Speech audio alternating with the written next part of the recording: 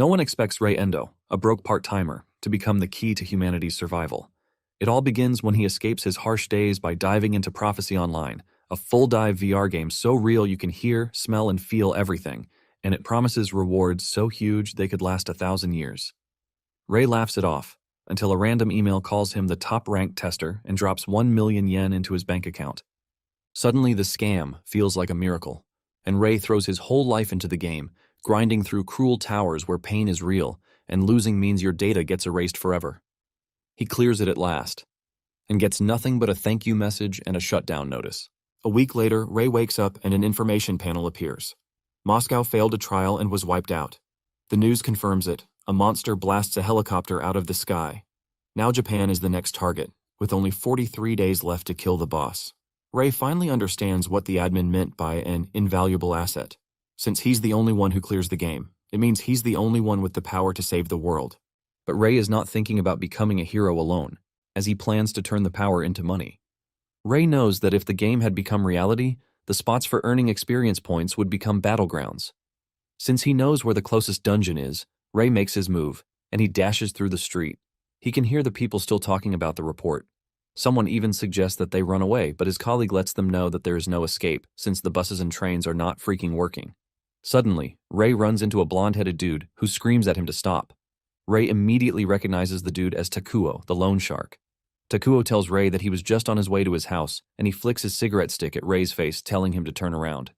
Apparently, a year ago, public information came out from a certain organization, telling about Prophecy Online gamers that their company is willing to lend them 200,000 yen without any interest fee on it. However, this is for those who pass screening, and with this cash, they assure the players that they will have less time gathering funds but more time playing the game. However, the company lets them know that they are going to be taking half of the rewards earned from the wealth. When Ray sees this offer, he realizes that it is a good offer, since the money is interest-free. In addition, Ray is relaxed because he only has to pay the money when he has earned enough. Without thinking twice, he borrowed the money, but he soon realized that it was a trap. Just as promised, 200,000 yen was deposited into his account, but the moment he finished using up the money, a contract with an outrageous interest rate was sent to him. The company told him that he didn't pass their screening, and because of this, he owed 50% interest in just 10 days. Threatened and scared, Ray started looking for ways to pay the debt. He even sought out card loans with lower interest rates to gather repayment funds. However, whenever Ray tried to repay, the company would intentionally cut off contact and wait for the interest to grow. When Ray could no longer repay the money, the company resorted to using forceful collection methods. Now in the present day, Takuo has tracked him down, telling him that it is time for him to pay the money. Ray then reminds the dude that they refused to take the money when he tried to repay. Takuo laughs at Ray, telling him that he is only making up excuses because he doesn't want to pay his debts. Takuo then tells Ray that he needs something else from him, since he already said he would be diving into the game. Takuo suddenly grabs Ray, screaming at him to tell him everything he knows about the game. Ray simply tells the dude to get his filthy hands off him, but Takuo is pissed that Ray has the effrontery to speak to him the way he likes. Ray then tells him that he is going to give him just one piece of advice, or rather show him. Out of nowhere, Ray activates a skill called the Fist of the Novice, which ultimately increases his fist power by 50%. A blue-like element covers his fists, and before Takuo knows what is happening, he is punched into the distance. He crashes to the ground in pain, and Ray lets him know that in the current world, he outranks him. With the dude barely breathing, Ray leaves him by the roadside and runs off. Meanwhile, some guys are in their vehicle, and they witnessed Ray just use a Prophecy Online skill. There is a strange dude wearing a hoodie in the car, and with his demeanor, he appears to be experienced in the game too, but he is surprised that he is meeting an experienced player too soon. The dude can clearly see that things are about to get even more interesting because very soon, law and order will collapse. Moments later, Ray arrives at the dungeon called the Sanctuary of the Goat. Upon arriving at the entrance, Ray realizes that the dungeon actually looks exactly the same as in the game. However, he notices a car parked outside and he realizes that someone is already in the dungeon. Nonetheless, he proceeds into the dungeon, and as he moves closer, he can smell blood. He gets to the dungeon lobby hall to find a bunch of dead monsters, and standing above them are a group of players. Surprisingly, the dude wearing a hood is there, and Ray asks him if he was the one who killed the monsters. The dude confidently replies that he is responsible, while saying the monsters are called flare lizards. In fact, the dude believes he is the reason Ray is still alive because the flare lizards are dangerous. Ray is surprised to hear this because, with what he knows, the flare lizards are the weakest of the weak. The dude finally takes off his hoodie, telling Ray to become his subordinate since he doesn't have any friends. The dude tells Ray that all he has to do is hand over half of his earnings and he will protect him. Ray then calmly tells the dude that he is not interested because he likes going solo. Ray then adds that he is super sure that the group cannot beat the boss there. The hoodie is pissed when he hears this, and he turns to his subordinates, telling them that once they finish killing the boss, they have to kill him too. The lady among them is surprised to hear this, saying they are already going too far by doing that. However, the hoodie guy says other players are just obstacles, and it is better that they have fewer people who know the game information. He confidently tells them that what he decides is final, and whoever opposes him will suffer an accidental death. Apparently, the boss in the dungeon known as the Smoldering Goat isn't a tough enemy, and once it is defeated, it usually takes 7 days for it to respawn. The dude tells his comrades that they cannot allow anyone else to get the last attack. He then adds that Ray has to stay outside until they have killed the boss. They check the timer, and they realize that there is just over 5 minutes for the door to open. Ray soon realizes that 3 of the players, including the girl, are standing guard to make sure he doesn't enter. Ray playfully asks the trio if their plan is to block his way, and they say yes. They suggest that he wait outside, and even though Ray can easily wipe them out, he decides to just wait around because he knows the end result of their foolish decision. Ray figures out that he is going to make his move after they have all been slaughtered, and he just lets them stroll into the boss's room without challenging them. While they are entering the boss's room, Ray is busy sipping a packet of straight tea, waiting to see how far the dudes can go. The moment the door closes, the team leader asks his comrades if Ray didn't follow them, and they assure him that he didn't. He is glad to hear this, saying it is not convenient for them to have any nuisances around. One of them mentions that Ray might have realized that they were planning to make it look like an accident, but the team leader believes that Ray is not that sharp. The team leader then turns to the shield dude, telling him to stay focused, and the dude assures the team leader that with his shield, the dungeon boss is nothing because he is wielding an epic-grade sealed shield. Suddenly, they are hit with a fearsome gust of wind that is accompanied by a huge fire. Fear grips the team leader when he realizes that something horrible might have just emerged. When the fire effect cools down, a large giant goat with a human upper body, wielding a large hammer, appears in the room. It turns out that this fearsome beast is known as the Scorching Goat, and not the Smoldering Goat that they were expecting to see. The goat lets off a loud roar that sends the players in different directions. They all get hurt just from its roar alone, and the team leader realizes that they are in a big mess. The team members start asking him what they are supposed to do, and he screams at them, telling them that it is time they retreat. However, they soon realize that they are screwed because the door won't open from the inside. While everyone is scurrying to safety, the team leader tells the shield dude to stay back and be the decoy because his shield should be able to block the goat's attacks. The shield guy wants to argue this, but the team leader insists, and the shield guy has no choice but to turn around to face the goat. However, by the time the goat makes its move, the shield guy realizes that he is done for. The goat's hammer alone is huge enough to take in 10 of his shields, and before he knows it, he gets slammed into the ground. When the others see this, they scream out in pain and horror because they know what this means. The goat adds to their fear by picking the dude and his shield to chew them as if they are biscuits. The team sees this and cries out in fear, calling the goat a coward and a monster, which obviously it is. The team leader knows that something like this shouldn't have happened because the monster they came to defeat is called the Smoldering Goat, which is a low difficulty monster that even a level 1 player can defeat if they know the strategy. However, that was an updated version of the story because the original Scorching Goat that appeared in the early game was said to be unbeatable. The dude believes that the unbeatable version should have been removed because this is said to be the latest version. Suddenly, he remembers that Ray is still outside, and since they can't handle it from the inside, he believes that whoever is outside can help. The dude immediately runs to the door, screaming through his lungs, telling Ray to come into the boss's room, assuring him that he is going to share the reward with him. The team leader continues banging on the door, telling Ray to enter because he knows that he can hear him.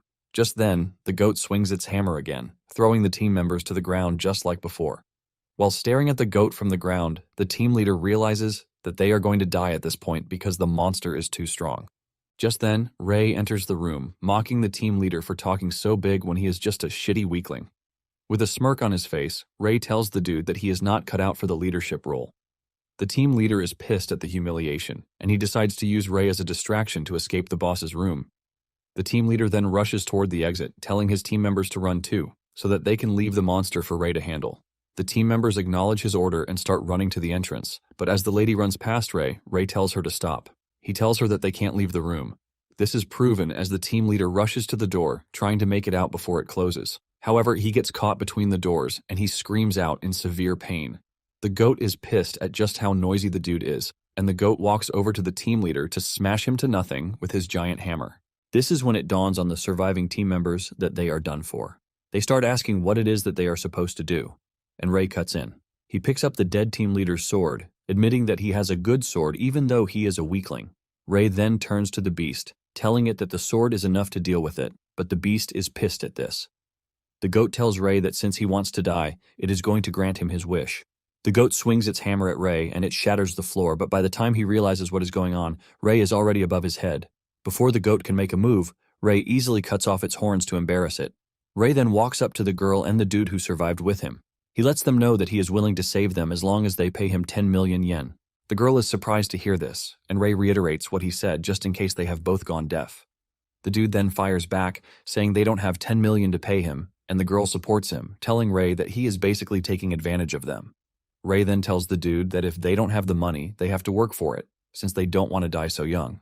Ray tells the two that they are going to work under him and hand over 90% of the rewards they earn from defeating monsters. He tells them that he would have taken everything, but as a service, he is going to let them keep 10%. The two are shocked to hear this, and they scream at Ray for mocking them. They add that even their scum-dead team leader was only asking for 50%, since they are not ready to pay him. Ray tells them that he has no choice but to abandon them. Just then, the goat regains its strength and it screams at Ray for cutting its proud horns. The goat assures Ray that it is going to kill it in the worst possible way. The goat breathes fire on them, but Ray dodges the attack. On the other hand, the girl is able to create a barrier to block the fire, but even the after effects of the fire send them to the ground. When everything clears off, Ray expresses his surprise that the two are still alive, but he tells them that he will be waiting to see how long their luck will last. Realizing the danger, the two quickly tell Ray that they are ready to do what he wants. Since they have both agreed, Ray finally decides to protect them. Ray turns to the goat, telling it that it's been a while since he last defeated it. But the goat is surprised to hear this, since it has no memory of losing to a human. Even the two are surprised, and they believe that Ray is speaking nonsense because even in the game, the scorching goat was never defeated before being removed in an update. Unknown to them, the game was never updated because Ray once defeated the scorching goat, and from its subsequent respawn, it transformed into the smoldering goat. The goat tries to crush Ray with its hammer, but Ray easily deflected the hit, shocking the beast. Even the two are shocked to see this, leaving them to question just who Ray is. Ray himself knows that the goat's last attack would have been instant death for even a level 50 veteran player, not to mention a level 1 player like himself. However, Ray doesn't see the goat as a threat, as long as one knows the trick behind it all. Ray leaps toward the goat and he creates a series of confusing movements to leave the goat wondering where his attack is going. Before the goat knows it, it starts to panic because it can't get a single hit on Ray. Before it knows it, Ray lands a powerful slash to its left eye, while telling the goat that its movement patterns are exactly the same as in the game. The two who are watching the whole thing unfold are blown away when they realize that Ray is pushing back the monster, and they cheer him on, telling him to take down the goat. Instead of appreciating their motivation, Ray simply tells them to shut their mouths, and they can't believe just how annoying Ray is. Ray continues running around the goat, but at some point the goat seems to have caught on, and it tells Ray that he has reached the end. Just then, Ray realizes that the goat has cornered him against the wall, and the goat asks him if he has any last words. Instead of showing any sign of weakness, Ray simply tells the goat to drop dead, while calling it the B word. Ray then tells the goat that it is so weak that it can't even land a hit on him. This pisses the goat off so hard that it cooks up a powerful black fire breath. The two are shocked when they see this because they can feel just how intense the fire is. Apparently, the black flame has the power to burn everything and can even incinerate level 99 players in an instant. To make it worse, it is an area-wide attack, which is why it is the scorching goat's desperate last stand when cornered. The goat believes that Ray has no escape, but unknown to it, this is actually what Ray has been waiting for. Ray immediately activates the beginner skill called Beginner's Luck. This increases his leg power by 50% and Ray dashes out of the corner. He admits that the flame that burns everything is incredibly powerful, but this will leave the goat completely defenseless. In addition, the goat's mouth is not strong compared to its bite force. Before the goat knows it, Ray has appeared right above its head, and Ray pushes it to the ground. Since the goat's mouth is not strong, Ray figures out that the strength of a level 1 player like himself will be enough to hold it down. With Ray standing on the goat's mouth, he prevents it from breathing out the black flame. To make it worse, once the black flame that burns everything is activated, it can't be stopped midway. This means the flames will rampage inside the goat's body. With a mocking tone, Ray tells the goat that he wonders if it will be able to withstand its own flames. By the time the flame is done cooking up the insides of the goat, Ray leaps off the goat's head to avoid the immense pressure that it is about to leak out. Ray mocks the goat, saying farewell to it, and just then, the flame finally gets to leak out, and it erupts into a large fire that destroys the goat. Ray makes the superhero landing with the fire behind him, giving him a spectacle to aura farm. Moments later, the notification comes in, telling Ray that the unique boss, Scorching Goat, has been defeated. What is left of the beast is a charred body, and the two are left in shock because Ray managed to defeat the boss, and they also survived. The lady is blown away by the fact that Ray just defeated such a scary monster without a scratch on him. Ray soon gets a notification, telling him that he is the first player in the world to successfully defeat a unique boss. Because of this, the system informs him that he has been granted the unique title, the First Slayer. Ray is surprised to see this, since this is a system he has never seen in the game. It starts to dawn on him that this might not be the same game that he knows. Thanks to the title, the system tells Ray that damage inflicted against bosses will increase by 50%. Ray is completely overwhelmed when he sees this because he considers it an overpowered effect. Being the first player in the world to acquire a unique title, he is given a bonus where he can choose a subclass. Ray considers this generosity because he is not supposed to get this option so early in the game. The option soon pops up, asking him if he would choose his subclass, and Ray excitedly says yes. The system then informs him that once a subclass is chosen, it cannot be changed. Ray finds himself in the levitating space to choose his class, and without hesitation, he picks a subclass known as Soulsmith. Ray smiles after he is granted the class because he believes that he is about to make a fortune. After this, he notices that there are two drops, which is a dagger and a key. The girl recognizes the key, saying it is the sewer key, which lets one access a hunting ground where one can easily level up and earn a ton of rewards. The dude confirms this, saying their dead team leader mentioned it. Apparently, the dead guy was aiming for the key from the start. Ray grabs the key, and while spinning it around, he tells the two that the key is not a rare item because the Scorching Goat has a 1% drop rate for it. The girl and the dude cannot believe that Ray is treating such a rare item very casually, and this tells them that Ray is on a completely different level. Ray then grabs the dagger, saying it is called the Goat's Dagger, which he actually considers a decent drop. Ray walks over to a boulder to try out the dagger, and without putting too much effort, he slashes the boulder. The surviving idiots are shocked to see this because this means the dagger is extraordinarily sharp for it to have cut the boulder so easily. Even though the two are blown away, Ray still believes the dagger is not enough, and he hopes he can find the right materials. Moving on to the subclass, he knows that for others this is a side thing, but for him, he considers it his main class. Basically, most subclasses are useless, but rare subclasses can have broken abilities, and Soulsmith is one of the best. This is a subclass that allows the user to extract soul fragments from everything, like humans, animals, plants, and even minerals. These fragments can be used to create and enhance anything. It turns out that this is the only subclass that actually gives a chance to clear the game. Ray then activates a skill called the Soul Vision, which allows for the awakening of items. Ray uses this skill on the dagger, and he realizes that the required material is a Type F mage's soul fragment. Since he needs a mage for this, he figures out that the surviving girl, Rumi Seto, can come in. Ray uses the skill to assess her status, and he realizes that he can extract her soul fragment, but there is a condition to this, and this is the fact that he has to form a contract with her. In addition, Ray is informed that there will be no side effects during extraction. Ray is a bit taken aback because he didn't know he would need a contract before setting up the 90% profit-sharing deal. However, he is thankful that he found something useful. Ray then asks Rumi if she is interested in using the key to level up. Rumi and the dude are excited to hear this because it is a great opportunity, but Ray whips out a contract, telling them that any drop items listed on the note are his. He says he would count these toward their profit contributions. Without hesitation, the two accept this because they believe the key will provide a way for them to survive, even though they will be donating 90% of their earnings. Ray simply tells the two that they don't have to thank him because the more they earn, the more profit he gets. With this, the contract with Rumi is established, thus setting the extraction condition for the soul fragment. In no time, Rumi's soul fragment is obtained, and since Ray has gotten the material he needs, he figures out that it is time to complete what he started. Ray activates the Soulsmith skill and then awakens the goat's dagger. The dagger goes through a short process of awakening, and Ray gets the information that the dagger's awakening is successful. Thanks to this awakening, the dagger's attack power has increased, and the skill called Soul Slash is now usable. Rumi and her colleague are confused about what this means, and Ray shows them an example by swinging the dagger, unleashing a massive, invincible power that hits the wall behind them, shattering everything to create a space to the outside. Rumi and her colleague fall to the ground in shock, wondering how a human like them is able to produce such immense power. Ray, on the other hand, is not completely moved because he thinks the dagger is still the bare minimum. In addition to this, he has a bunch of lowly skills at his disposal, leaving him to wonder what is next on his list. Suddenly, Rumi sees Ray staring at her, and this unleashes an overwhelming aura that scares the life out of her. She holds her head in fear, believing that Ray is going to kill her, but Ray just runs past her. He walks over to the bodies and starts performing rites for the dead, shocking Rumi. After he is done, Ray finds a wallet filled with money, and his face lights up in excitement because he believes that this will cover his cab fare. At this point, Rumi and her colleague have come to the conclusion that Ray is even more dangerous than the scorching goat because he lacks morals. Later on, Ray heads to the outskirts of Komori because there is a hidden dungeon deep underground which is perfect for farming experience points. The monsters in the dungeon are tough, and on a normal day, one would need a party of 3 or more to challenge the dungeon.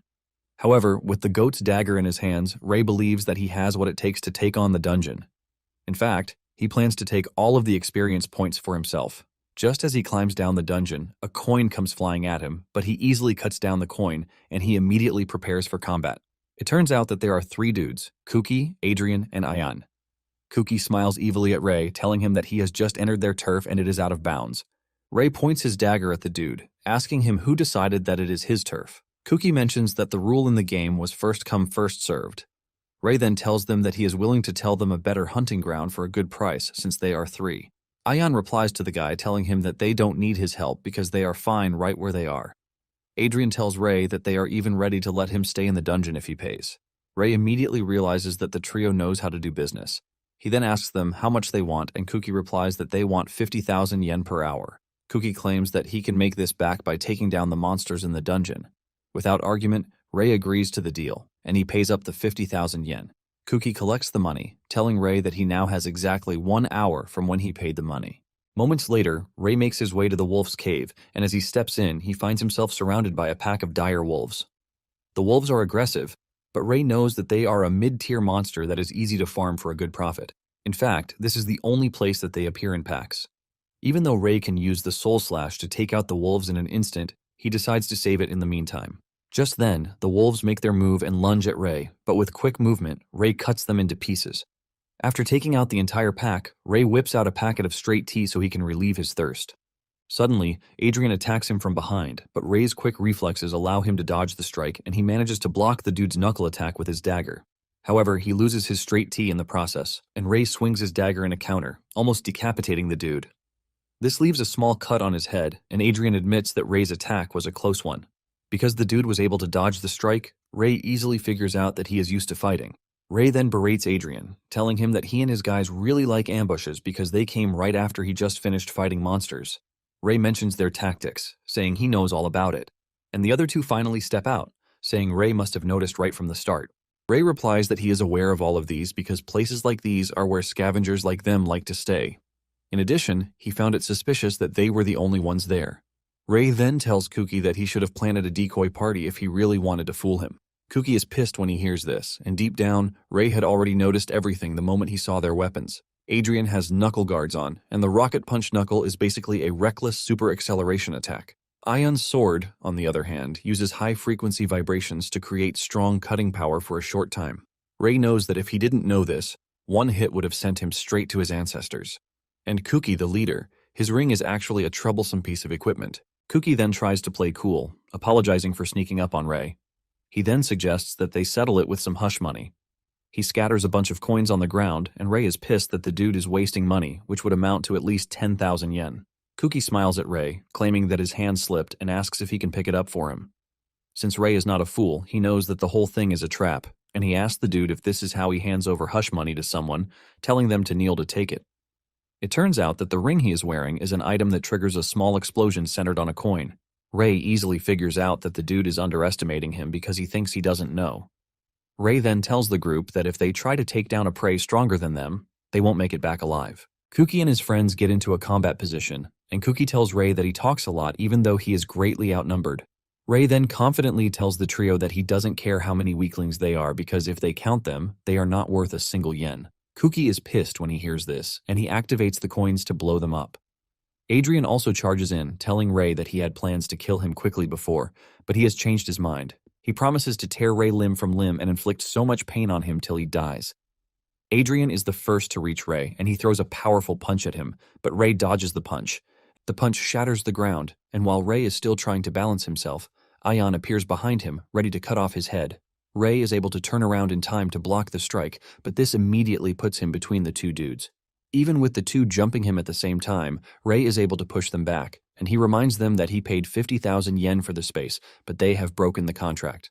With a stern face and voice, Ray tells them that he will be taking back his 50,000 yen with interest. Kuki confidently tells Ray that he would pay the interest with exploding coins as he prepares to launch a full-on assault on Ray. Kuki then activates a coin explosion that sends flying coins at Ray, forcing him to run. While he is on the run, Ion leaps at him, ready to cut him down, but Ray blocks the strike. Surprisingly, this shatters Ion's sword, and while he is still watching in shock, Ray almost cuts his head off. At this point, Kuki starts to figure out that Ray's dagger might be an epic item, but at the same time, he doesn't think he and his guys are going to lose to Ray. The dude sends another wave of coins at Ray, forcing Ray to run around the room. Ray is pissed that Kuki is busy wasting coins, and suddenly Adrian appears behind Ray, ready to punch his head off. The attack appears to land, leaving catastrophic damage to the ground. A crater is left on the ground, and Ray's dagger flies into the air. Adrian raises his hand in celebration, saying he felt the hit, and he is pretty sure that Ray is already dead. While Adrian is busy celebrating, Ion is pissed that Ray broke his sword, leaving him to ask if there is a way to fix his sword. Kuki boasts that no matter how great the weapon is, if the user is just a regular human, it is useless. Kuki bends to take Ray's dagger, and he tells the team that it is time to collect the spoils of battle. Out of nowhere, Ion and Adrian get hit with the soul-binding skill that generates chains that lift them up and restrain them. Adrian and Ion scream in pain, while Kuki watches in confusion. From behind, Ray's voice emerges, talking about how he used the power of a soulsmith that directly tightened the soul. With a mocking voice, Ray says he knows that the pain must be worse than dying. Ray finally appears, and Kuki angrily dashes toward him, but Ray easily blocks the dude, telling him that he is too slow. However, Kuki argues that he is not slow as he unleashes a ton of coins from his body, ready to blow Ray away with them. Before the coins can activate, Ray activates the soul-binding skill to restrain Kuki. Kuki screams out in pain, demanding to know why his coin explosion didn't activate. Ray tells him that soul binding can seal an enemy's skills, and if there is a level difference, Ray says it is basically easier than twisting a baby's hand. Kuki yells at Ray, demanding to know what trash level difference he is talking about because he is level 7, and he has been raising his level as fast as possible. After hearing this, Ray tells Kuki that he has done pretty well for a beginner, but he tightens the restraints more. Since he now has control of the situation, Ray suggests that they start their negotiations afresh. In fact, he plans to extract a fragment of the soul while they are at it. He checks out Adrian's fragment, which is a warrior's soul, and the condition to get this is to feed him until he is full. Ion, he is a swordsman, and he can extract his soul fragment if he meets his sister. As for Kuki, he is a mage, and to extract his soul fragment, Ray has to terrify him so much that he thinks he is going to die. When Ray sees this, he realizes that he can immediately extract Kuki's fragment right there. Ray then tightens the chain around his neck, causing him so much pain that he starts begging Ray not to kill him. Ray replies that he is saying trash because he actually needs him alive. Ray whips out his dagger, and this scares Kuki, who asks Ray what he means by this. Ray starts talking about his eyes, his blood, his organs, saying there are people all over the world who would buy everything he just listed. Looking like a villain, Ray tells Kuki that the 50,000 yen interest is pretty high. With fear in his voice, Ion asks Kuki if he thinks Ray would really do what he is threatening to do. Deep down, Ray is not even ready to go through the trouble of doing this because he believes that it is not worth the trouble. In addition, he can't believe that the dudes are so dumb that they believe a part-timer like him would have an organ trading route. However, when Ray speaks, he acts tough, telling Kuki to think of a way that makes more money than selling organs if he wants to live. Kuki then replies that he can't suddenly think of this, and he starts begging Ray, telling him that he would do anything. Tears of fear fall from his eyes as he begs Ray to spare his life, and as the tears touch the ground, it meets the condition to make Kuki fear Ray from the bottom of his heart. Ray then extracts his soul fragment, and after this, he releases the trio from the soul-binding chains. The trio crashes to the ground in pain, and Ray whips out contracts for them to sign. When the trio checks out the contract, they can't believe that Ray is demanding 90% of their income with a clause that they will always obey him. Ray simply overwhelms them with his scary aura, asking them if they have any complaints about this. The trio quickly replies that they have no complaint at all, and Ray commends them, saying that they are now his cash cows. Ray tells them that if they show any sign of rebellion whatsoever, the operating table will become their grave. Ray then adds that he would like them to take him to the person backing them. Kuki is shocked to hear this, and he asks Ray how he knows. Ray replies that their equipment isn't something that weaklings can prepare on their own, and because of this, he is pretty sure that someone is pulling the strings behind the scenes. Realizing that Ray is onto them, Kuki falls to his knees, begging him not to allow him to take this route, because if it gets out that he sided with someone else aside from his boss, he is going to get killed. Ray kicks the dude in the face, asking him what is scarier, his boss or an organ transplant with no anesthesia. Ian stands up and runs off, saying he doesn't even want any. Ray simply grabs the guy with the soul-binding restriction, telling him that he cannot escape. Seeing their friend raised high in the air with the possibility of death, Kuki and Adrian immediately agree to cooperate. Ray then tells them that he is going to confiscate all of their weapons and money. It turns out that Ray is pretty confident that no one can hurt him now, and his confidence is right to have because he is currently a level 36 player with impressive stats to boot. Elsewhere in a circus, a dude, Roku, is seen beating up another guy, while there are a bunch of other guys stuck in a cell. Roku looks absolutely thrilled while beating up the innocent guy, claiming that he is useless. One of the dudes in the cell screams at Roku, telling him to stop beating up the dude because he might as well die if he continues that way. Roku replies that the dude is free to die because they are all useless idiots who have been holding the boss back. Just then, the boss appears from behind the curtain with a clown painting on his face.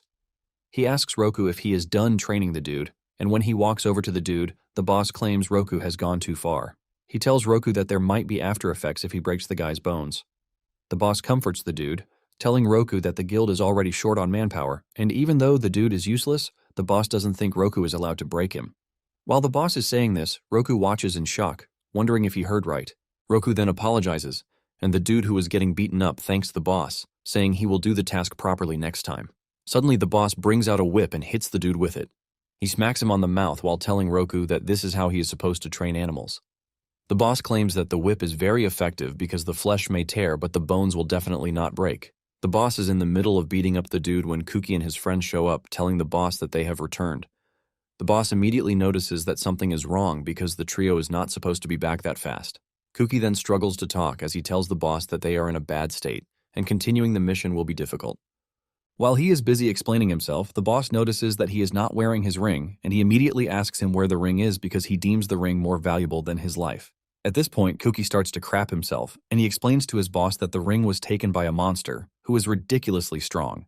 The boss is not ready to hear his excuses, and he hits him with the whip, screaming at him for being an idiot. The boss is frustrated that he has a bunch of useless trash working for him when they are supposed to be pushing really hard. Even though Adrian and Co. can't say it, they know everyone is quitting because of his power harassment. The boss then tells Roku to bring out his favorite pet, Johnny. Moments later, a scary white tiger, Johnny, steps into the room and walks over to where Kuki is. This is when Kuki realizes that he is about to die, and he starts screaming, asking the boss if he is seriously trying to kill him, even though he has always been loyal to his orders. The boss ignores his plight and tells Johnny to enjoy a nice fresh dinner. The tiger leaps at Kuki, ready to tear him apart, but Ray appears on the scene and kicks the tiger so hard that it passes out. Kuki crawls on the ground, trying to get to safety, while the boss watches his tiger roll into the distance. Ray then tells the boss that he is not ready to stand around and watch the dude kill his precious cash cow. Kuki lets off a bright smile when he realizes that Ray has arrived on the scene, and he is somewhat safe already. The boss runs over to check on his terrified tiger, and he pets it. The trio then quickly meets up with Ray, telling him that he showed up so late because Kuki was about to become tiger food. While Ray is busy discussing with the trio, the boss hurls his whip at him. But this is nothing to Ray, as his reflexes kick into action, and he cuts the whip into tiny bits, shocking the boss. He immediately demands to know who Ray is, and Ray replies that he is the trio's new employer. Roku screams out in anger when he hears this, asking the trio if they have forgotten the favor that the boss did for them. Kuki replies, telling Roku that he doesn't owe the stupid boss anything. Ian agrees with Kuki, saying he was only following the boss because he was scared, but he has met someone scarier than him. Ray then turns to the dude who just finished receiving a beating, telling him that if he signs a contract with him, he is going to protect him from his clown boss. The dude is shocked to hear that they have an option to escape the hellhole they have been living in. Ray assures the dude and those in the cage that he can free them, but all they have to do is give him half of their earnings. In addition to this, he is going to give them info on how they can clear the game instead of staying in a trash circus. When Kuki and his friends hear this, they start protesting, reminding Ray that he is taking 90% from them.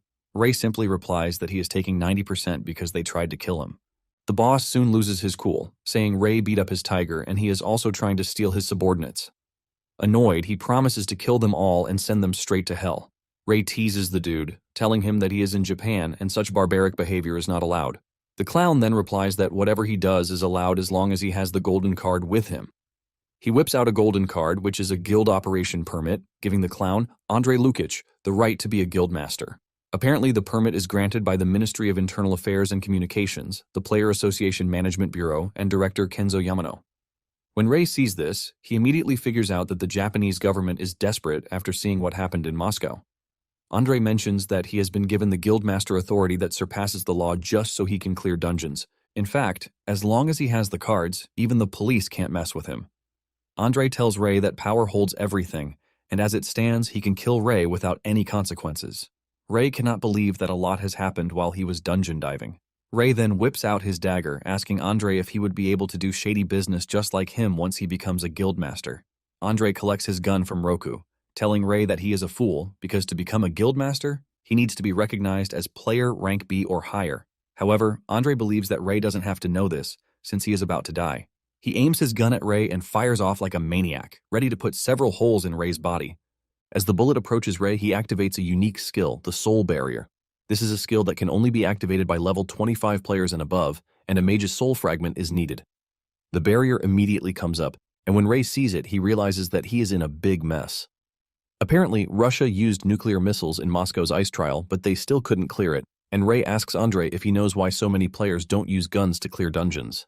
While saying this, Ray keeps moving toward Andrei with the barrier. Andrei panics, screaming at Ray to stay away from him, while firing his gun in desperation, hoping that it will crack the barrier. Before he knows it, the barrier pins him to the wall, forcing him to drop the gun in his hand. Andrei struggles to breathe, while the barrier pins him tightly to the wall, and Ray only lets him go when he has almost crushed all of his internal organs. By the time the barrier is taken down, Andrei is already coughing up blood, and he crashes to the ground while Ray lets him know that guns cannot clear dungeons, because skills will always surpass weapons. When the dudes in the cell see this, they are all left in shock, since they don't expect their leader to be taken down so easily. Ray then asks them for the final time if they are going to contract with him or not. Ray lets them know that, as a bonus for forming a contract with him, he will allow them to do whatever they like to Andrei. The moment they hear this, they get even more interested and agitated because they have a lot of grudges against Andrei that they need to settle. Andrei then tells Ray that whatever he is doing is illegal, but Roku urges him to calm down. Ray then replies that he doesn't really care, while reminding him that he was the one shouting "power is everything" some moments ago. Before the clown knows it, all the others have been set free, and he watches as they stand tall above him, ready to beat him to a pulp. Ray, on the other hand, is glad that he has managed to gather a lot of cash cows. He decides that he is just going to continue making easy money off of them. He then decides not to do anything yet until more impatient people show up for the trial. At this point, the trial is about 1 month left, and Ray believes that he is still on track. Sometime later, Ray decides to visit the Player Association headquarters, the Rank Certification Examination Hall. On his way to the headquarters, he hears some guys discussing the latest news. Apparently, if a player is ranked B or higher, they can get scouts from famous guilds for a high salary. In fact, there is a saying that they are going to get an annual income of several million yen. One of them then mentions that only 1% of players in the country are ranked B, and only 9 people in Japan are ranked A. Apparently, it has now been 2 weeks since the game became reality, and many people have tried to earn the initial price of 100 million yen set by the Japanese government, but the result was catastrophic. This was when the Player Association made membership mandatory, and one can't challenge the trials or get rewards unless they join the association. Because of the interests available for this, Ray wants to be a part of it. Meanwhile, someone strange is watching Ray from above, and Ray soon gets the feeling that something is wrong. Suddenly, a sign pole falls from above, which is aimed directly at Ray, but he dodges it. Everyone is shocked to see this, and suddenly, an annoying voice calls out Ray's name. This annoying voice turns out to be Takuo, the loan shark dude. He jumps down to challenge Ray, asking him if he believes he has escaped the debts. Ray then asks Takuo if he is there to take the rank certification test too. Ray then reminds the dude that he was defeated with 1 punch from the fist of the beginner last time, and trying to take the test would be a total waste of time. Takuo confidently tells Ray not to think of him as the same person he was because he is now the strongest profession, spearman. Ray laughs out loud when he hears this, telling Takuo that he chose a profession that is usually picked by amateurs who don't know anything. Ray tells Takuo that the profession is strong at first, but in later stages, it becomes a burden because it can't keep up with inflation. Takuo is pissed to hear the mockery, and he asks Ray about his own profession. Rei replies that he is just a beginner, and Takuo almost dies of laughter when he hears this.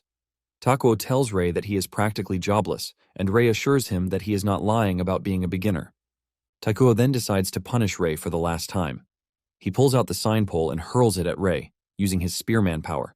Surprisingly, Rei didn't even sweat before dodging the attack, and before Takuo knows it, Rei appears in front of him.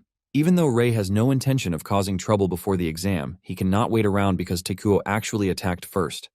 Without putting too much effort into his strike, Rei sends Takuo flying into the distance, embarrassing him in front of everyone. To Rei, he is not concerned because he acted in self-defense. He then makes his way into the headquarters where he learns that the rank certification exam fee is 8,000 yen. Rei pays the money, and after a while, an attendant shows up telling him that it is time for his rank certification exam. The attendant takes Rei into a room that houses a giant purple crystal. Rei is expected to put his hands on the crystal, and without wasting time, Rei stretches his hand to the crystal. As he gets closer, an electrical signal interacts with the touch, and this lets off a bright white light that shocks the attendant with Rei. She is left wondering what is going on in front of her. When they return to the office, the attendant frantically tells him that the test shows that his rank is equivalent to A rank. The attendant then tells Rei that players can change jobs to various professions, like Swordmaster, Archbishop, and Magic Master. She lets him know that if he wants to change his profession, the association will fully support him. However, Rei doesn't even think about it twice before declining the offer because the profession he actually wants has not been unlocked yet. The attendant is curious, and she asks Rei which profession it is, and Rei replies that he has no intention of telling her. Usually, a special item is required to change jobs, and it is surprising that the association is saying that they are going to prepare the said items. However, Rei is not concerned because he can gather items himself. The attendant then asks Rei if he is sure about his option, and Rei says yes. The girl is surprised by this, and she asks Rei if his decision will not be a bit problematic for him. Rei asks why she says this, and the girl reveals that Rei's power surpasses any A-rank player that they have confirmed so far. Apparently, if he refuses to change jobs, he will be ranked E according to international standards. E rank is basically for beginners, and beginners sure have restrictions like not being able to create a guild. The attendant tells Rei that his decision is going to be disadvantageous to him, and Rei simply replies that the government sure likes making pointless rules. Since there is a restriction on guild creation, Rei thinks of having someone from his money-making army level up to B rank and then make them the guildmaster. However, he is not ready to change professions because, as far as he knows, the only profession that can clear the final trial of Prophecy Online is just one. Rei then asks the attendant if he is entitled to the 100 million yen for clearing the trial, even if he is E rank. The attendant says yes, but before she can say something else, Rei tells her that he doesn't really care. The attendant then decides to back down, while telling him that his registration has been issued as E rank. Upon stepping outside the headquarters, Rei sees several guild representatives standing outside trying to recruit players. 2 reps soon approach him, and they let him know that they are recruiting from D rank and higher. Rei simply answers that he is E rank, and the 2 immediately back off. It then dawns on Rei that E ranks are treated like lepers. This basically doesn't concern Rei because he doesn't even have the intention to follow others, so he doesn't care. Meanwhile, he is being watched by a certain strange representative who seems to know what he is capable of. Without wasting time, the rep walks up to Rei to introduce himself. He reveals that he is from the guild, Genesis Wings, and his name is Saito Shinji. Those who are around hear the name and immediately figure out that Saito is the same person as Fyodor. Rei becomes interested in why they are calling him Fyodor. Saito then reveals that Fyodor is his handle name from when he used to play pro online. When Rei hears this, he realizes that he might be dealing with a famous person, and it might be nice for him to stay friendly for money-making purposes. Rei then asks Saito what he wants from him, and suddenly Takuo appears out of nowhere, saying he is the person Genesis Wings Guild has been looking for. Takuo starts saying trash like how expensive he is because he is B rank, and Rei cannot believe that a weak dude like Takuo is B rank. Saito tries to act cool, asking Takuo who he is while making sure he avoids trouble. Believing that Saito is weak, Takuo oversteps his boundary, and he grabs the dude's tie, asking if he should show him how strong he is. Saito soon gets tired of his shenanigans, and he tackles Takuo to the ground. Saito's playful and gentle face immediately transforms into something dangerous as he tells Takuo that he is busy having fun while the time of destruction is drawing near. Saito finally lets the dude go, telling him that he doesn't have time for him. Takuo leaves, embarrassed yet again, and Saito apologizes for the disturbance. However, Rei is not pissed because he knows how annoying Takuo is. The 2 then head to a cafe to talk, and Rei asks Saito why he is meeting with an E rank like him. Saito urges Rei to stop being modest because he is only an E rank because he refused to change jobs. When Ray hears this, he realizes that Saito got the information from the player association because it is personal information. Saito reveals that his guild is cooperating with the association in several activities because Japan's destruction is imminent and they cannot afford to be picky. However, he lets Ray know that this whole thing is quite expensive. Saito tells Ray that if he joins Genesis Wings, they are going to pay him the same amount as the information fee that they paid to the association. When Ray sees the amount, which is 10 million yen, he almost suffers a brain freeze. At the same time, he realizes that this type of money might have moved his previous self, but not someone like his present self. Ray then replies to the dude, telling him that he has no intention of joining a guild. When Saito hears this, he figures out that such a small amount won't move Ray because of the type of person he is. Saito then tells Ray that they can share the information that they have gathered with him because the guild is cooperating with government agencies and overseas guilds to create the world's best wiki. He mentions that this requires special conditions for access, but he assures him that they are going to offer him top-level authority. After hearing everything Saito has to say, Ray asks him if they have any data on players who have cleared the game. Saito laughs when he hears this, saying no one has been able to clear the game. This only pisses Ray off, and an overwhelming aura leaks from his body before telling Saito that he is not interested. Fear grips Saito, and he trembles as he passes his contact card to Ray, telling him to contact him if he ever changes his mind. He adds that their drinking bills will be on him, and he quickly walks off to pay the bills. On his way to the counter, Saito realizes that he gave in so easily because he was scared. He realizes that all of his instincts were screaming at him not to anger Ray, because he is a freaking monster. Suddenly, Ray taps him from behind, and Saito's soul almost leaves his body. Ray then gives him his contact information, telling him that he is free to contact him if he needs help, while adding that he might accept depending on the amount being offered. Saito takes the contact info and thanks Ray for it. But as Ray leaves, Saito is left wondering what sort of monster he is. Not long after this, Saito returns to the Genesis Wings headquarters and heads to the Guildmaster's office. The Guildmaster, Tsukino Yamagata, who is a red-headed lady, welcomes him back, asking him how his meeting with the supposed strongest went. Saito has no choice but to tell the Guildmaster that Ray is truly a monster. In fact, Saito lets her know that Ray is the first person to scare him just by talking to him. The Guildmaster hears this and decides to unleash her aura, asking Saito, who seemed stronger between her and Ray. Saito starts to stutter, and when the Guildmaster sees how much Saito is hesitating to answer the question, she has her answer. Saito then apologizes for this conduct, but the Guildmaster lets him know that there is no need to apologize because it is his job to convey the information that he has gathered with his own eyes without hiding anything. The Guildmaster also adds that she is at the bottom among the 10 Transcendents, and it is not a surprise that there are people who are stronger than her. When talking about the 10 Transcendents, they are considered the top 10 players in the Prophecy Online who received the bounty after being in a world where the game has become a reality. Basically, the Transcendents are strong individuals who possess immense power. In fact, their existence can influence the power balance between nations. And since Saito came back alone, it tells Tsukino that Ray rejected the invitation. Saito mentions that Ray doesn't seem interested in the information that Genesis Wings provides. Tsukino then says that if Ray is one of the Transcendents, he would have no need for money and fame because he already has this. Tsukino then says she doesn't think there is a way one of the 10 Transcendents would remain a beginner. She believes that there are players who gain their powers by using dark items that increase stats in exchange for severe side effects. Tsukino then tells Saito that she really trusts his discerning eyes. And if what he says is true, then Ray is truly the strongest in the world. Apparently, there is only one name that is missing from the 10 Transcendents, and this is the number 1. It turns out that the United States used electronic espionage networks to pinpoint the whereabouts of 9 of the 10 Transcendents. But the data on the number 1 is corrupt, which is why the name is unknown. However, there have been reports that the US is lying about the data being corrupted because they are hiding the last person. Saito lets Tsukino know that he didn't believe this rumor until he saw Ray. However, after meeting Ray, he is convinced that he might be the last one.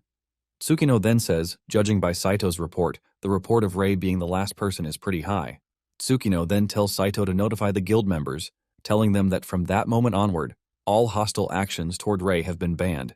Tsukino considers Ray a ticking nuclear bomb that must be handled carefully. A few weeks after this, Ray rented an office in a shared building, which is basically the hideout for the money-making gang.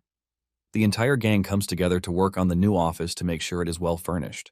Kuki also shows up telling Ray that he has gathered the day's tribute. Ray checks out the money, and he admits that it is pretty good. He then asks Kuki how the party strengthening is going, and Kuki assures Ray that everything is progressing just as he wants it. He mentions that leveling using the underground waterway key is going smoothly, and he makes 1 million a day.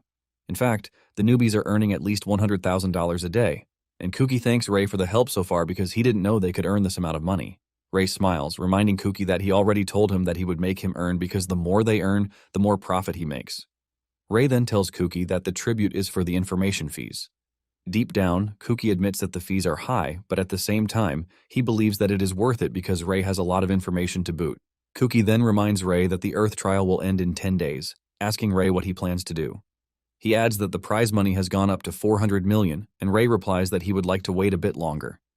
Just then, the news comes on showing a live report of where the Earth trial is currently being challenged.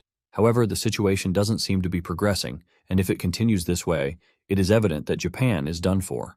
Suddenly, the reporter receives a new update from the government, saying they have raised the reward for the trial to 1 billion yen. The reporter believes that the government has run out of options, and they can only pray that a capable player shows up to clear the trial. When Ray sees this, he figures out that foreign guilds might start coming in if they delay the whole thing any longer. Ray picks up his shirt and decides that it is time he tackles the situation. Kuki is shocked to see Ray leaving to clear the trial alone. Ray tells Kuki that he is offering to go alone because he can't put his money-making gang in danger.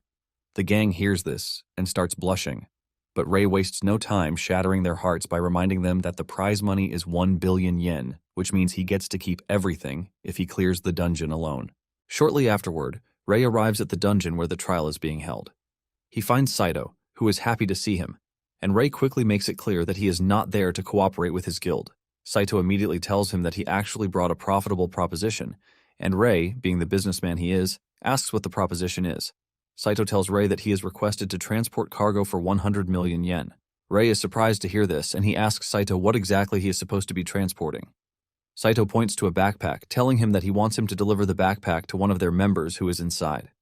Ray cannot believe that he is delivering a backpack for 100 million yen, and he demands to know what is inside. Saito replies that what is inside the bag is food. Ray checks it himself, and he realizes that Saito is not lying. Ray notices a unique chocolate bar inside the bag, and Ray asks what it is. Saito replies that the chocolate is Tsukino's favorite treat. After this, Saito explains to Ray that their team is at the entrance of the 5th floor. Saito mentions that the clearing has taken too long, and because of this, the team has run out of food. Ray then asks Saito if there is some hidden agenda whatsoever, because if they are offering 100 million yen to deliver a backpack, a lot of people would be willing to take the job. Saito then replies that he would have liked to say the guild is a generous guild, but this would be a lie. Saito admits that they are currently in a bind. Apparently, they have asked 39 different parties to take the transport mission, and all of them ended in annihilation. Ray is confused by what he means by annihilation because the first 4 floors of the Earth trial should have been a formality.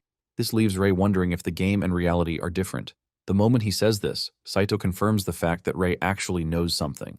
Saito then tells Ray that as far as they know, the maze's mechanics are the same as in the game. However, almost no party has made it to the 5th floor, and the ones that have made it there are currently waiting for supplies. Saito then glazes Ray, saying he and Tsukino are the only ones who can consider the first 4 floors a formality. Ray picks up the backpack, wondering if they really have a shortage in manpower, but at the same time, he can't complain because he is going to make his money. Ray then asks Saito if there is going to be additional compensation if he manages to deliver the backpack quickly. Saito cannot answer this, and he steps away to check with the higher-ups first.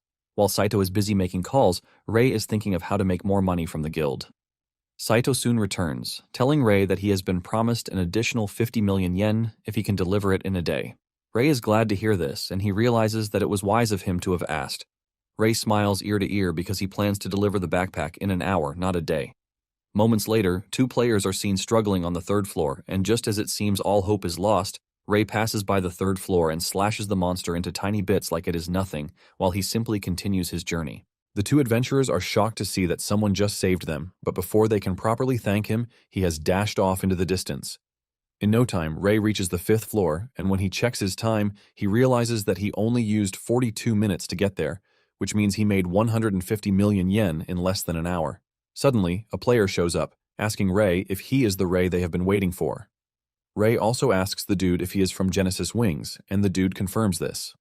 Ray then asks him for the person in charge because he has brought the food entrusted to him by Saito. Since he has done his side of the bargain, Ray suggests that they pay him immediately. Just then, the dude tells him that he is the one in charge, and the moment he left outside, the payment was already transferred to him. Apparently, the money was already sent to him because Saito assured them that Ray can't fail. Ray then whips out his phone, and he realizes that they have truly sent the money. Ray confirms the transfer and thanks the dude. The dude immediately calls out his colleagues, telling them that food has arrived. Everyone rushes to the food, talking about how they have been saved because they already believed that they were done for. It also turns out that the party has a lot of people, and suddenly, a bunch of dudes rush over to them. They believe that they have managed to make it to safety, and one person asks them what it is that they are running from. Suddenly, a loud noise hits the area, and before they know it, a swarm of insect monsters appears in the distance. Ray is still preparing to engage when a cloud of fire appears from behind and burns away all of the monsters. Ray is shocked when he sees this, and when he looks around, he sees that Tsukino is the one who just unleashed the attack. Apparently, this is an advanced skill of the elemental blader class called Hellfire Slash. Ray is impressed to see that there are still some people who can actually fight back. After wiping out the monsters, Tsukino walks up to Ray, thanking him for accepting the transport mission. With a bright smile on her face, she introduces herself and reveals her excitement to work with Ray. Tsukino initially looks like a fearsome tiger with her aura leaking everywhere as she approaches Ray, but she trips and soon finds herself in an aura debt.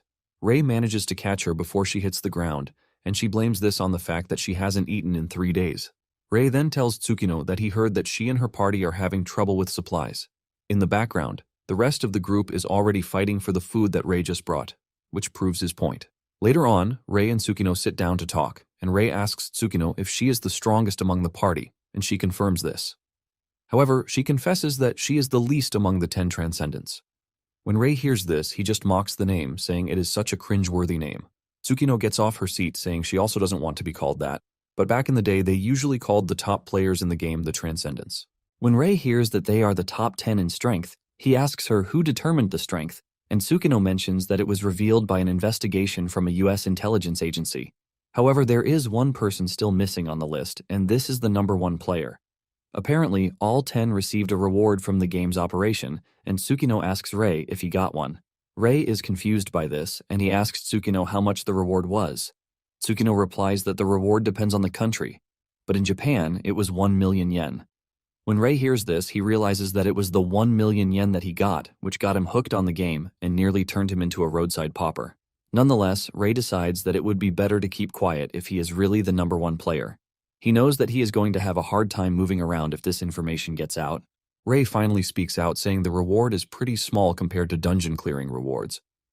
Tsukino admits that the reward is small when looked at from a money perspective, but the knowledge gained from the game was far more valuable than the reward. However, even their experiences didn't work on all the bosses in the dungeon, and Ray is surprised that even the top 10 players couldn't clear the Earth Trial. Tsukino replies that no matter how skilled they are still mere humans, and if only they had the level and equipment from the game, they might have been able to somehow crack it. However, she believes that clearing the dungeon in the current state is impossible. Ray then stands up, reminding Tsukino that his mission is done. He urges her to tell him if anything else comes up, and he might consider taking it up depending on the reward. Ray then prepares to leave the tent with the intention of taking down the boss on floor 5 so he can get the 1 billion yen reward. Suddenly, Tsukino screams at him, telling him to stop. She asks him if he would like to cooperate in taking down the boss on the floor.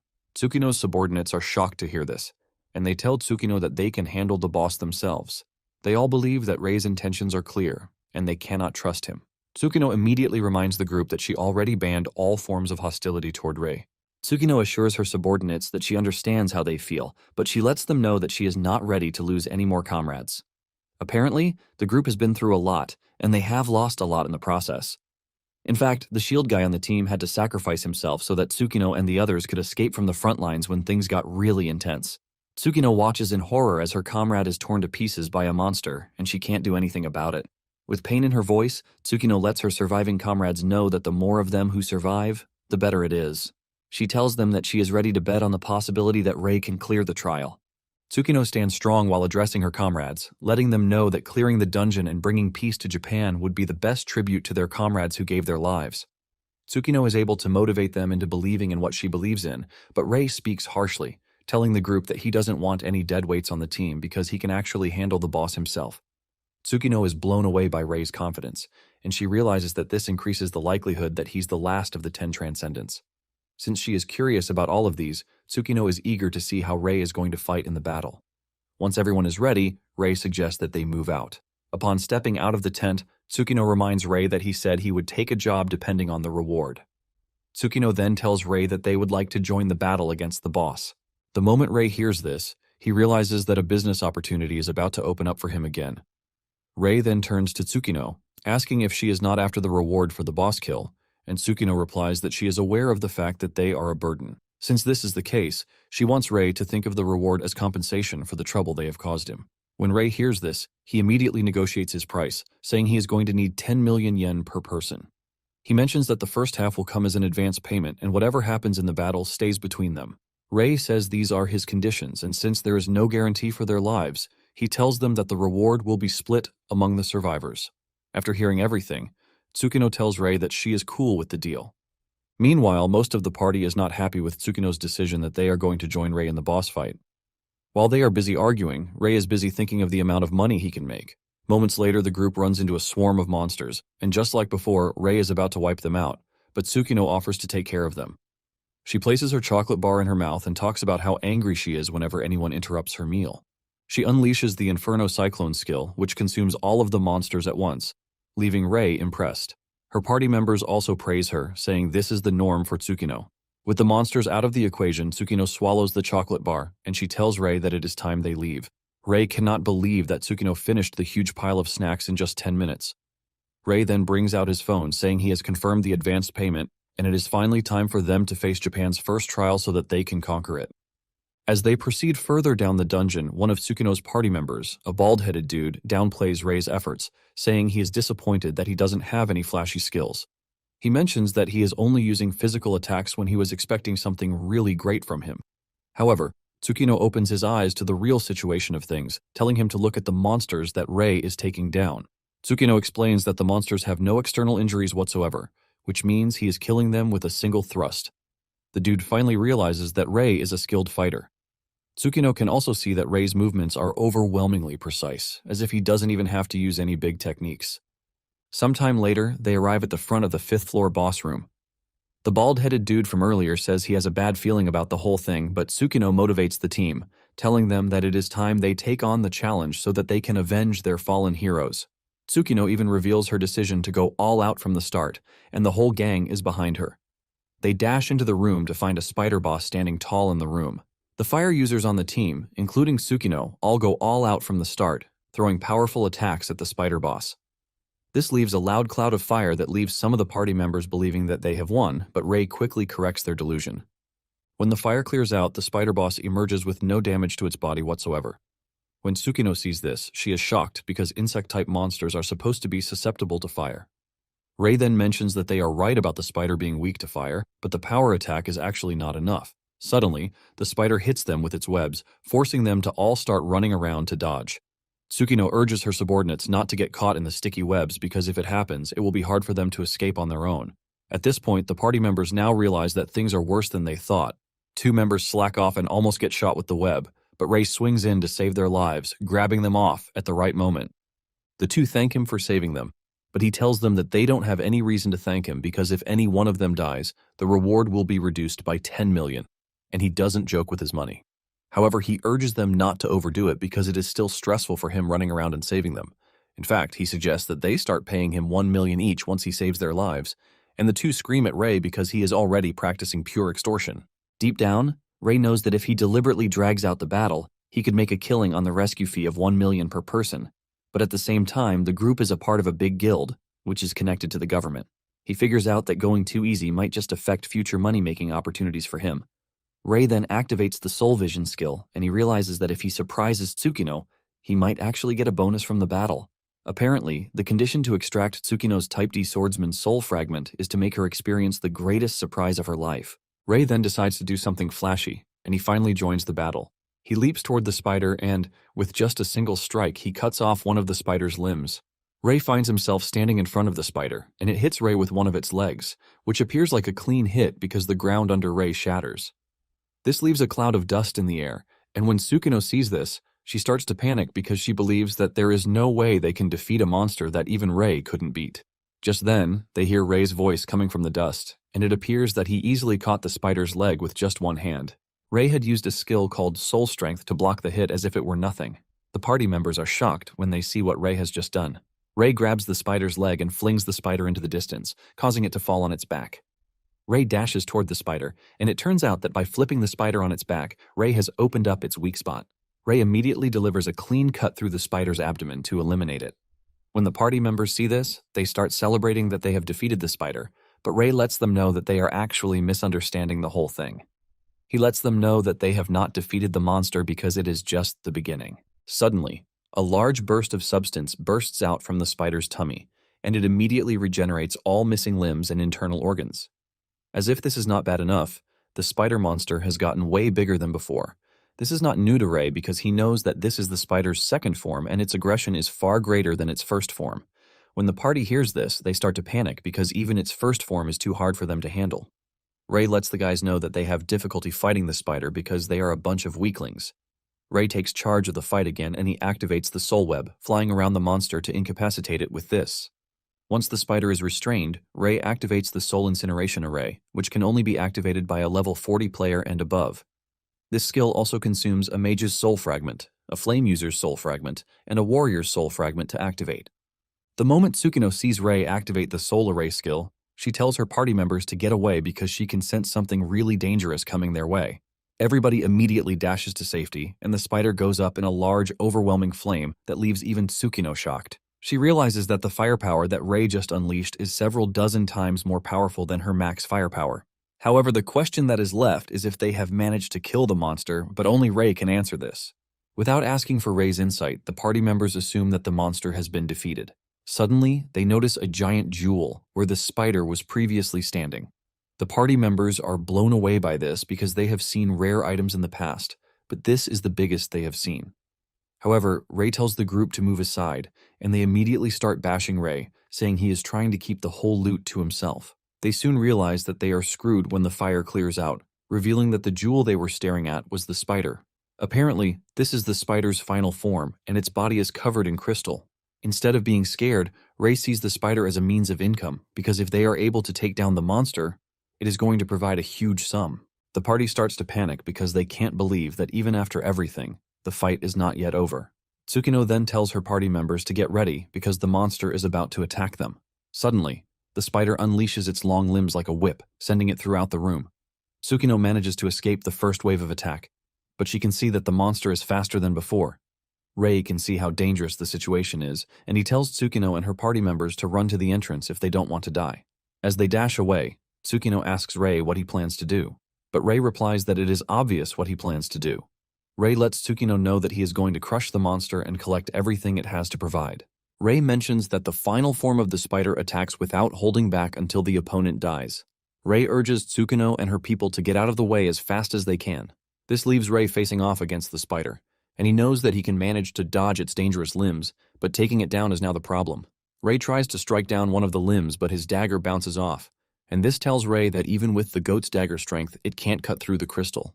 Since this is the case, he decides to attack the spider's weak point. Rei activates the soul reserve and he remains motionless in the sky. The party members, who are safely hidden behind a barrier, wonder what Rei is doing because he is clearly open to the attack. Unknown to them, this is what Rei actually wants. Rei soon gets caught with the spider's limbs, causing a pool of blood to leave his body. Tsukino and her party watch in horror because they know that they are screwed if the spider kills Rei. Rei is lifted into the air by the spider and Tsukino screams in horror, believing that Rei is dead. Suddenly, Rei lets out an evil laugh because he has finally caught the spider exactly where he wants. While using his left hand to hold on to the spider's limb, Rei activates the Soul Rampage skill, and he swings his dagger so hard that it unleashes a powerful slash that shatters the spider down to its last atom. The crystal shatters into pieces and Rei crashes to the ground too. Rei figures out that he has to heal himself quickly because he is just about to die. Rei is searching through his skill when 3 of Tsukino's party members, who are healers, step up to heal him. The trio is able to come through, and their magic heals Rei completely. Rei thanks them for this because he didn't have to use his own skills. Tsukino soon notices the smile on his face, and she immediately asks Rei if he intentionally took the hits. Rei replies that she is right because in the game, taking attacks to the point where one doesn't die is a basic technique. Rei's nonchalant behavior ultimately shocks Tsukino, who reminds Rei that they are not in a game, but in reality. Rei admits that Tsukino is right, but he still believes that when it comes to combat, the same strategy works both in the game and in reality.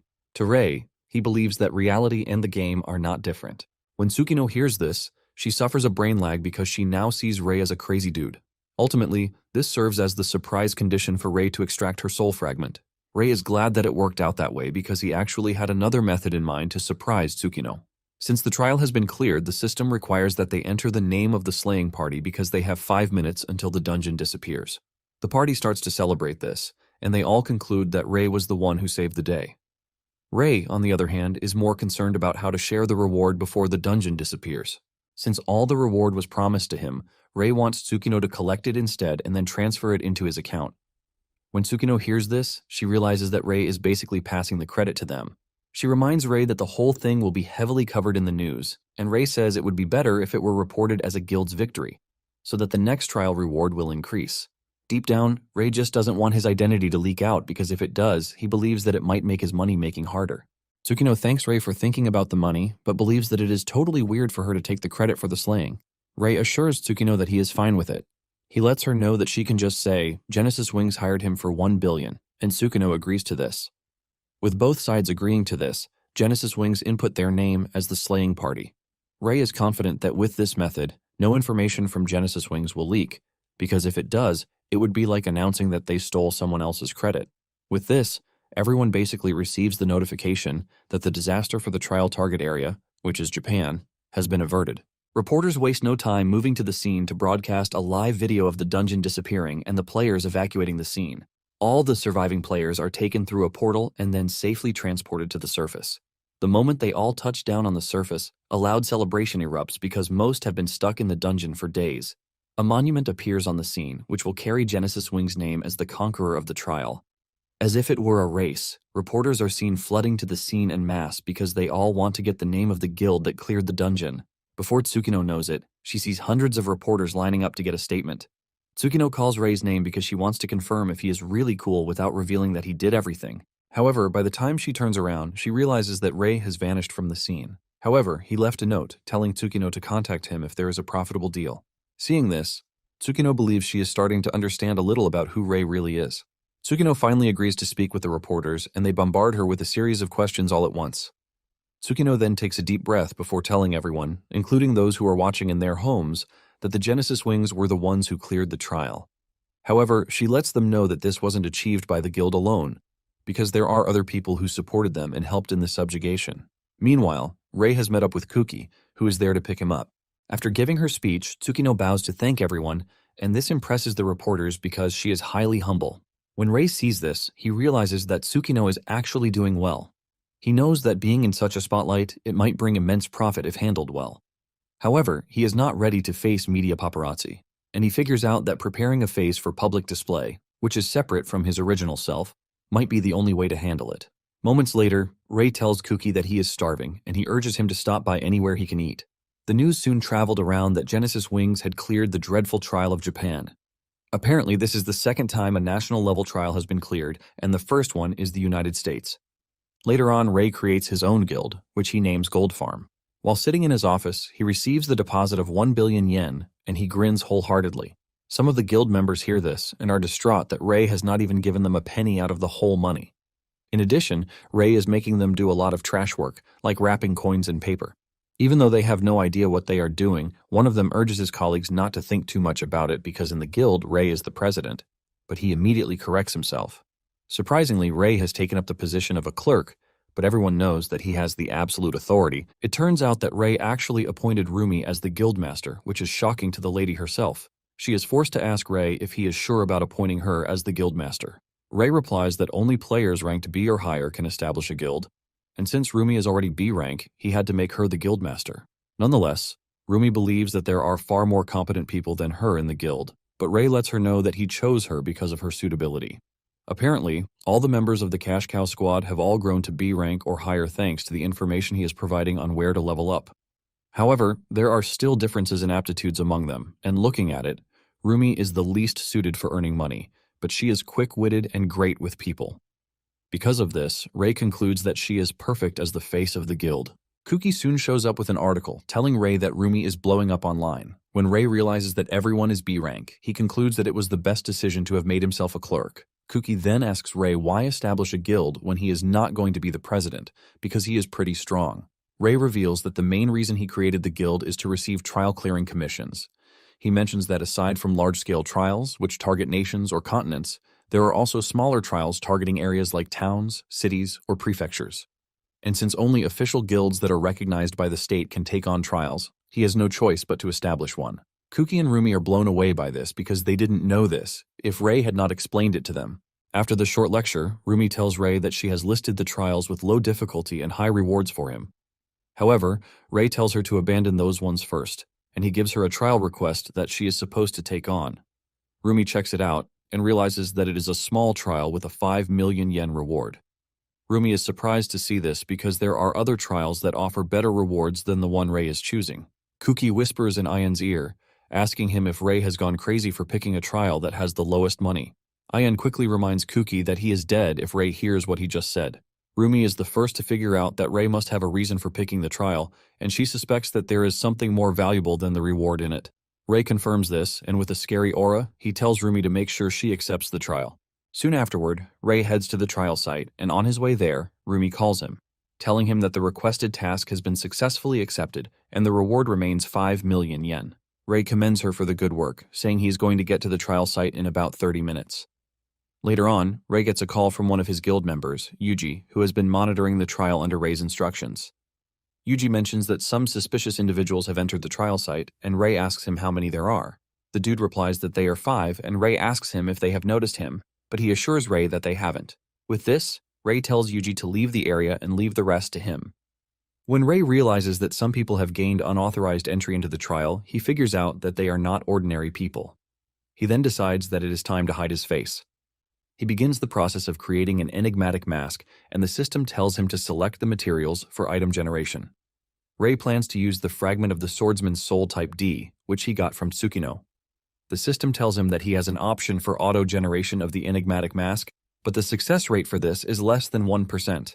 The system asks to proceed with the process, but Ray declines, saying he is going to do it manually. The system informs him that the success rate for manual creation is undefined. In addition, failing might cause mental and physical backlash, and the system asks him if he still wants to continue, to which Ray says yes. Ray is then taken into the soul world, where he will be required to harmonize the soul. There are pieces of soul fragments scattered everywhere, which Ray is required to piece everything together. He is informed that the base success rate is below 1%, which increases the difficulty. Ray is then given 60 minutes to piece everything together, and in the last second, Ray finishes the harmonization of the fragments. This turns out to be a success, and he is returned to the real world, where he is informed that the enigmatic mask has been created. After the mask has been created, Ray tells Ayan to drop him off just before they get to the trial site. Ray then puts on the mask, which immediately transforms his appearance into a blonde-headed dude. With this, Ray strolls to the trial area, and from the entrance, he finds monster carcasses everywhere, which he realizes that the burnt is still fresh. This tells him that someone else has entered the trial site before him, just like Yuji said. He continues further and notices that the hidden door is open, and with this, Ray realizes that the group is after the hidden trial. Basically, trials are categorized by their scope, and those targeting nations are large-scale trials. However, those targeting towns or villages are small-scale trials. Although small-scale trials are easier, the rewards are trash. However, there are exceptions because there are hidden trials. These are secret trials generated within small-scale trials, and their difficulty is greater than that of the main trial, although rare items can be obtained inside the trial area. Since it is a hidden trial, Ray figures out that the players who have infiltrated it are players with considerable information. Moments later, Ray runs into a bunch of shady dudes in black robes. The leader of the team looks cool, and he asks Ray if he's from the gold farm. Ray takes a minute before answering, and he feigns ignorance of what the gold farm is. The team leader then tells Ray that it doesn't matter if he is from the gold farm or not. Ray lets the dudes know that he has no intention of clearing the hidden trial for their sake. But the team leader tells Ray that he has no need to clear the trial because they have already cleared it. The team leader whips out an item, which he calls the Box of Evolution, which is the reward for clearing the dungeon. When Ray sees the box, he realizes that the team has beaten him to the item. Just to be safe, he hides his right hand behind his back and he activates his weapon. Just then, the team leader throws the box to him and he catches it. With a smile on his face, the team leader tells Ray that they are willing to give him the box as a token of goodwill. However, in return, the dude wants Ray to take on a task for them. Ray asks what the task is, and the team leader tells him that they want him to stop the completion of a certain small-scale trial, and the dude assures Ray that he can use whatever method he deems fit. The team leader, Ridge, says he can tell that Ray is a capable player, and eliminating the party attempting to clear the trial should be nothing to him. When Ray hears this, he immediately starts wondering why they would want to stop a trial's completion. Ray finally replies to the request, saying he can see that they are from the Dark Guild. He figures out that the group is trying to do the same thing that happened in Argentina. Apparently, 2 weeks ago, one of Argentina's cities, Mendoza, failed an easy trial request and was destroyed. However, the problem was what happened a week before this. It turns out that the companies based in Mendoza were hit by a massive wave of short selling. When Rumi and Ray saw this, she mentioned that it was as if Mendoza's fall had been predicted in advance. It turns out that the culprit was rumored to be a Dark Guild, but Ray didn't know that they were already targeting Japan as well. Ridge then tells Ray that they are going to leave him to imagine why he was given the request, but the main thing is to know if he is interested in accepting or not.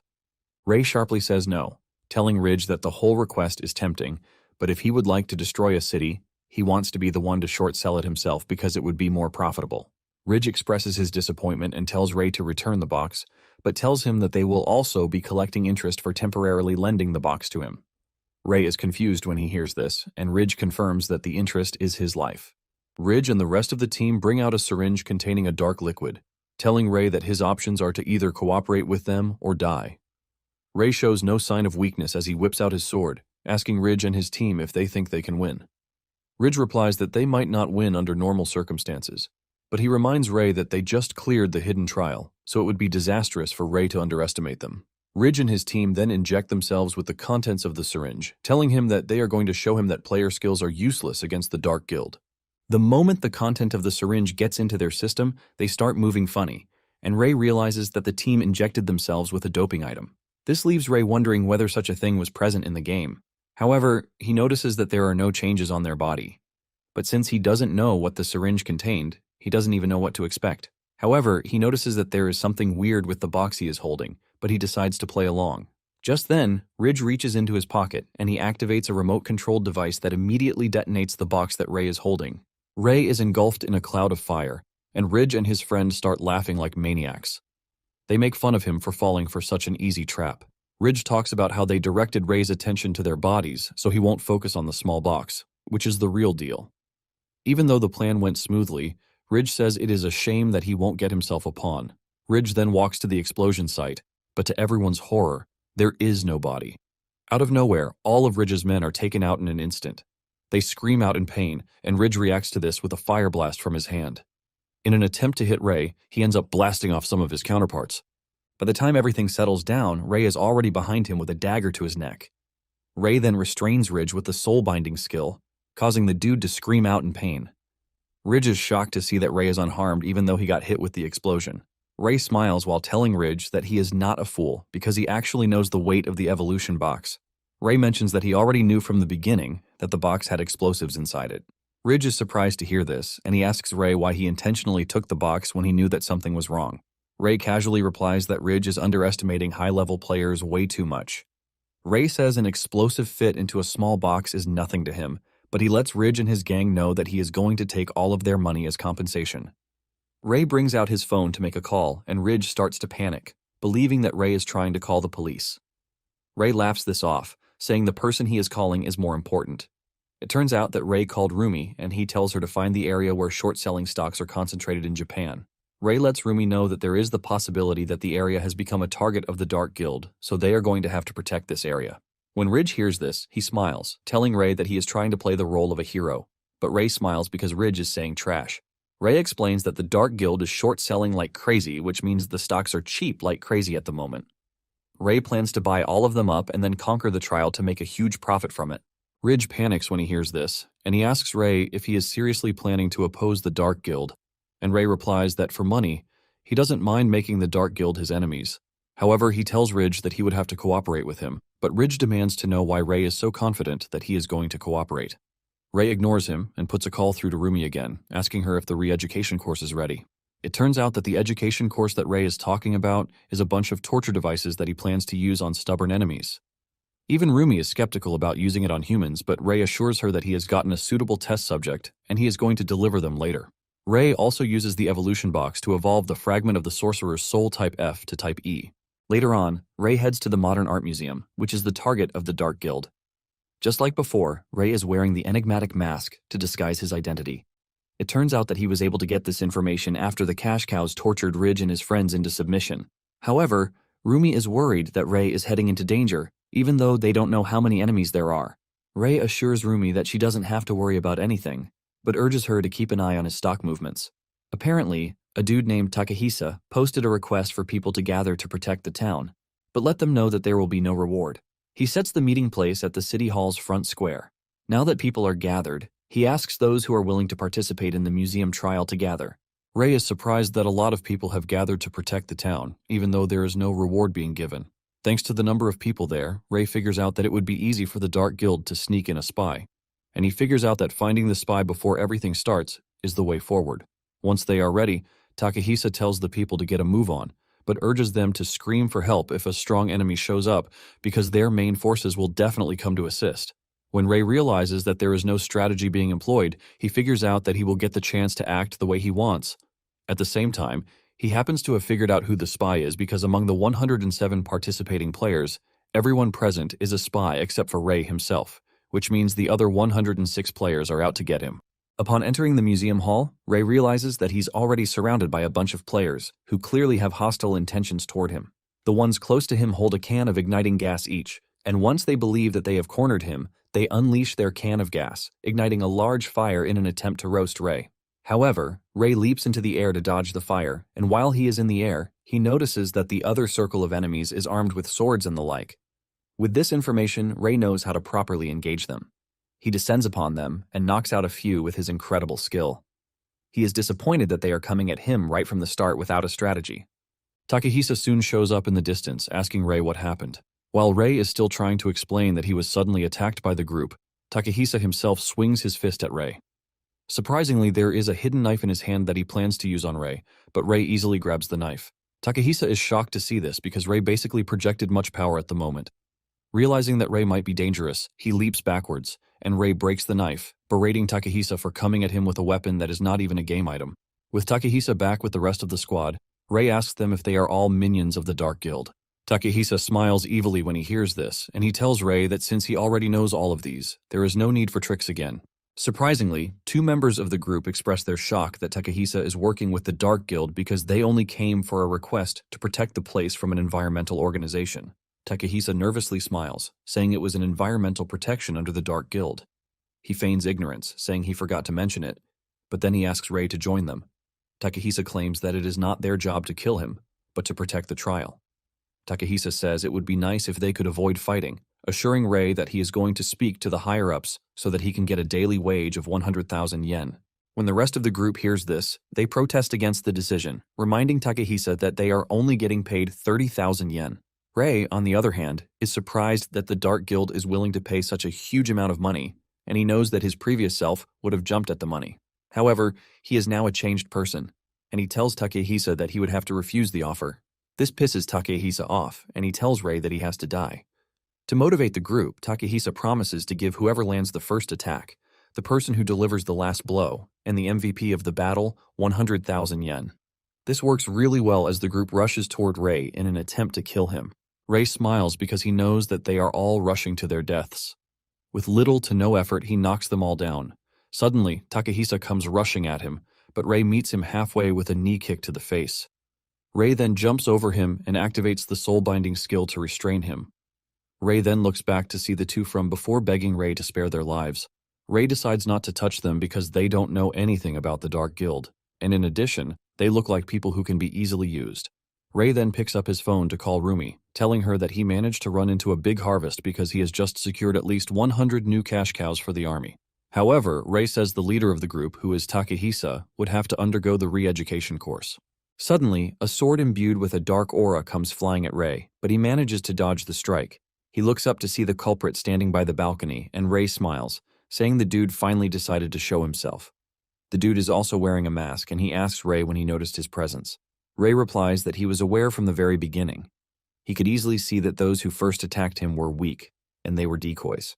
Ray sensed that the dude on mask was the only one radiating a different aura, even though he was trying really hard to hold back his power. The new dude is surprised to hear all these, and he finally understands why he couldn't find any gaps to attack Ray. Nonetheless, he is curious to see if Ray can withstand his recurrent attacks. He lunges at Ray and starts swinging at him like crazy. But even with how fast his movements are, Ray could still follow through with his dagger. The dude then starts talking to Ray as if he knows him, saying he has become stronger since the game. Ray replies with a familiar tone, telling the dude that he has gotten stronger than he was in the game. As the fight continues, Ray manages to cut the dude's mask to get a good look at his real face. Ray is not entirely surprised because he was already suspecting that it was his counterpart in the game, Yuto. Yuto also offers his greetings to Ray, telling him that he is sad that they have to reunite in such a way because now he has to kill Ray. Ray takes off his mask to reveal his real face, and he asks Yuto if he really thinks he can kill him. Yuto gets into a combat position and activates a skill called Dual Blader. As he dashes toward Ray, he activates another skill, the Over-Acceleration, with the intention of blitzing Ray. He manages to get the drop on Ray as he cuts his left shoulder, forcing Ray to quickly readjust, while commending Yuto because he is still very fast. However, Ray still doesn't think Yuto has what it takes to deal with him. Ray then activates the Soul's Eye skill to assess Yuto's strength. He realizes that Yuto is currently a level 38 player, and his stats are pretty impressive too. Thanks to this, he is able to easily follow Yuto's movements, and when Yuto tries to attack him from behind, Ray easily blocks it. Yuto is shocked, and while he is still trying to pull himself together, Ray lands a counterattack by kicking him in the face, sending him straight into a wall. Yuto groans in pain, and Ray lets him know that his speed is decent, but there is no strength behind his sword. Ray tells him that attacks like this won't even scrape him. Ray then activates the Soul Bind to restrict Yuto from moving, shocking him. Yuto expresses his shock that the skill is working, since he believes that he and Ray should be on the same level. However, Ray lets him know that the difference in level is really overwhelming. Ray then urges Yuto to quit the Dark Guild and join him in making money, since he is an exceptional player. Ray lets Yuto know that with his skills, he can actually earn a lot of money. Yuto hesitantly replies that he can't, and Ray asks him why he can't join him. Yuto replies that he can't say, and Ray decides to strengthen the Soul Bind to cause him pain so he can force him to talk. Yuto screams out in pain, but still lets Ray know that he can't talk because if he does, something will happen. Without even finishing his statement, Ray already figures out that there is something. He then asks him about his brother, Hisashi, but Yuto finds it hard to answer. Everything starts becoming clear to Ray, and he asks Yuto if Hisashi is being held hostage. Yuto admits that Ray has seen right through him, and this just confirms Ray's theory that there is more to the story. In the past, Prophecy Online was infamous for its unreasonable difficulty, which caused players to run away from playing the game. While the low difficulty areas were manageable, the higher difficulty dungeons had almost no one challenging them. To find comrades who share the same perspective was rare, and among these comrades are Yuto and his brother Hisashi. Even though in his current state he can take on bosses alone, it was he and the brothers who were fighting against the bosses. However, as the difference in their abilities grew, they stopped adventuring together. But they still kept in touch via chat. However, Ray never thought he would meet Yuto the way he just met him. After releasing him from the soul binds, Ray asks him where Hisashi is, and Yuto comes clean, saying he doesn't know because they didn't even tell him where Hisashi is being held. Just then, Yuto remembers that Ray's subclass is Soulsmith. He begs Ray to help him use this skill to find his brother. Ray replies that he is actually using the Soulsmith in real life, but he reminds Yuto that they are no longer in a game, but in real life. Ray confesses that in real life, he only moves for the money. Yuto immediately offers everything he has in his wallet just so he can save his brother. Ray then asks Yuto if he has anything related to his brother that he can use for the search. Yuto brings out a baseball cap and hands it over to Ray.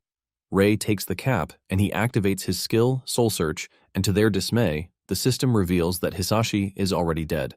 Yuto cannot believe his eyes, but the system doesn't stop there as it reveals Hisashi's killer to be a dude named Raven. Yuto almost goes crazy when he sees this, and Ray asks Yuto if he knows who Raven is. Yuto replies that he knows Raven because he was the one who held his brother hostage, forcing him to work for him. Yuto goes really mad as he declares his intention to kill Raven for what he did.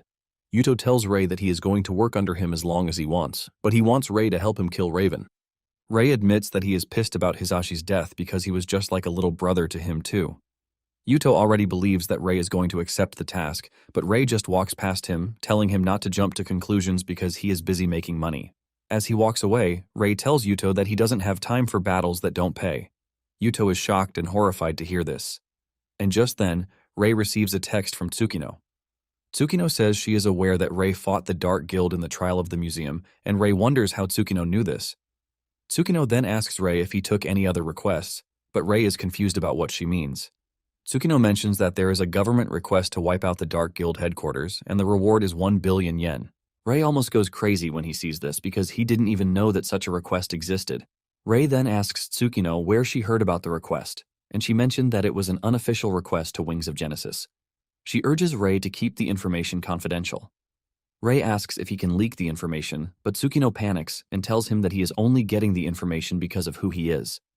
Tsukino reveals that the Dark Guild headquarters have over 10 billion yen worth of assets, but if they succeed, they can just report that there was nothing inside and the government will look away. Ray then turns to Yuto, asking him if Raven is in the Dark Guild headquarters. Yuto confirms this, saying Raven is the head of the Japanese branch of the Dark Guild, which is why he hardly leaves the main base. With a smile on his face, Ray tells Yuto that he has changed his mind and that he is going to help him get his revenge. Without wasting time, the Gold Farm Guild applies to take part in the request. Soon afterward, Tsukino contacts Ray, telling him that the police have identified the Dark Guild's headquarters and local authorities seem to be investigating the site. However, Ray lets her know that he already knew this because he was conducting his own investigation. Tsukino then urges Ray to assist with the investigation if he is in the area, because if the Dark Guild resists, the police won't be able to handle it. As usual, Ray asks Tsukino about the reward, and he demands that he wants 100,000 yen for every guild member that he captures. In addition, he is going to get 100,000 yen for protecting each officer. Tsukino is shocked to see this, but she assures Ray that she is going to negotiate with the government, and even if they don't agree to this, Genesis Wing will cover the bills. Ray smiles happily when he hears this and tells Tsukino that she has herself a deal. After he is done texting Tsukino, Ray tells Yuto that the police have discovered the Dark Guild's base, and Yuto suggests that they finish the whole thing once and for all. However, Ray tells Yuto not to come with him because, to the guild, Yuto is dead, and he would like to keep it that way in the meantime. Yuto agrees with him and tells him that he is going to wait for him while he settles the mission. As Ray leaves, Yuto urges Ray to be careful because the Dark Guild would have rigged the building with traps, since they know that the police are coming. Moments later, Ray arrives at the location, and without hesitation, he passes under the police line.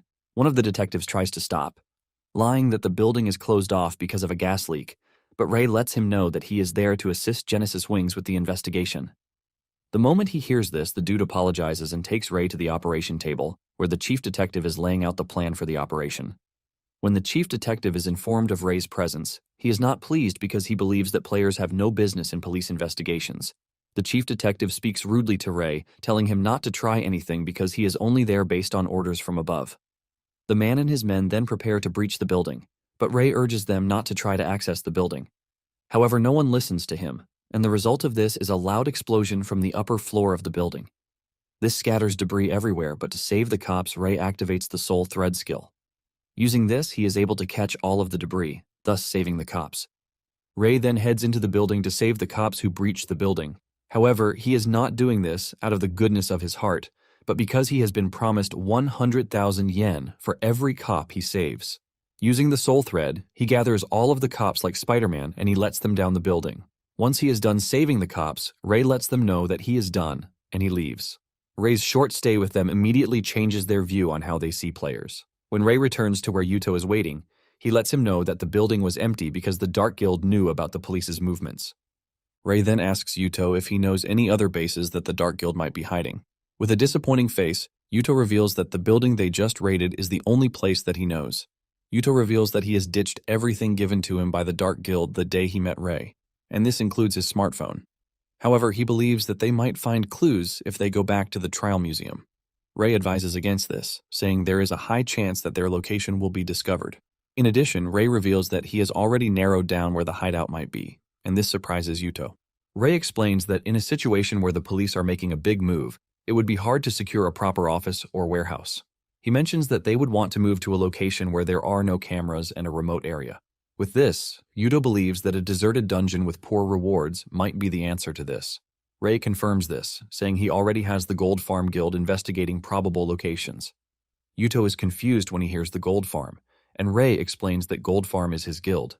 Ray tells Yuto that he is now a mandatory member of the guild, and it would be better if he starts earning his pay. Yuto then asks if his party members will join the fight, but Ray says no because he has left them to handle other things. And by other things, they are all stuck in the office, wrapping coins in paper. Ray explains that he can summon them anytime he wants, but he doesn't want anything that will mess with his profit. Not long after this, Ray gets a text telling him that the Castle of Carnage, which is located in the mountains of Chiba, is the closest to his search criteria. Because there is no official address for this, the map location is attached to it.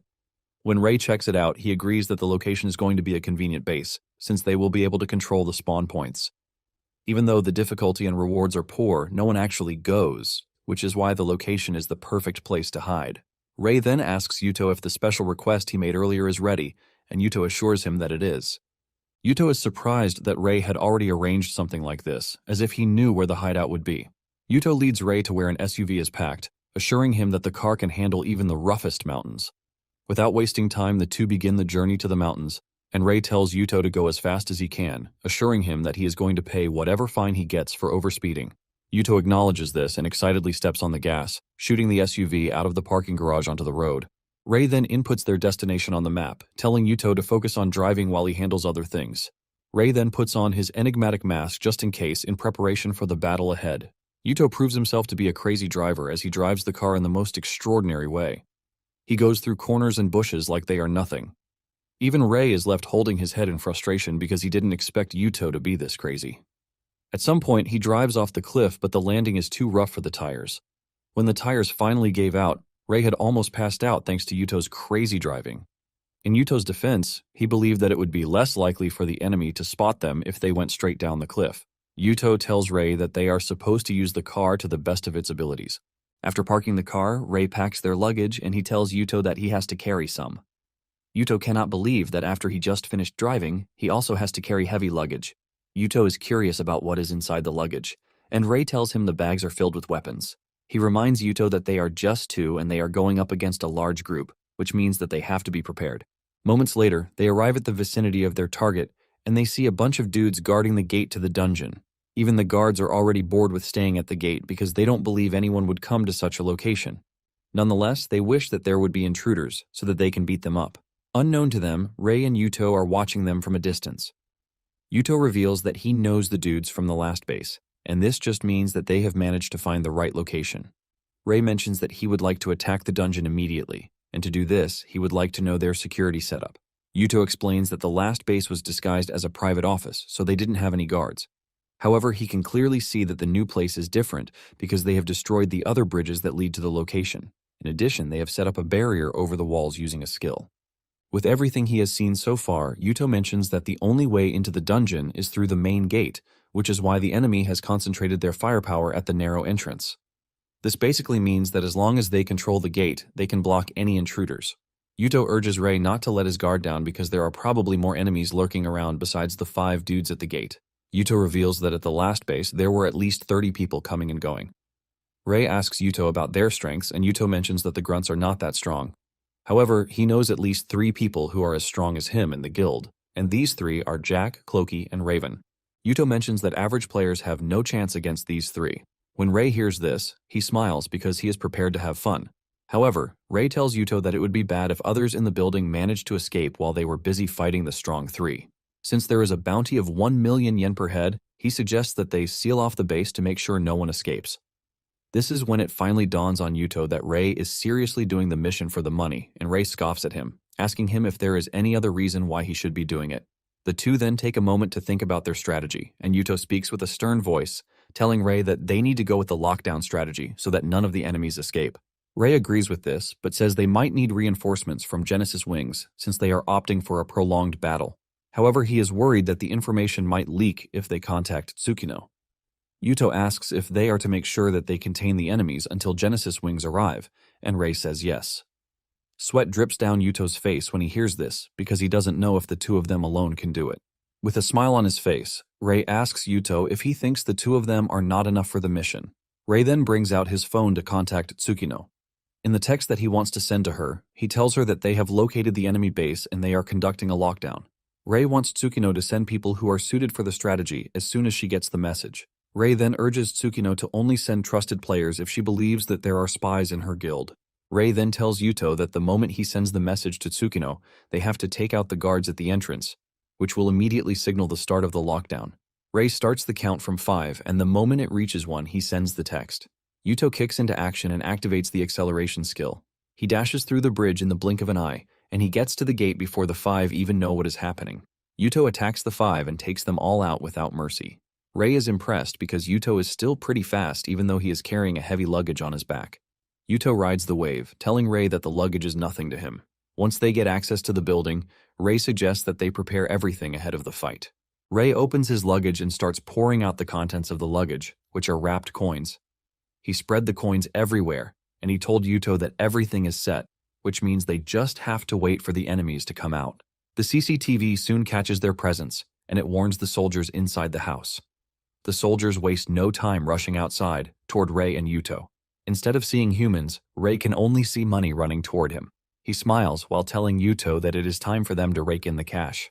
Once the soldiers are in the middle of the yard, Ray activates the coin explosion, which results in a large, devastating explosion that leaves the enemies trapped in the thick smoke. While they are trying to find their way in the smoke, Ray goes after them, and he starts cutting them one after the other. In no time, he realizes that he has taken down a bulk load of people, and he smiles because this means a lot of money for him.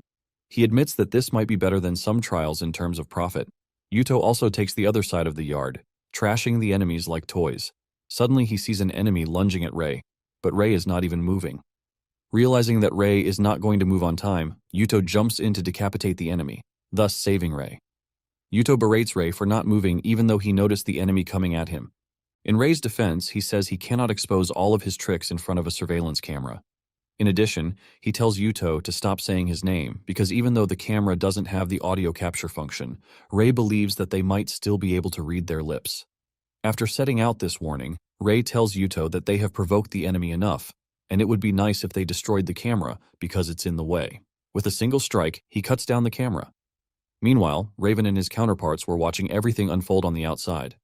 They have been able to recognize Yuto, who is given the codename Mouse in their organization. However, they can't get a read on Ray's identity, even though they have cross-referenced his face with all of their database. Since Yuto has come to visit them, Raven figures out that Yuto now knows about his brother's death. In a flashback scene, Hisashi was seen having a discussion with Raven in his office.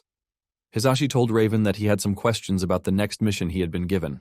Raven is surprised that Hisashi, codenamed Rat, is asking questions when the job should have been a walkover for him. In annoyance, Hisashi says the whole thing is not about the difficulty of the mission, but he is worried about the killing. Hisashi says the client who gave them the task claims it is a request from a wealthy person with a grudge, but Hisashi mentions that he is not a fool and cannot believe such a thing. Raven is pissed that Hisashi is questioning their cause when it is their job to kill and get paid. Hisashi then asks Raven if the client is trying to destroy Genesis Wings, but Raven doesn't take his concerns seriously. Hisashi continues by saying the assassination target is a friend from the game era. He adds that the dude was a nice person and doesn't look like someone who would hold a grudge. Hisashi believes that there is no reason to kill this person unless the grand plan is to crush Genesis Wings. Hisashi explains that healers are rare and easy targets, which is why their influence is significant when they leave an organization. Raven casually asks Hisashi what he thinks he would benefit by killing such a weakling. Raven tries to play around the truth, but Hisashi cracks it open, saying they are trying to block trial clearances.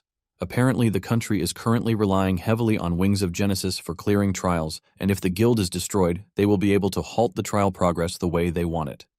Since the Dark Guild knows fully well how to profit from the failure of trials, Hisashi believes that this is their game plan. After hearing what Hisashi has to say, Raven admits that he is right, but he lets him know that his phrasing is wrong because it would be much faster to eliminate an entire nation instead. Raven says this can only be achieved if Genesis Wings disappear.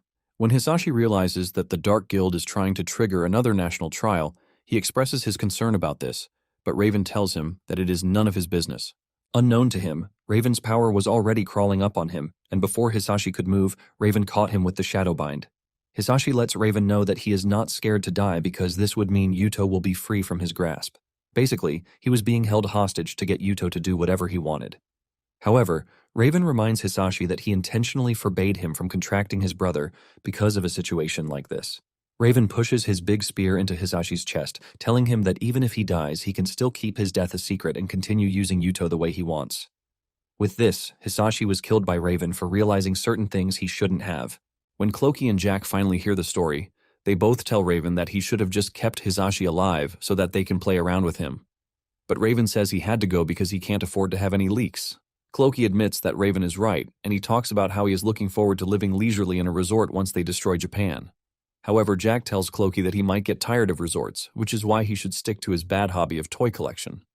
The tension between the two immediately spikes, but Raven tells them to calm themselves. One of the others sitting at the table suggests that Clokey take a desk job promotion, but he refuses, saying he prefers killing people because this is more fun and better for his health. Raven then asks his attendant how the soldiers are doing, but she lets him know that they have all been wiped out. Raven then decides to step in, saying Yuto is not their regular guy that normal foot soldiers can handle. Raven grabs his weapon from the wall, and he tells Clokey and Jack to join him. The two excitedly jump out of their seats, since they are psychopaths who enjoy killing. However, Raven tells them not to underestimate Yuto because a cornered mouse will bite a cat. In addition, they have to be careful, since they don't know how strong Ray is just yet. He lets Clokey and Jack know that they have to crush the enemy with an overwhelming force. Moments later, Raven steps out of the building, and Yuto is the first to see him. The moment he lays his eyes on Raven, his mood changes, and Ray notices this. He asks him what the problem is, and Yuto tells Ray that the dude standing in front of them is Raven. Raven acts casually with Yuto, welcoming him to the base and saying he obviously knows everything, which is why he has come. Yuto confirms this, telling Raven that he is there to avenge his brother.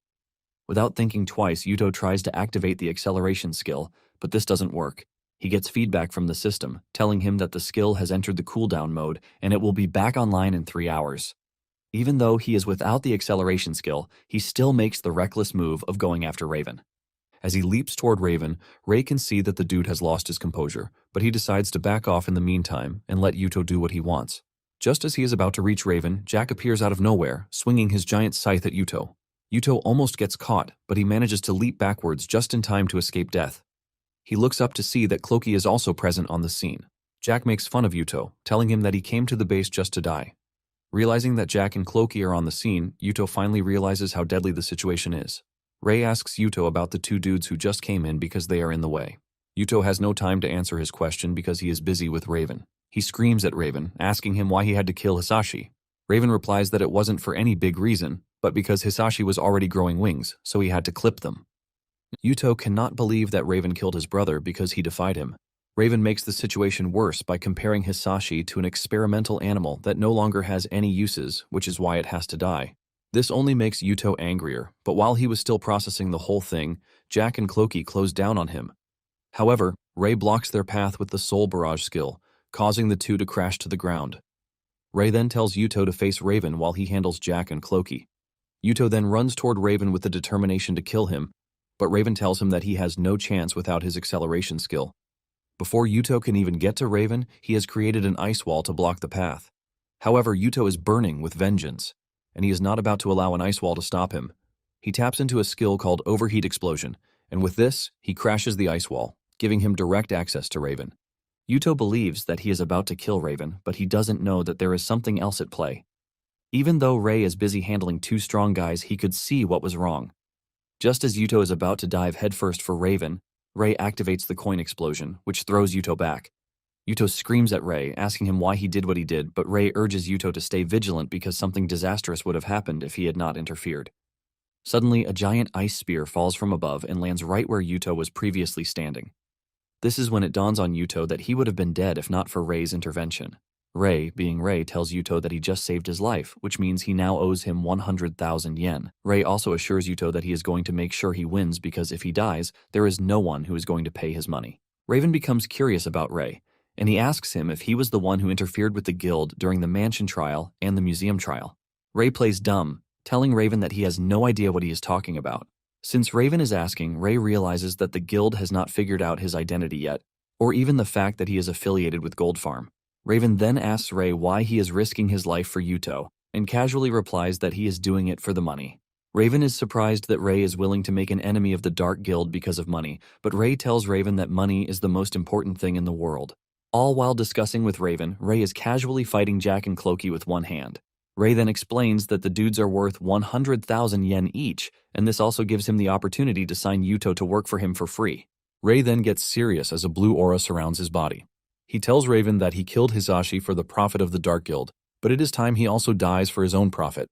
Ray then activates the Soul Limit Break skill. The moment he does this, Yuto gets the notification that Ray is trying to use the skill on him. The system lets Yuto know that the skill comes with a severe backlash, but Yuto doesn't mind the cost as he immediately accepts it. Immediately Yuto accepts this. The system tells him that all his skill cooldowns have been reset, and an overwhelming aura emanates from Yuto's body. The system lets Yuto know that he has temporarily been given power by Ray. With a smile on his face, Ray tells Yuto to get things done, and Yuto activates his acceleration skill. Yuto leaps toward Raven, but Raven doesn't look scared. Just as Yuto is about to reach Raven, he suddenly realizes that he is surrounded by ice spikes. He manages to escape from there thanks to his acceleration skill. Raven then reminds Yuto that he is the one who knows his movements best. Raven admits that Yuto's speed and dual blades are impressive, but he lets him know that he has 3 weaknesses. Raven says the first weakness that Yuto has is short reach. Yuto soon finds himself struggling against Raven's incessant attacks. Yuto realizes that Raven's spear is a direct counter to his speed because of its reach. Raven then continues by saying Yuto's second weakness is the lack of power. Raven proves this by swinging his spear at Yuto, releasing a wave of energy that pushes him back. Raven then mentions that Yuto's last weakness is the time limit on his skill.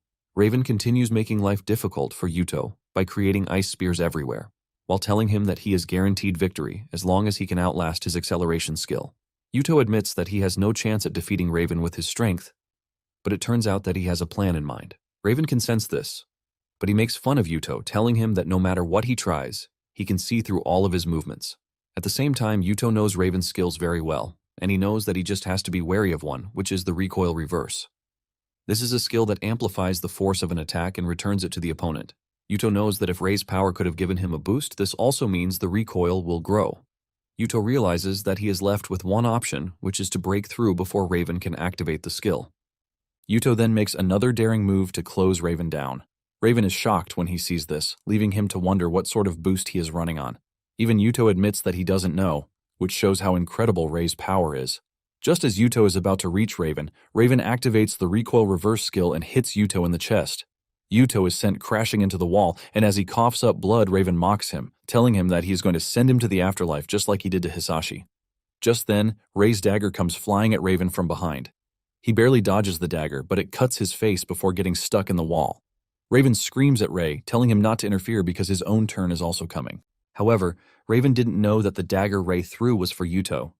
Before he turned around, Yuto had pulled out the dagger from the wall. Yuto pushes the dagger into Raven's chest while telling him that he learned how to use daggers from Rei. Raven coughs up blood before finally crashing to the ground. Seeing Raven on the ground, Yuto lets off a bright smile while talking about how he has managed to avenge his little brother. Images of his brother and their time flash through his head when he says this. With his revenge mission complete, the effect of the soul limit break skill also comes to an end. The system then tells Yuto that his health has decreased due to the recoil. Yuto softly reveals how he wished he killed Raven with his own moves. Just as he is about to crash to the ground, Rei grabs him, telling him that the skill he used was his own power, not his skill. Yuto then asks about Jack and Cloaky. Rei assures Yuto that the two are nothing to him because he has already taken care of them. Rei points to the two, and just as he said, he has beaten them into submission. Some minutes earlier, Jack and Cloaky had expressed their displeasure about how confident Rei is in looking away from them. This was when Rei finally turned back to check on the two because he totally forgot that he was fighting them. Just then, Jack activates a space skill called the Death Aura, which gives him the chance to unleash an attack skill. Cloaky, being the sneaky old man that he is, also attacks Rei from behind. Cloaky teases Rei, asking him if he can dodge midair with nothing to stand on. Surprisingly, Cloaky's attack misses, and the dagger impales Jack instead. Before Cloaky knows what is happening, Rei appears behind him with a knife to his throat, telling him that he is an idiot for throwing away his weapon. Rei then cuts his throat too, and when Yuto hears the story, he realizes that Rei was way too strong for the two. Yuto then urges Rei to allow him to rest a bit because he won't be able to move for a while. Rei assures Yuto that he is aware, and he should take his time. Suddenly, a dude carrying a digger in his hand shows up, expressing his surprise that Yuto actually defeated Raven. The moment Rei sees the dude, he realizes that the Dark Guild reinforcements showed up before the ones they are expecting from Wings of Genesis. Standing behind the new dude are a bunch of Dark Guild members, but all Rei is seeing is money.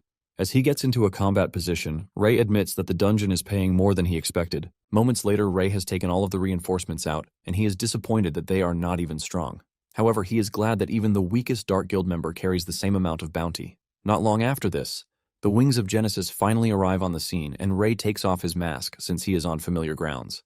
Tsukino commends Rei for the good job, saying she is impressed that only he and Yuto were able to seal off the Dark Guild's base. Rei assures Tsukino that this is nothing, and Tsukino asks about Yuto. Rei casually points to where Yuto is lying, and when Tsukino turns to check on him, she realizes that the dude is badly beaten, showing just how intense the battle was. The healer then attends to Yuto, while Tsukino tells Rei that the Wings of Justice will now assist in the base lockdown. One dude wearing his baseball hat backwards suggests that they just barge into the base and wipe out the Dark Guild, since they are all criminals, instead of opting for a base lockdown. The bald-headed dude also agrees with the dude in the hat, saying they have the numbers and the strength to wipe out the Dark Guild in one sweep. However, Tsukino denies their suggestion, reminding them that Rei is in charge of the operation, and disobeying his orders is highly prohibited. Just then, a ginger-haired lady, Hoshino Yori, from the guild tells the baldy and everyone to fall in line and follow Tsukino's orders. An argument ensues between the two, and Rei cuts in, telling them that the enemy's strength lies in their numbers. Rei says they have to stick to fighting in the yard if they want to prevent the enemy from using the numbers. Rei tells the two dudes that they are free to charge in if they disagree with him, but he assures them that he is not going to take responsibility for their deaths. The two then decide to ask if there is anyone who agrees with their plan, but to their dismay, no one is willing to bet against Rei's words. Rei analyzes the situation and walks up to Yuto, telling him to keep an eye on the two. Once this is settled, they are told to send the captured prisoners to the guild. The guild then starts cooking and having fun in the yard, while waiting for the Dark Guild members to come out. 3 hours later, none of them has made an appearance, and Rei says they must have gotten wind of the reinforcements coming in. Nonetheless, Rei says they can actually starve them out, and when they finally get desperate to break the siege, the team is going to wipe them out. While the allies are enjoying good food outside, the enemies inside the house are trapped and starving. Moments later, Tsukino tells the team that their time of rest might soon come to an end because two suspicious individuals are heading their way. The baldy believes that the two are just scouts and not combat players, but Rei disagrees. He explains that in player versus player combat, quality actually overwhelms quantity. With this, he lets them know that 2 skilled fighters are more troublesome than 100 weaklings. Rei asks Yuto if he has any idea who the two are. Yuto mentions that the two are definitely higher-ups stronger than Raven. Basically, there are 3 of them, codenamed Gamma, Beta, and Alpha. However, aside from the fact that he knows that they are strong, Rei says he doesn't know much about them. Tsukino shows Yuto footage of the two, which was sent by the reconnaissance team, but Yuto confesses that he doesn't know if they are the ones because he has never seen them before. However, judging by the situation, he is convinced that they are Beta and Gamma. When Rei hears this, he figures out that there is someone else hiding in the castle, and they are probably planning a pincer attack. Tsukino then makes the plan, saying she is going to handle one, while Rei handles one, and the last one is handled by everyone else. Yuto urges the group to be careful because he has only met Alpha once before, but he can categorically say there is no one as evil as him. Rei then asks Tsukino if the reward for stronger enemies is higher, but Tsukino says no, reminding him that the reward per person has been fixed. Rei is disappointed to hear this because he believes that with this, it is much more profitable to take down weaker enemies. Once they have all come to an agreement, they prepare for the assault from the 2 incoming enemies. Suddenly, the group notices that the animals in the area are all scurrying for safety, which is pretty weird.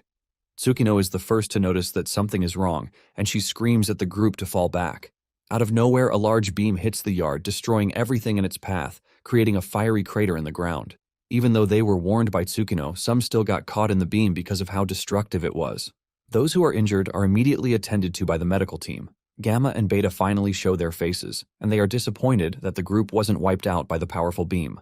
The moment Tsukino spots them, she concludes that the two are pretty dangerous and would not be easy to deal with. Yuto suggests that he take on the dual-wielding dude, but Tsukino tells him not to worry.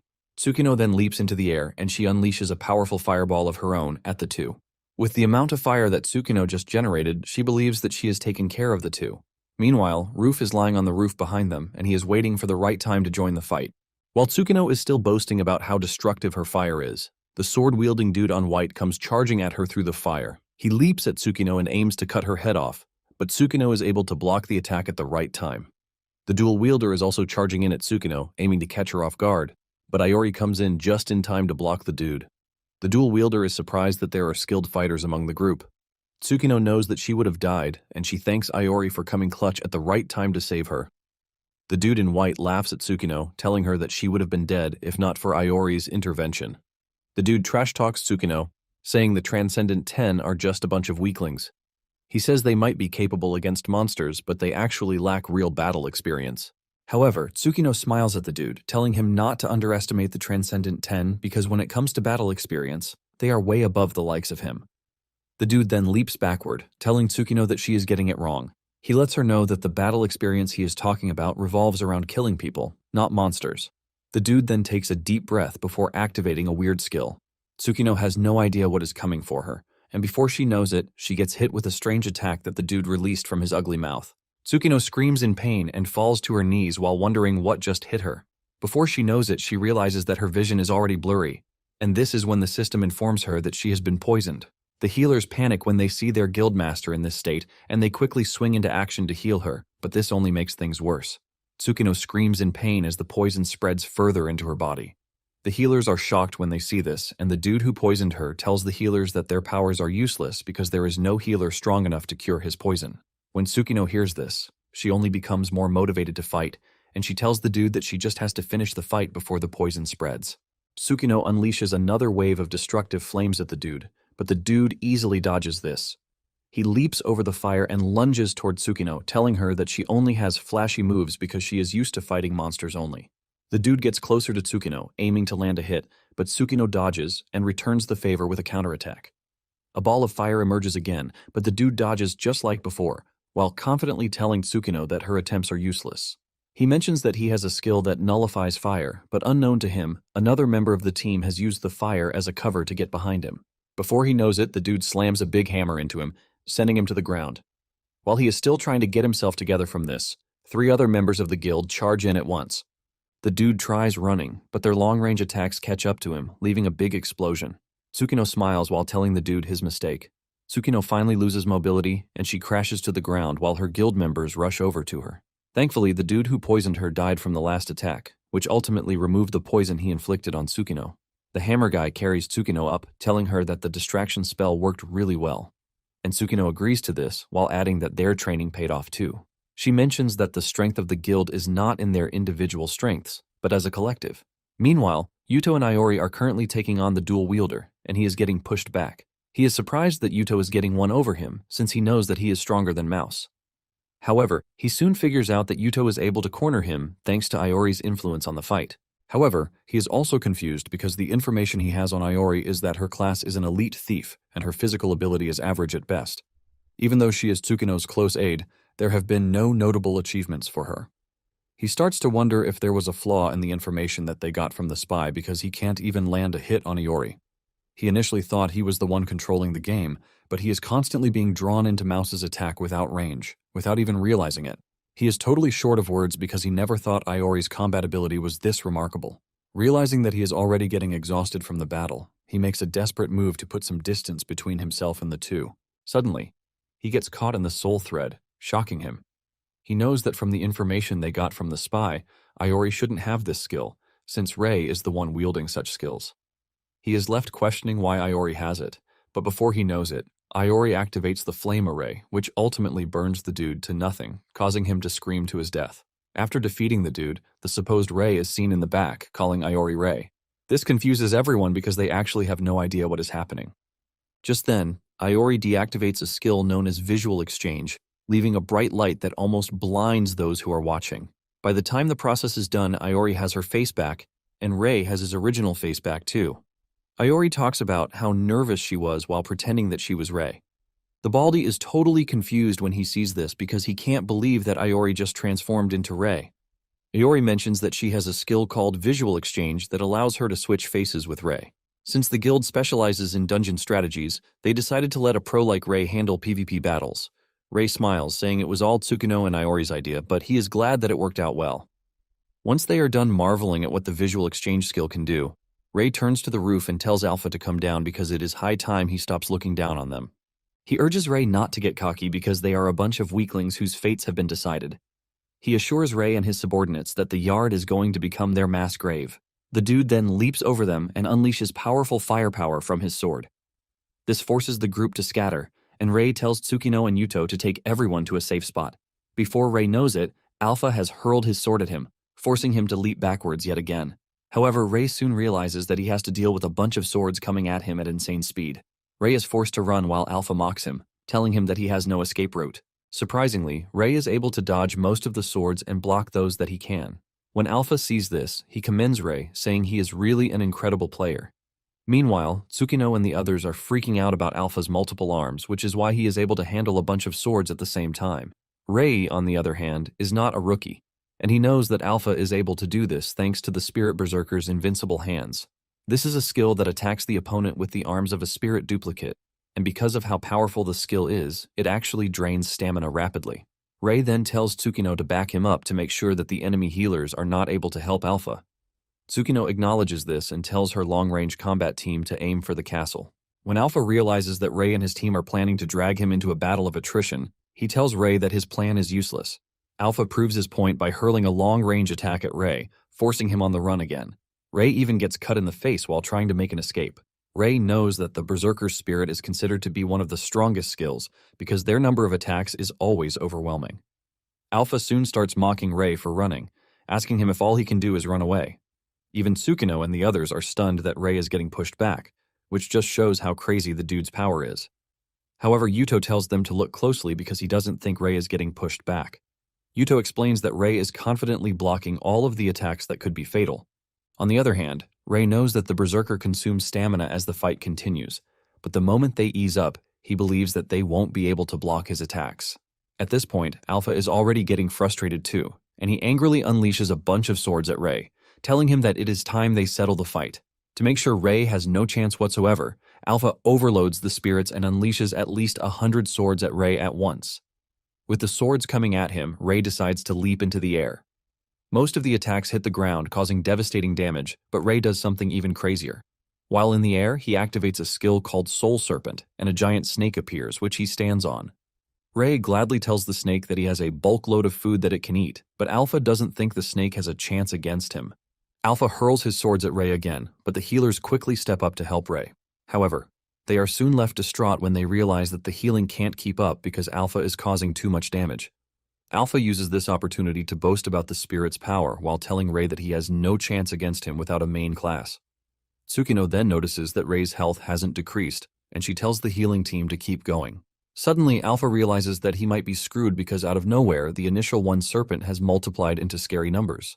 Rei smiles evilly at Alpha, telling him that he is the one who provided the food for the snakes to multiply. Rei then tells the snakes that their main dish is Alpha, while pointing to him to make sure that they don't mistake him for someone else. Alpha cannot believe that Rei just referred to him as food, and this pisses him off. He angrily unleashes a new skill to create a spirit territory with the determination to make Rei regret the words he said. This creates multiple attack points that take out all of the other snakes before converging on Rei, who is standing on the last snake. Rei figures out that Alpha just used a skill that increases the speed and power of arm generation at the cost of reduced range. But this is a fighting style that burns through really quickly. With this type of short burst attack, Rei believes that Alpha won't be able to last long enough to defeat the snakes. Out of nowhere, a spear comes flying at Rei from behind, but Yuto jumps in to cut down the attack, and he looks really pissed while doing this. Yuto stares down at the culprits responsible for the surprise attack, and it turns out to be the Baldy and the dude in a hat from earlier. Yuto immediately goes after them with rage, telling them that they have finally revealed their true colors, and it is time that they are punished. They try to run away, but Rei catches up to them and knocks them both out. With Rei watching Yuto deal with the traitors, Alpha tries to sneak up on him, but Rei easily dodges the surprise attack. With Alpha not expecting Rei to dodge the strike, he leaves himself open for an attack, and Rei uses the best of it. Rei lands a counterattack by pushing his dagger into Alpha's chest, shocking him. Alpha crashes to the ground, and as he bleeds out, he starts asking Rei how he was able to block the last attack when it was supposed to be the perfect surprise attack. Rei quickly corrects his delusion, telling him that there is nothing perfect about the attack because he already knew that the Baldy and the Hat Guy were spies from the start. Alpha coughs up blood while asking Rei if he really thinks he can survive after turning the Dark Guild against himself, and Rei calls Alpha's attention to the reality of things. He reminds him that with him, Gamma, and Beta gone, the Dark Guild's main forces have been mostly taken out. Rei boldly reveals that what is left is to enjoy the spoils left behind. After the enemies are defeated, they take the head count and, since it is 1 million yen per person, get 452 million yen for the 452 people defeated.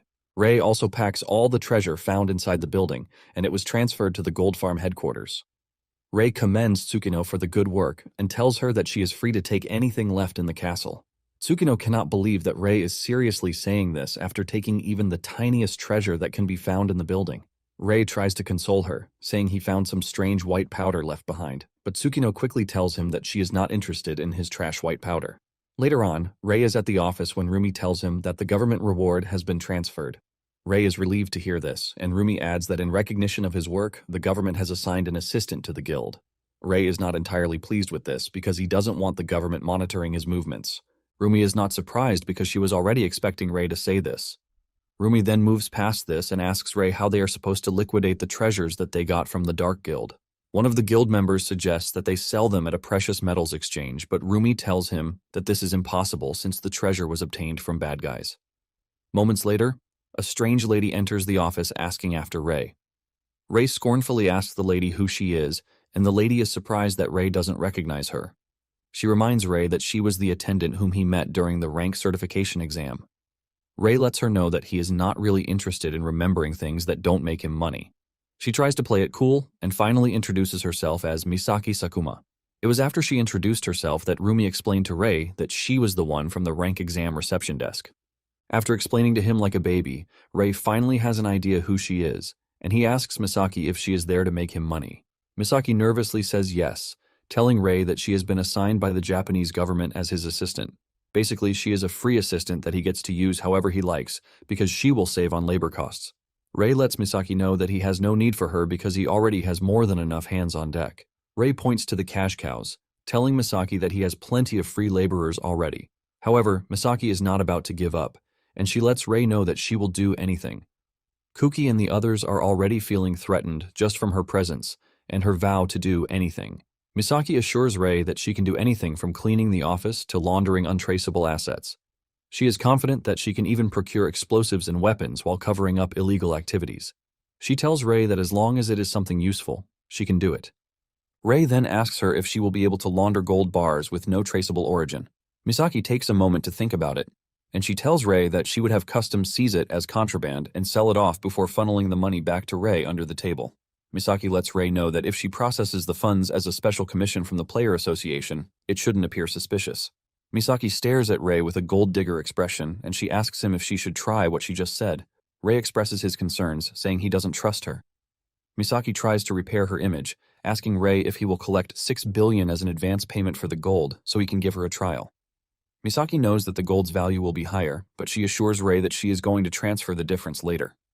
Ray is surprised to hear this, and he asks Misaki if she is authorized to do all she just said. Misaki replies that she has been authorized to manage funds up to the set amount without having to ask for permission. She urges Ray to give her a minute while she figures it out, and Ray immediately whips out a timer to show Misaki that she is on the clock. Misaki gets down to business on her tablet, and after working her magic, she tells Ray that 5 billion yen has been sent by the Player Association. By doing this, Misaki confidently walks up to Ray, telling him that she is pretty useful. Later on, Misaki is able to exchange the gold too, and she informs Ray that the difference is 1.2 billion, which has been transferred to him. She shows him the report, and after checking it out, Ray admits that Misaki is quite useful. Ray then tells her that he has one question for her before he officially invites her into the guild. Ray asks her what the government's true objective is for assigning her to his guild. Misaki has no choice but to be honest, since the truth will obviously come out very soon. She mentions that the government is trying to counter the recruitment from foreign countries. Apparently, talented layers are being bought over by countries worldwide. Once he understands the situation, Ray tells Misaki that if he can't make money in Japan, he will definitely leave for another country. To prevent this, Ray tells Misaki to do her best to make sure he earns as much money as he can. Misaki smiles nervously while assuring Ray that she would do this. Moments later, Rumi dumps a mountain of files on Misaki's table to sort. She also tells her to handle the selection of missions for the third week of the month. Without complaining, Misaki accepts the roles. One of the guild members mentions how effective Rumi is when it comes to assigning roles, and Ray reveals that this was the reason he chose her as the guildmaster in the first place. Suddenly, Misaki notices something strange, and Ray asks her what the issue is. She reveals that she was checking the mission database, but there hasn't been a single new mission added in the past 4 days. She mentions that there's usually some fluctuation in mission occurrences, but she finds it strange that there are no missions at all. Even Ray is shocked when he hears this, and he tells Misaki to quickly confirm with the government. Misaki follows Ray's instructions and whips out her magic staff. Misaki then activates a remote telepathy skill, which shoots out a fierce energy into the sky, emitting waves for Misaki to connect to. Once she gets a response, she tells Ray that the Player Association Geospatial Information Authority and the Cabinet Office have all responded. Apparently, in the past 4 days, there has been no single new mission in Japan. In fact, the same thing is happening in every other country. When Ray hears this, he tells Misaki that this is the prelude to a massive mission. He immediately tells Misaki to prioritize claiming all high-reward missions that are currently available, because for a while, they might not see any regular missions.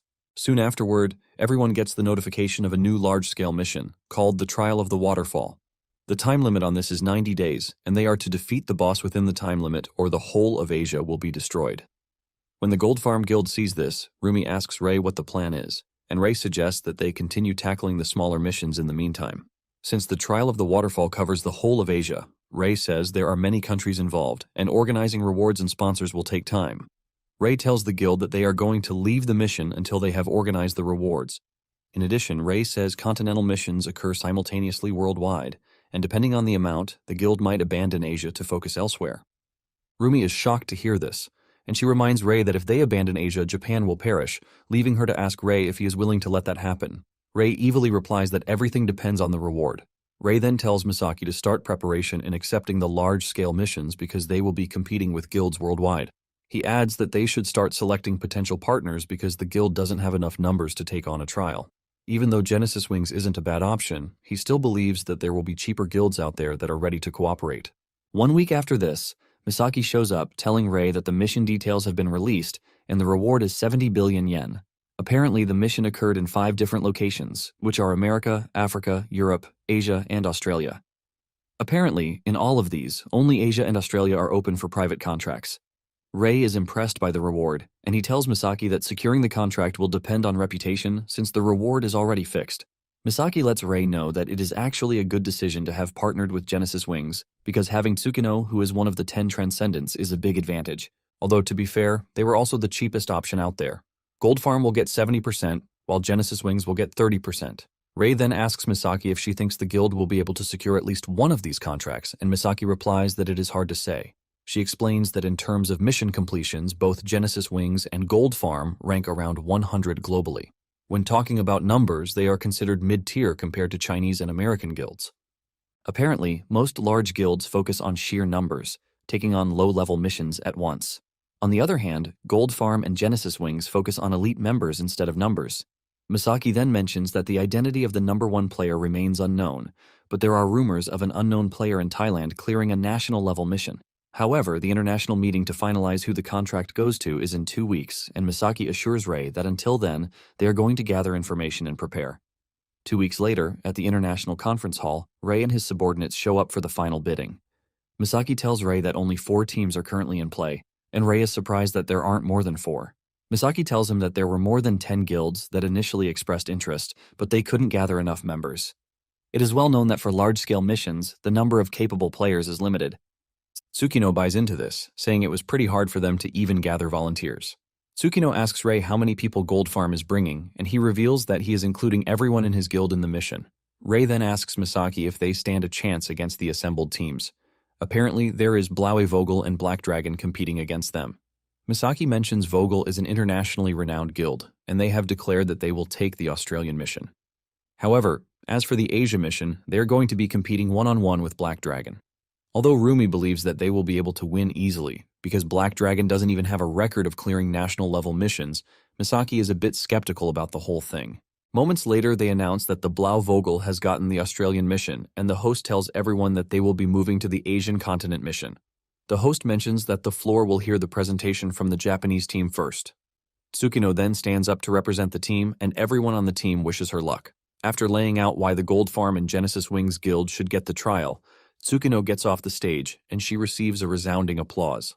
Misaki and Ray smile at each other because they believe that they have the edge, since the response from the floor is quite good. However, Ray is worried about how Black Dragon is going to present their case. Moments later, the leader of the Black Dragon Guild, Dragon King, stands up to present their case. The first thing he does is to piss on Tsukino's presentation, calling it an extremely dull presentation. He boldly tells the committee that he has something more interesting to tell them to prevent them from falling asleep. The dude then points to the healers in Tsukino's guild, saying that they are all weak points in the team. This shocks the healers, and the dude continues by mentioning the research that they have supposedly conducted. He mentions that over 70% of party wipeouts revolve around healers. Because of this, the dude believes that it would be better if they got rid of healers. The Dragon King says the healers and other fragile classes have no room in the team because their party consists of sword masters, staff masters, and fist masters. He claims that these are classes that can all protect themselves using the aura that surrounds their bodies. Basically, as long as they have aura, they can't get injured, which means that the use of healers is not needed. The Dragon King confidently says his party has no weaknesses, while adding that this was the same strategy that they used in clearing tough missions during their days in Prophecy Online.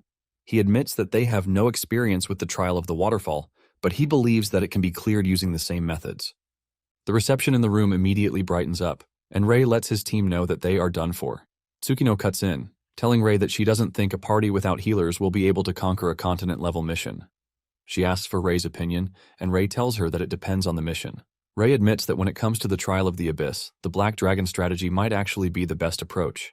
However, he lets Tsukino know that the strategy is completely wrong for the Trial of the Waterfall because they are definitely going to be wiped out. Tsukino is shocked when Rei says this, leaving her to wonder why he said so.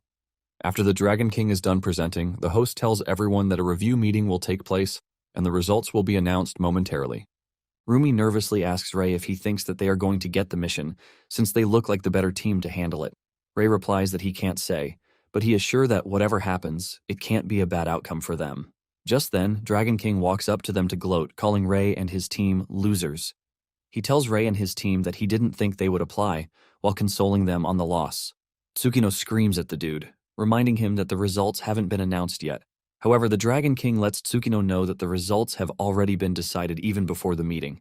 Rei casually asks the Dragon King if he bribed the board, and he smiles without giving a definite answer. The dragon tells Tsukino and her team that the whole thing is a blessing in disguise because they can at least avoid dying a pointless death. This pisses Tsukino off, and she tells the Dragon King that he is arrogant and dull. But even so, she admits that his guild has cleared missions and protected towns where people live. Because of this, she tells the Dragon King that it would be a big loss for his guild to be wiped out by a reckless attempt, and she suggests that he withdraw. This gets to the Dragon King, and he screams at Tsukino for underestimating them, assuring Tsukino that they have no intention of backing down. The dude loses his composure and prepares to attack, but Tsukino is ready for whatever he throws at her. Suddenly, Rei appears beside the dude and grabs his hand, telling him to calm down. The Dragon King is shocked because he didn't even sense Rei until he got close to him. Rei then apologizes for how Tsukino behaved, and he urges the Dragon King to ignore Tsukino's request to back down. Tsukino is shocked to hear this, and she asks Rei what he is trying to do. Rei is forced to call Tsukino's attention to the recruitment terms. In the terms, it is written that if the contracted party loses its ability to clear the mission due to casualties or other reasons, the second-choice party will take over the contract.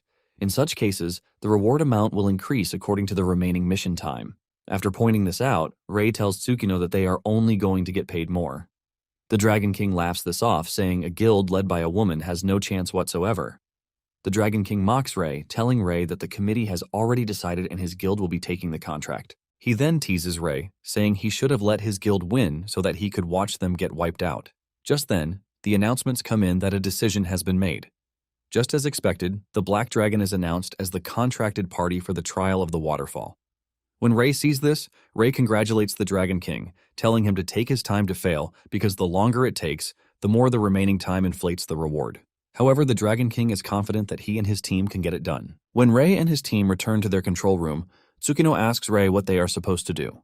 She asks if they should head back to Japan, but Rei says they will be heading to China because they have finished all of their contracted missions. Rei wants them to stay near the location of the Trial of the Waterfall and wait for the Black Dragon to fail. Rei turns to Misaki, telling her to book cheap flights heading to China for the team, but Misaki says she's going to book safe ones instead. Suddenly, a yellow-haired girl rushes into the room, urging the team to calm down because she has a request for them. Rei watches in disgust before asking the girl who she is. She reveals that she is Marie, and she is from Blaue Vogel. Tsukino notices that Marie is struggling to speak Japanese, and she urges her to speak her native language because they have the language skill, which makes it easy for them to understand her. Marie thanks Tsukino for the warm reception and says she will just speak German instead. Marie then reveals something shocking, telling the team that they would like them to take over their mission. Misaki is shocked to hear this because she knows that Vogel has 3 members from the Transcendent 10, which means they shouldn't have an issue clearing the Australian mission. Rei knows that this is the reason why the guild accepted the mission, but he is pretty sure that something else happened after the contract was signed. Marie confirms this, saying that they are in a bit of a bind. The moment Rei hears that Marie and her guild are in trouble, he decides to teach her a proverb in Japanese. Marie asks him what the proverb is, and he quotes that even hell's judgments depend on money, which he claims is the most famous Japanese proverb. Marie hears this and realizes that Rei has no issue with taking over the mission as long as he gets paid. Not long after this, Marie takes the team to her brother, Daniel Keller, who is the guildmaster of Vogel. Tsukino also introduces herself as the guildmaster of Genesis Wings, but Rei simply says he is from Gold Farm. Daniel then tells the team that they want them to take over the Australian mission, while assuring them that they are going to officially notify the UN of their withdrawal. Ray is surprised that they are just dumping the mission on them, and he demands to know what happened. Daniel decides to be honest, since the truth will eventually come out. Daniel reveals that the US has poached 2 out of the 3 members from the 10 transcendents that they have. Daniel says he has always heard that the United States was poaching players for money, but he can't believe that they took 2 of their players just when they took the Australian mission. Ray is impressed that Daniel has been able to figure out that 1 high-level player is not enough for the mission. Daniel confirms this, saying he believes that at least 2 members of the Transcendent 10 are necessary for the mission. He talks about how they are not ready to put valuable resources at risk, and Ray concludes that the dude is quite cautious. However, Ray has no reason to complain, since he will be getting billions in rewards. Ray says the mission is doable, and he asks Tsukino what she thinks about it. Tsukino expresses her concern, saying that they can't participate because the Genesis Wings members are fearful of continent-level dungeons. She reveals that even for the trial of Earth, they had to beg them to protect Japan, which they reluctantly agreed to. Tsukino apologizes to the people of Australia, but lets Daniel know that they can't release their members for missions outside Asia. Ray, on the other hand, tells Daniel that his guild, Gold Farm, will participate in the mission, but they don't have enough people for a continent-level trial. He mentions that when it comes to the Australian mission, which is the trial of the desert, numbers are really crucial. Ray says that they are going to need at least 200 B-rank players, but his guild can't produce such a large number of players. Since Vogel is a mercenary group, Ray asks Daniel if he will be willing to lend them around 150 players for 10% of the reward. Daniel replies that they don't just lend out players because they always include commanders to manage risks, oversee retreats, and support staff for logistics. After all of his explanations, Daniel asks him if he is saying it is impossible. But Daniel says they are going to need at least 200 million yen to mobilize a decent force for a joint operation. Ray casually replies that this is too expensive, while claiming that Daniel is trying to extort them. Rumi cannot believe that Ray is talking about extortion when he only gave Genesis Wings 30% when teaming up with them. Daniel then continues by saying missions cost money, but Ray doesn't buy this idea. He believes that equipment is self-funded, and salaries come from 10 to 30% of the rewards. With a stern voice, Ray tells Daniel that he actually doesn't need a grand army. Marie then turns to her brother, telling him that Ray and his team might not even need expensive equipment, since they are strong enough. Since this is the case, she believes that taking 20% of the reward will be profitable. Daniel confirms this, but asks Marie if she thinks that the team is actually strong. Daniel says he is pretty sure that Tsukino and Genesis Wing are strong, but he can't say the same for Gold Farm.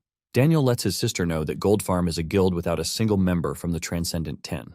Marie then tells Daniel that she is pretty sure that the team is pretty strong, especially Ray.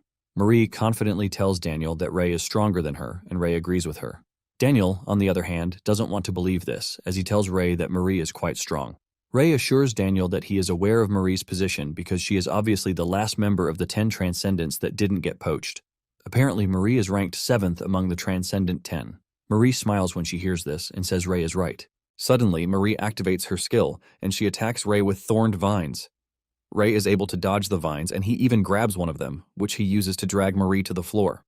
Daniel watches in horror as his sister is easily defeated, and Marie uses this to explain to her brother that she launched a surprise attack on Ray, but he still dodged it. In fact, he even had the strength to pull her to the ground without using any skill. Daniel, on the other hand, is horrified because he is worried that things could have gotten worse if Ray had been hit. Marie then tells her brother that it definitely wouldn't have hit Ray because anyone who couldn't dodge her strike would stand no chance against the vermilion spider that was defeated in the Trial of Earth.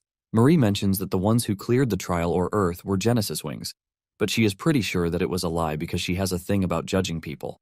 Marie cracks open the truth, saying she is pretty sure that Tsukino wasn't the one who cleared the Trial of Earth because the one who really cleared it was Ray. With a confident smile, Marie tells Daniel that they have nothing to worry about as long as Ray is with them. Soon afterward, Ray joins Daniel and Marie at the trial site where the requested mercenaries are waiting. The mercs are all surprised that Daniel is handing over command to Ray, who is a nobody from Gold Farm. Most of them believe that Ray being the commander of the operation is just a formality because they are only trying to make up for the defectors who got poached because of money. Daniel then climbs the stage to inform the players that Vogel and Gold Farm will be conducting a joint operation, and he introduces Ray to the squad, telling them that he is going to be serving as commander for the operation. Ray then takes the reins, and he tells the players that his first and most important priority is to make sure that no one dies in the battle to come.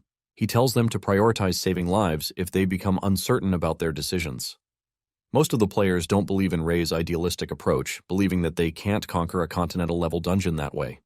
Basically, their reward has been decided at $5 million without the expenses for Vogel. However, it appears that for every death on Vogel's side, $10 million will be deducted from the reward.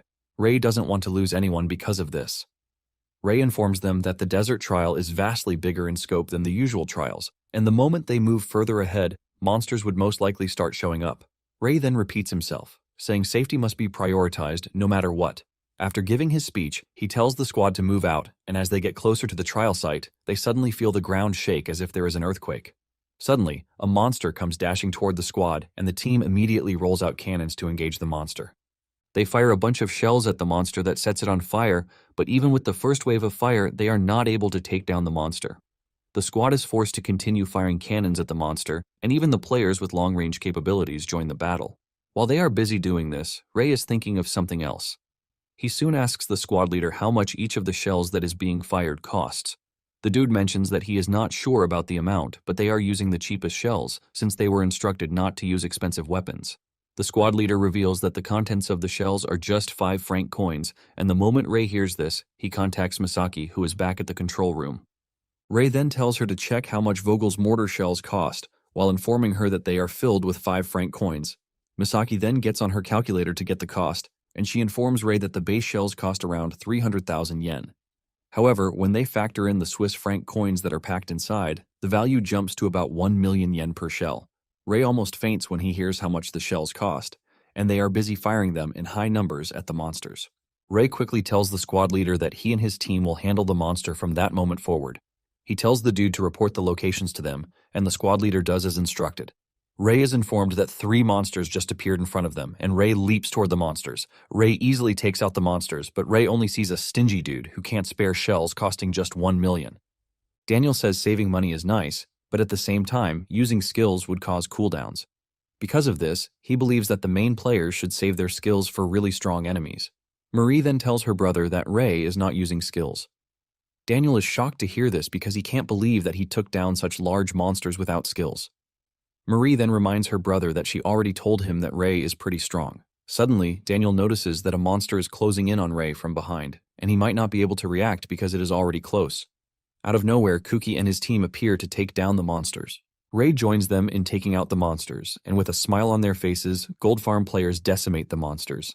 When Marie sees this, she tells her brother that Ray is not the only elite player in the guild because the rest are just as capable as him. Daniel has no choice but to agree with his sister, and he expresses his shock that an unknown guild from the Far East is pretty strong. Daniel is forced to admit that as long as Ray and his guys are there, they have nothing to worry about. Marie notices her brother's mood, and she urges him to calm down, assuring him that his time will come too because the desert trial has just begun. As they continue moving forward, the squad figures out that they are already getting close to the trial core. The squad leader reveals that the anti-sandstorm combat equipment is ready, and it is time they prepare for entry. Since they are about to enter a scary sandstorm, Daniel screams out instructions to the team, telling them to form up into the entry formation just like they trained.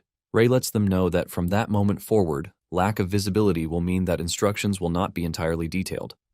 Ray tells the Gold Farm players to protect the members of the Vogel Guild because he doesn't even want a single one to die. Ray adds that the team should keep their eyes open because with the player defense stats, the sandstorm shouldn't hurt them that much. With the instructions already laid out, Ray and his team are the first to dive into the sandstorm. The Vogel players are left stunned that they are about to enter such a scary sandstorm, but the squad leader motivates them, telling them that if a small guild from the Far East isn't scared, they don't have the right to be scared either. With this, the team starts their push into the sandstorm, and they soon realize that the insides are really dark. Even though they are maintaining a straight-line format, 2 dullards end up getting separated from the main squad. Suddenly, they run into a scary monster.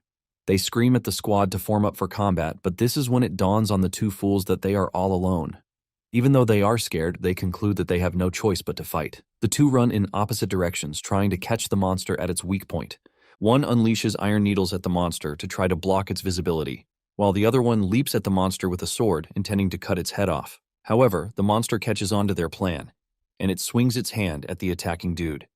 He gets thrown into the distance, and his friend screams at him, asking him if he is fine. Even though he is bleeding, he tells his colleague that he is good. Suddenly, the monster leaps toward them, ready to turn them into food. The The two scream in fear, believing that all hope is lost, but the monster suddenly loses its head. The two turned around to see that they had just been saved by Ray and his squad.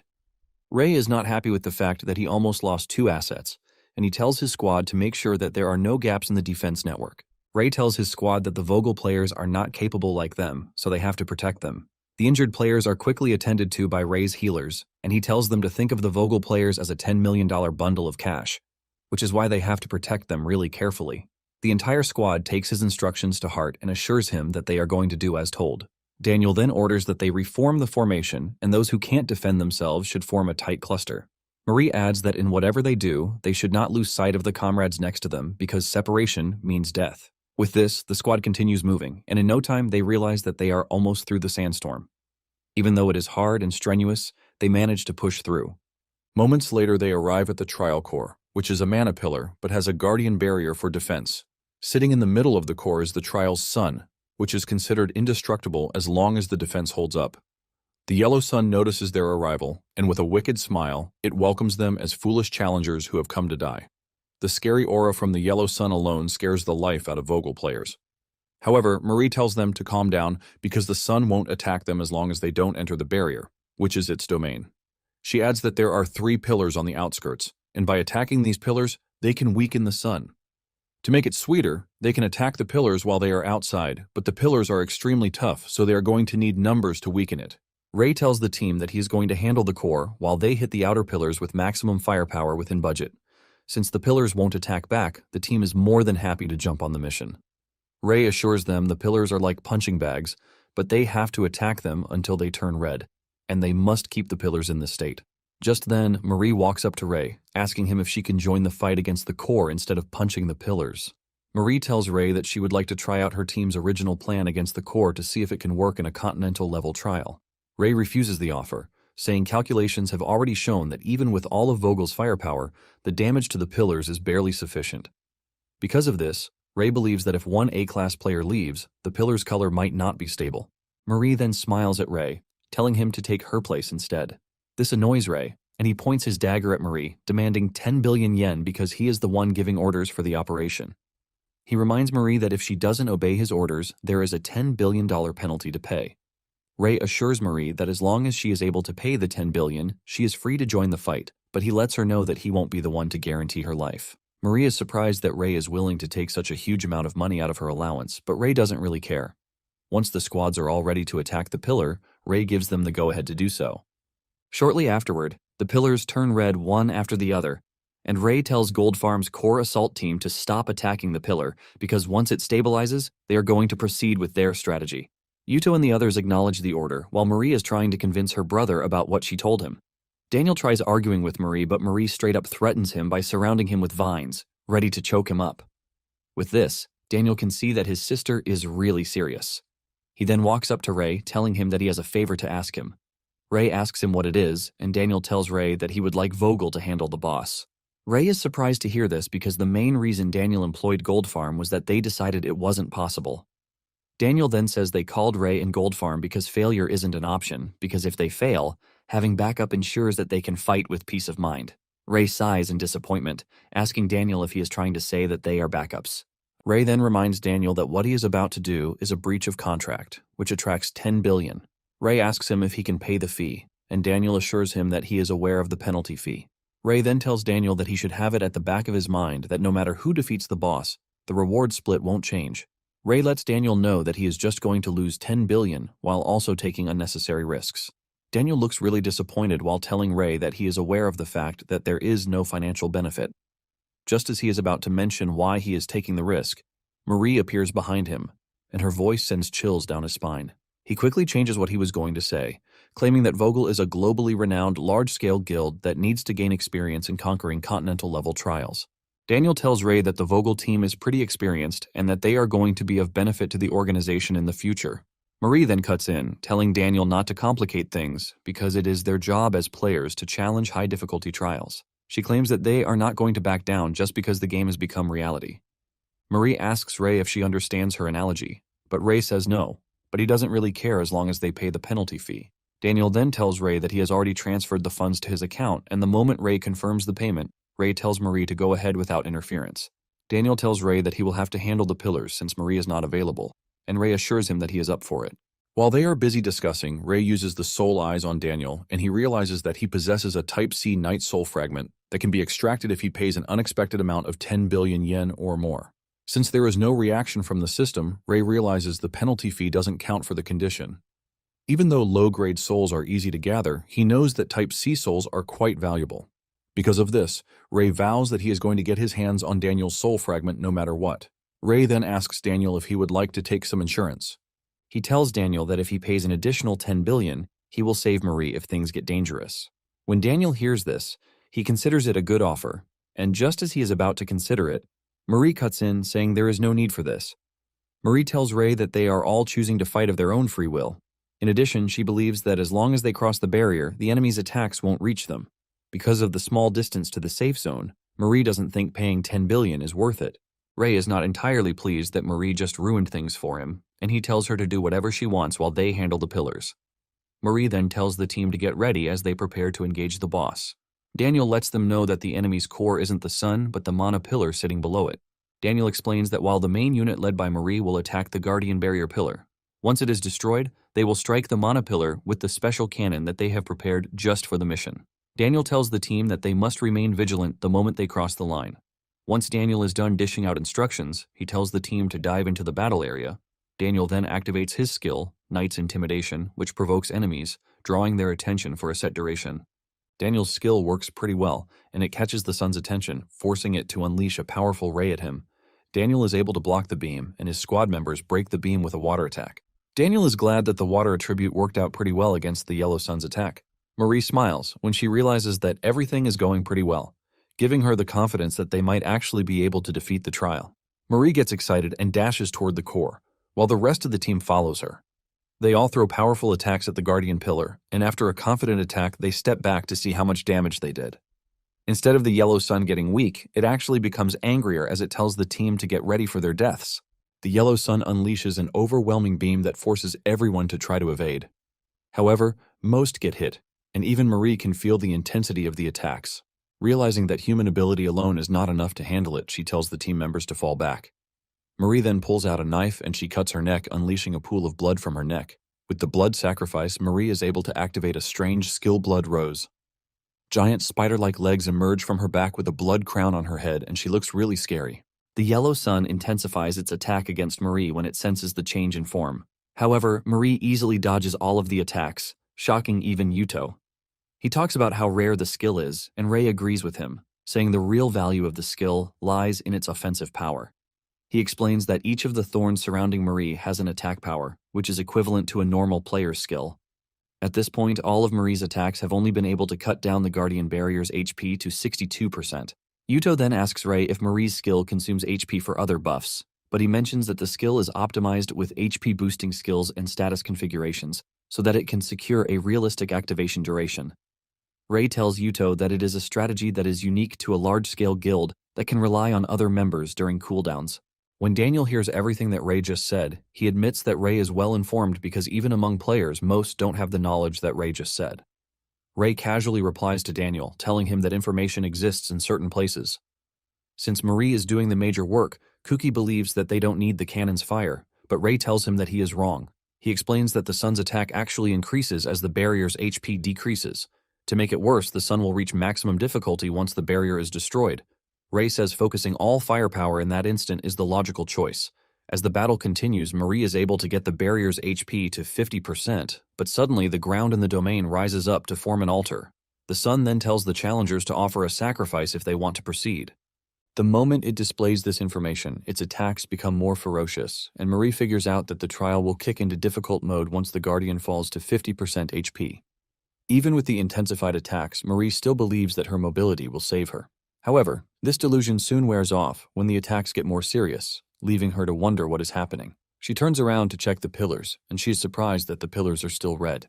Realizing that things are getting worse, she decides that a retreat might be the right choice, but just as she is about to make her move, another barrier appears in the domain. The system then tells them that one player needs to be on the altar if they want to attack the Guardian Barrier. They are informed that the Guardian Barrier's HP will go back to 50% if there is no player on the altar. This is when it dawns on Marie that they are not allowed to retreat.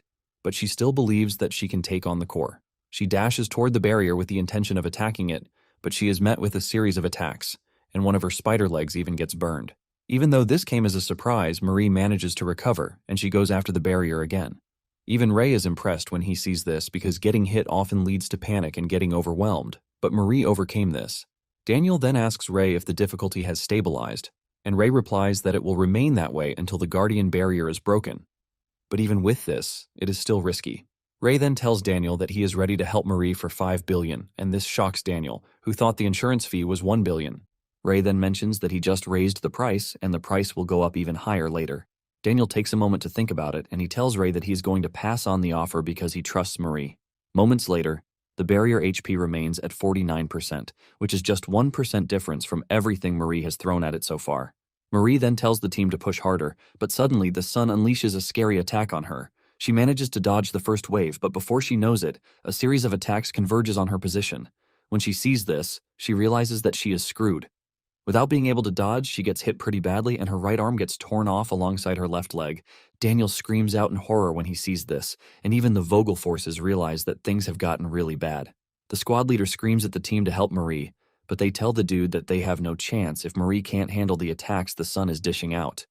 Before they know it, the attacks get even worse, with Marie getting hit really badly, causing her so much pain that she screams out. This is when Daniel finally falls to his knees, begging Ray to save Marie. Ray smiles at Daniel and names his price, and Daniel assures him that he is going to pay whatever it takes. Ray considers the deal done and breaks through the barrier, while the sun awaits his arrival. Ray gets to Marie, and he manages to get her out of the danger zone back to the rest of the team.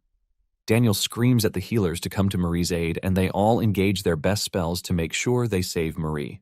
Ray then tells Daniel that the injuries are not life-threatening, which is thanks to the fact that Marie had a durability-focused build. Daniel thanks Ray because if not for him, Marie would have definitely died, but Ray tells him that there is no need to thank him because he is getting $10 billion for his services. Surprisingly, Daniel uses the Japanese proverb that Ray told Marie the first time they met. Since Daniel has agreed to pay the fee, Ray is able to meet the condition to extract his soul fragment. Suddenly, Marie starts to laugh like a crazy woman, leaving Daniel to believe that his sister has mentally lost her mind.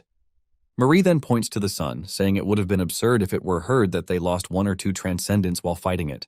Before they know it, tears start dripping down her face while saying everything has been meaningless. However, Daniel tries to console her, telling her that she fought well, so her struggles were not meaningless. Daniel lets her know that they were able to come this far because of her sacrifice.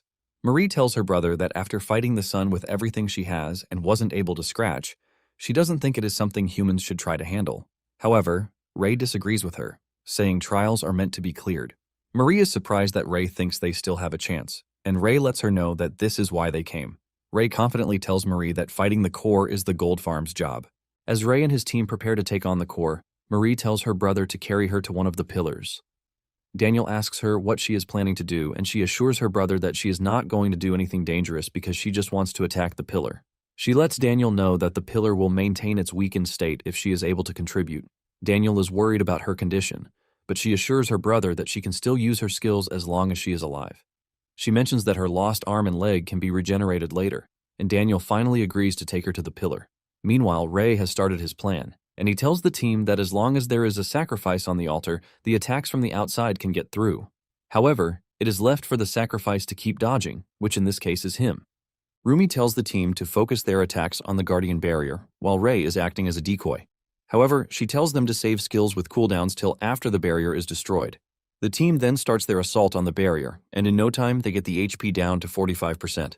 Seeing how Ray and his squad are handling the core, Marie asks Daniel if he thinks they would have been able to clear it if they had the same method as Ray's team. Daniel tells her that they still won't be able to because it might look simple, but it isn't. Daniel tells Marie that whoever is inside the altar would have to be dodging the attacks in real time. Marie admits that she would have run out of stamina if she tried to do the same with Blood Rose. Daniel then asks her if she thinks the difference in level is the key, but Marie says no.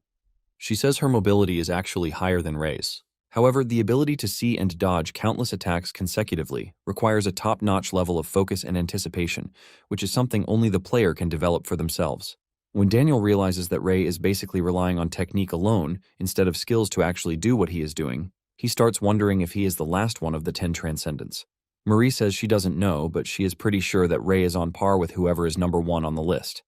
Moments later, they are able to get the barrier down to 0 HP, which leaves them with just the main pillar, which is the trial core itself. Since the barrier is destroyed, Rumi tells the team to concentrate all of their power on the main mana pillar.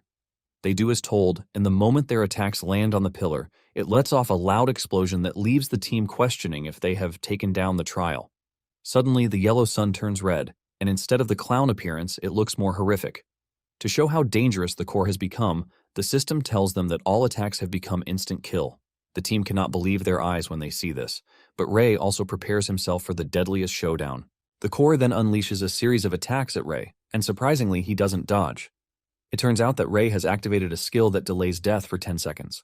In addition, the attacks are only going to aim to kill him without wounding his body. The moment the sun's beams hit him, the countdown begins, and Ray knows that he has to take down the trial within that time frame. Ray goes after the sun, and he activates another skill, Soul Disaster. This gives him a dangerous level of cutting power that he unleashes against the sun. With 3 seconds left on the clock, Ray shatters everything holding the core together, thus destroying the sun and the altar. The system then displays the notification that the trial has been defeated.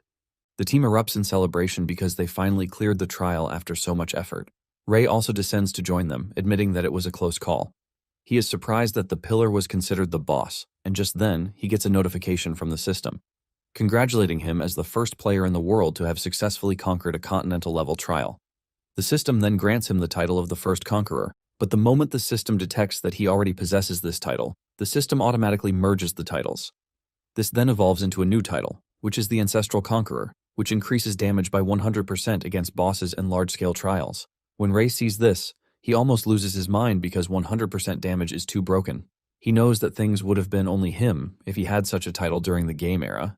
Since the destruction of the trial area has been averted, the system requires that they enter the name of the party that defeated the trial. Ray and Daniel both input their respective guild names as a joint effort in defeating the boss. Later on, Ray visits the Vogel branch in Sydney, and after all the calculations, he is told that he will be getting 62 billion yen. However, adding the 10 billion for saving Marie pushes it to 72 billion yen. Daniel then tells him to sign the contract if he has no objections. Ray smiles, saying he has no objections, but he is curious to know if Daniel and his guild can pay out 70 billion with immediate effect. Daniel admits that they lost 20 billion, and even though it hurts, he is confident that this is not enough to sink them. In addition, he believes that his sister's life is worth more than the money. Marie reveals that it will take a week for the reattached limbs to stabilize, but she urges her brother that they should work hard once she is back into shape. Marie then tells Ray that she has something to ask him, and Ray reluctantly tells her to go ahead.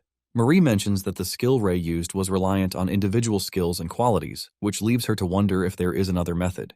Ray replies that there is definitely another method, and the trial itself even told them this. Marie is confused when she hears this, and Ray reminds them that the trial told them to offer a sacrifice if they wish to proceed. Basically, they were supposed to have a player who is willing to die. This player will run into the barrier, while the high-damage players attack it. Ray lets them know that the altar was basically a sacrificial altar. When Daniel hears this, he screams out saying it is too great a cost. Ray then points out the risk, saying it is the whole continent against one life.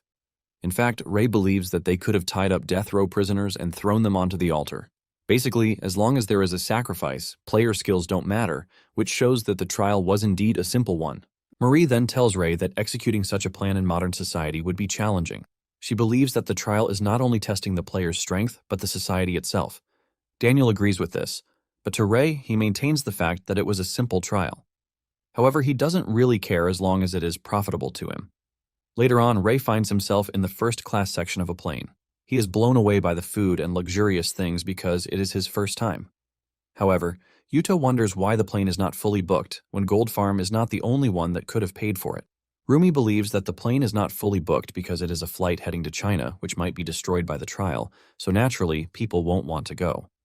On the other hand, with what she heard, flights to Australia are fully booked. Ray is not surprised, since Australia is the only place with no risk of being destroyed by a trial. Yuto then says they might be the only ones leaving the country. A flight attendant shows up asking Ray what drink he would like to have, and Ray tells him to provide the most expensive drink that they have. Suddenly, the plane gets rocked aggressively, shocking everyone on board. The alarm goes off, and the seatbelt sign shines bright in the plane. Ray asks the attendant if they got hit with turbulence, but the attendant says it feels different from normal turbulence. He decides to go check with the pilots to know what is happening, and he urges them to fasten their seatbelts in the meantime, but Ray couldn't care less. Things get even worse when the plane starts tilting upwards, causing the passengers to panic, and the attendant says the plane might stall if this continues. Ray asks Rumi if she has a skill to help stabilize the plane, and she says no. Rumi throws the question to Yuto, who also says no, since all he can do is just run quickly. Yuto returns the question to Ray, who reveals that his powers can levitate things, but the plane's mass is way above what he can do. Ray then dashes toward the cockpit, since none of his guild members can help with the problem. He asks the pilot what the issue is, and he reveals that the elevator is stuck in the up position.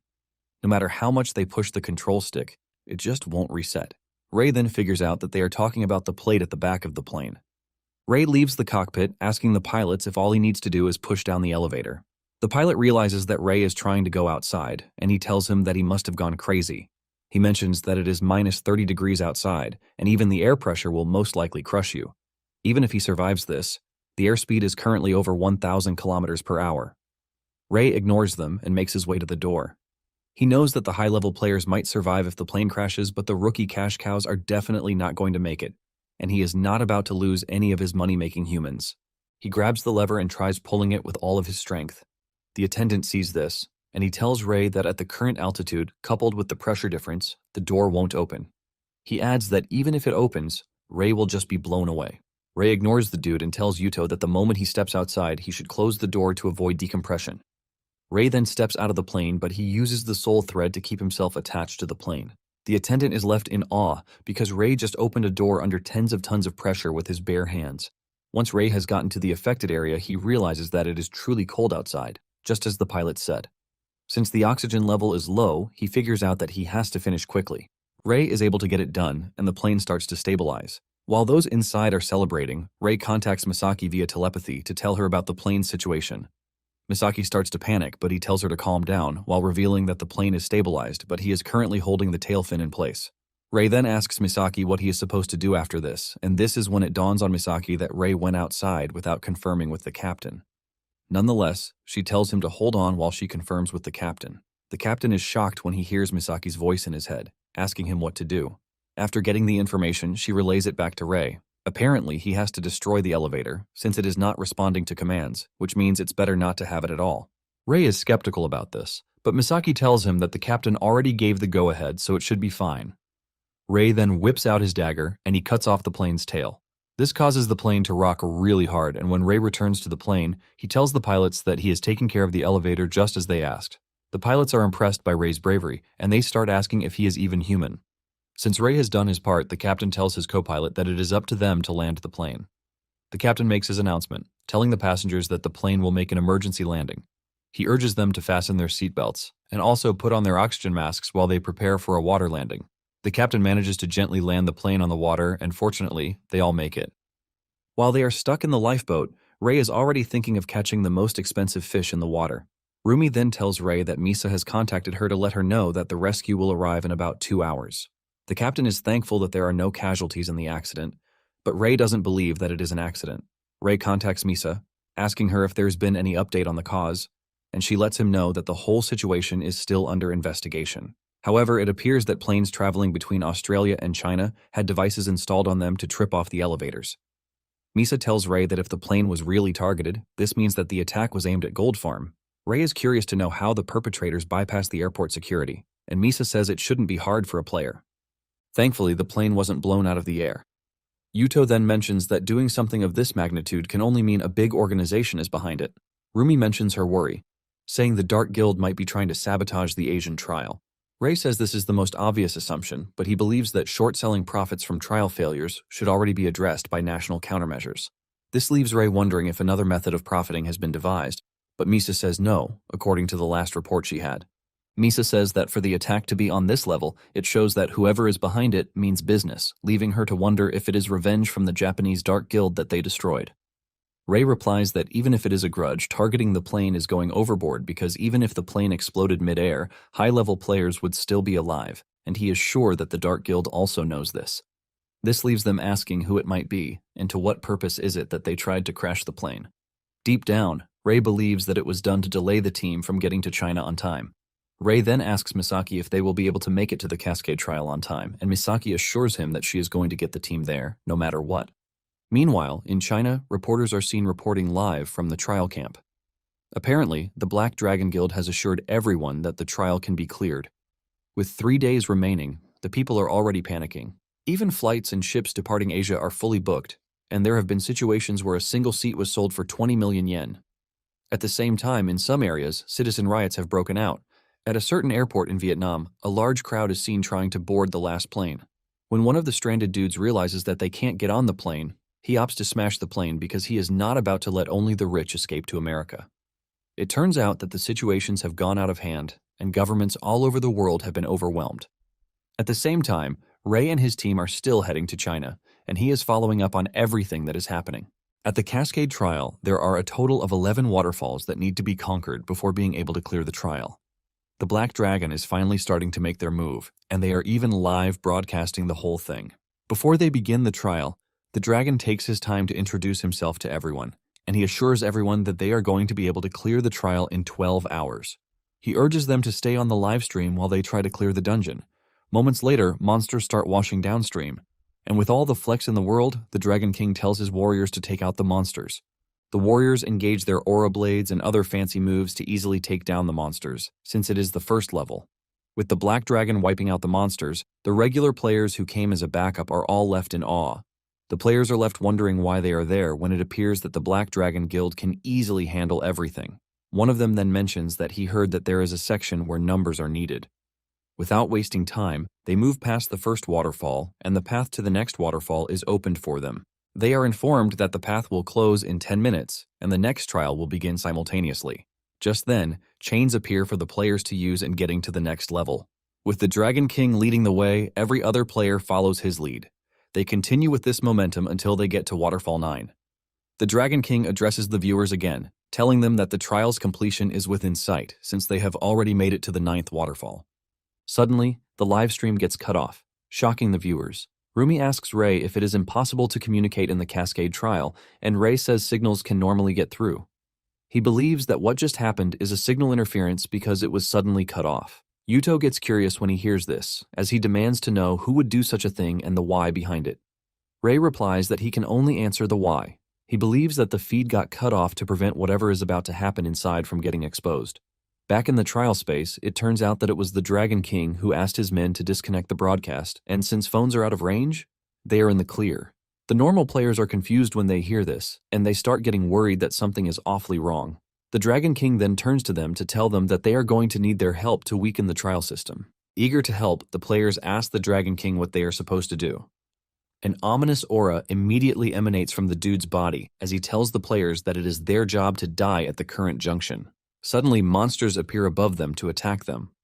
The Dragon King explains that the Cascade trial difficulty reduces with the more deaths it records.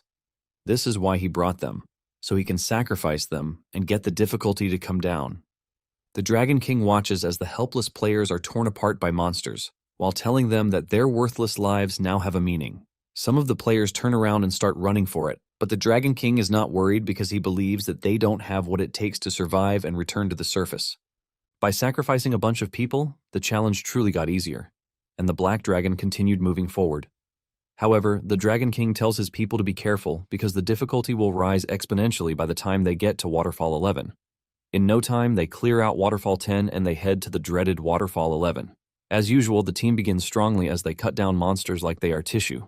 One of them mentions that they might actually be able to save their cooldown skills for the final stage. Suddenly, a large fish monster appears behind one of the team members. Just as he is about to get eaten, another team member saves him, hitting the fish monster with his nunchucks. However, he is surprised that even though he used a powerful skill, the fish monster is still moving.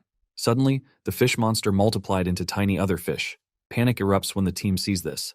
But the Dragon King urges them to calm down, telling them that they have nothing to fear as long as the aura protecting them stays intact. He suggests that they focus on the enemies, but his colleagues let him know that they keep increasing no matter what it is that they do. Before they know it, their aura starts to fade, and the monsters are able to get to them.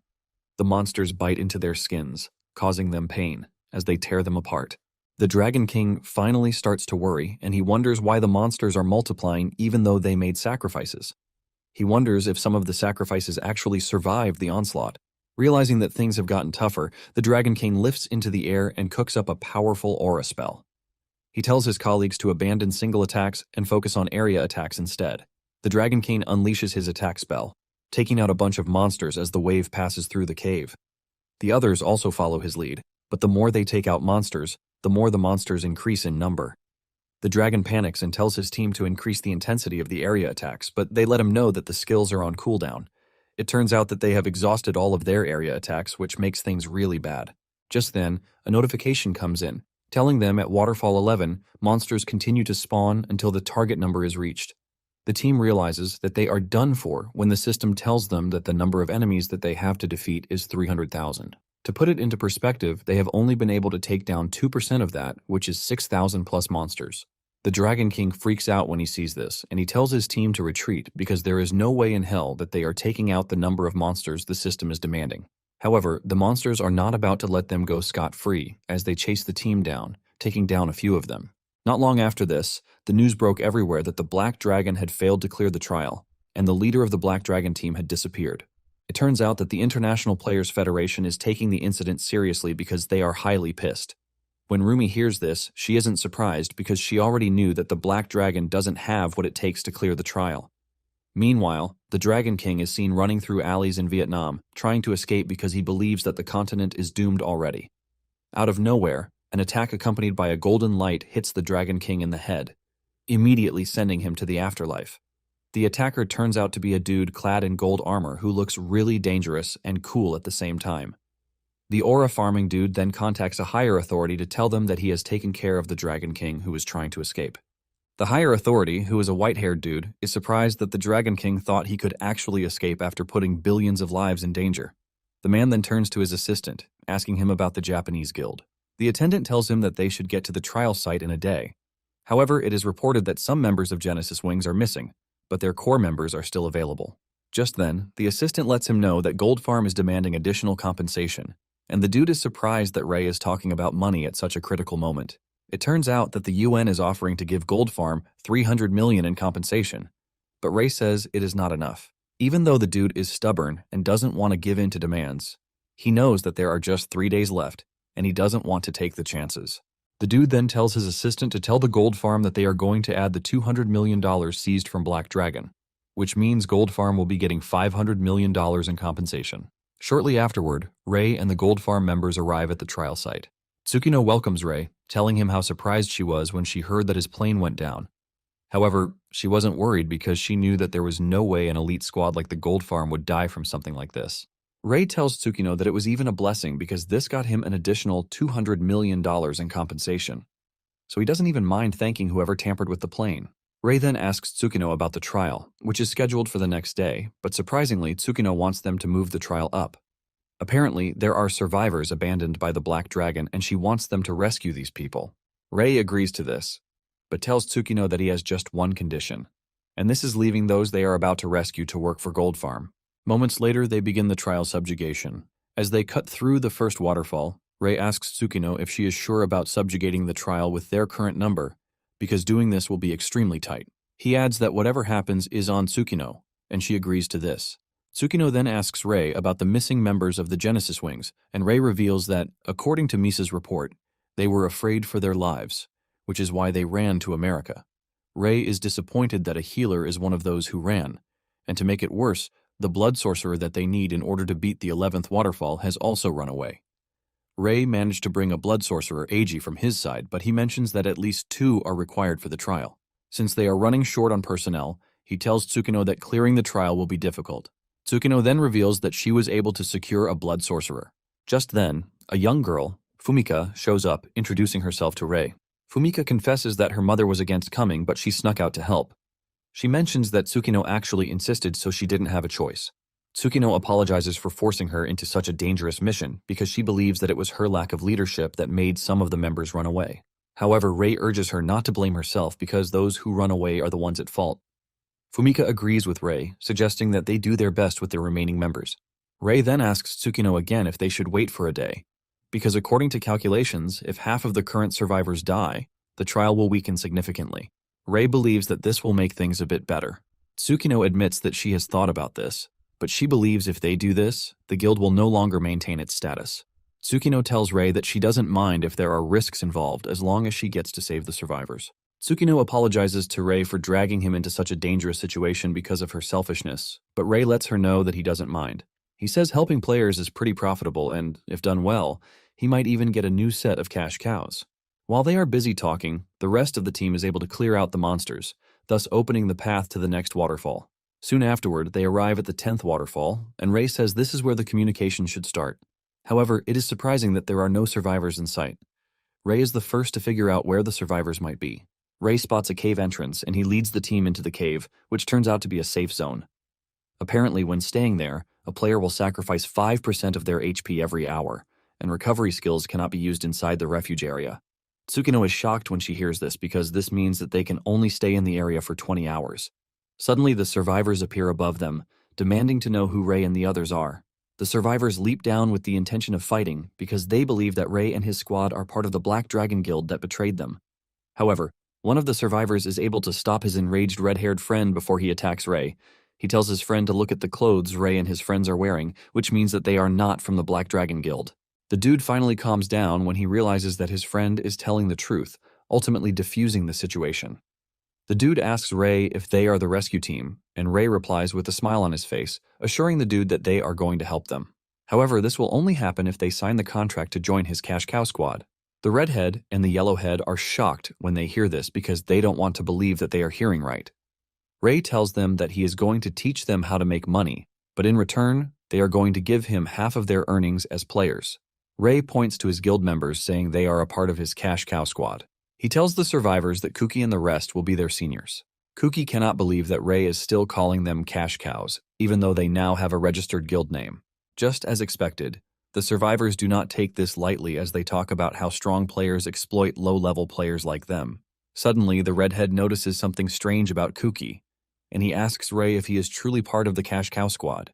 Rei confirms this, saying Kuki is different from the others because he gives him 90% of his earnings instead of the regular 50%. Rei then asks the redhead why he is asking about Kuki. The dude then mentions that the watch Kuki is wearing is insanely expensive, which leads him to ask if the cash cow squad makes so much money. Rei then turns to Kuki, asking him if the watch is truly expensive, but Kuki says no. He mentions that he bought the watch for about 2 million yen, which is not a big deal. The redhead and the yellowhead almost suffer a brain freeze when they hear this. They can't believe that Kuki is still able to afford something like this, even though he is giving 90% of his earnings to Rei. Rei then reveals that Kuki was able to earn over 20 million yen just in the past month, and after he gave his 90%, he was left with over 2 million. Tsukino is surprised that Rei remembers even the smallest details, and Rumi says Rei has a sharp memory only when it's about money. The colored head dudes then ask Kuki how much he was earning before he joined the cash cow squad.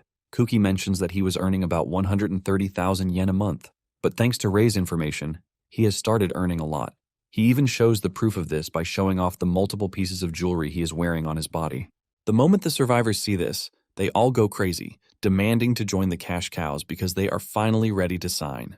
When Tsukino sees just how ecstatic the players are, she concludes that Rei is running a pyramid scheme, and Rumi affirms this. After they are done signing the contract, Rei asks the survivors how much HP they have left, and they reveal that they have less than 20%. When Rei hears this, he realizes that they have 4 hours until they die. However, he is not about to allow this to happen because he plans to clear the dungeon before then. Upon arriving at the 11th floor, Rei asks the players if they are all ready for the battle to come. With a thunderous voice, they all reply that they are ready. As the trial begins, monsters troop in from all directions, charging into the squad. They initially opt to fight the enemies one by one, but Rei soon figures out that this is not going to work out. Rei calls on Eiji, telling him that it is his time to shine. Eiji then runs to the main stage, telling Rei to leave the buying of time to him. Eiji leaps into the air and constructs a big magic circle, which he uses to unleash a powerful inferno. The fire is so much that even Tsukino is impressed.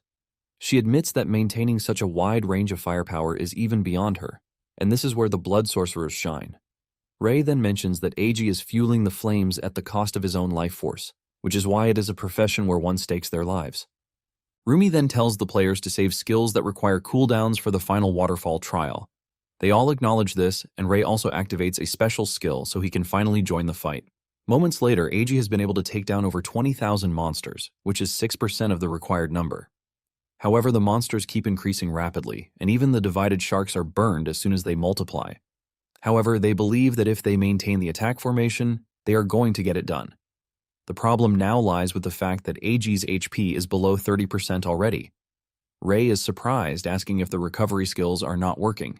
Eiji assures him that the recovery is working, but his skill is insanely burning through whatever the healers are doing to help him. Before they know it, Eiji's HP has fallen to 10%, which is the danger zone. Just then, Fumika comes forward, telling Eiji that she is going to take over from him. Fumika raises her staff and unleashes the Blood Inferno skill, burning through the monsters, while Eiji recovers. At this point, they have been able to hit 22% completion rate. Kuki and the other cash cows are impressed because the monsters are basically turning into ash the moment they spawn. Moments later, Fumika's HP also falls below 30%, and Rumi asks Rei if he is ready. Rei says yes, telling them that he just finished cooking up the spell he wanted. A giant blue furnace appears overhead, which is a result of the Soul Furnace skill. Rei then takes over from Fumika, releasing an overwhelming amount of blue flames to consume the monsters. The moment Rei takes over, they are able to hit 44% completion rate. Fumika and Eiji are left stunned because Rei's skill is pretty scary. Rei then urges them to stop attacking the monsters so that they can conserve their skills and stamina. Tsukino is forced to ask him if he can maintain the skill for a long time, and he says yes. Rei explains that the skill itself doesn't have much power, but if he boosts it with his stats, it is enough to wipe out the small fries. However, the energy efficiency is terrible, and Rei has to be consuming soul fragments to keep it running. Whenever the skill is about to run out, Rei will tap into one of his soul reserves and burn through them to keep the skill up and running. After burning through a bunch of soul fragments, he realizes that he can only still maintain the skill for 4 minutes. This gets him worried because this won't be enough still. Since he is not ready to consume high-ranked soul fragments, he asks about Eiji and Fumika's condition. Rei is informed that Eiji's HP is back at 80%, and he is eager to use the Blood Inferno again. Even Fumika believes that she is ready to go. Rei then notices that the healers are getting drained already, and this is because they lost some members from Genesis Wings. Since Rei would like to preserve the healers for the final trial, he tells Eiji and Fumika not to worry. Rei then decides to use the Type E soul fragments that he didn't want to use before. This automatically increases the intensity of the fire, shocking Eiji and the entire squad. Tsukino cannot believe that even the bones are already floating, showcasing just how intense the flame is. Just as Rei burned through his last soul fragment, they reach the desired number of monsters that they were supposed to kill. Rei is informed that the Soul Flame Furnace has burned and will be reusable in 48 hours. Rei is glad that they were able to conquer the 11th floor. The system notifies them that they now have the right to participate in the final waterfall trial. Upon arriving at the last section of the trial, they find a deep waterfall leading into the ground, which is the 12th waterfall. Before diving in, they make plans on how to engage in the last trial. Apparently, Gold Farm members and some selected members of Genesis Wings, plus healers, will be the ones to jump into the waterfall.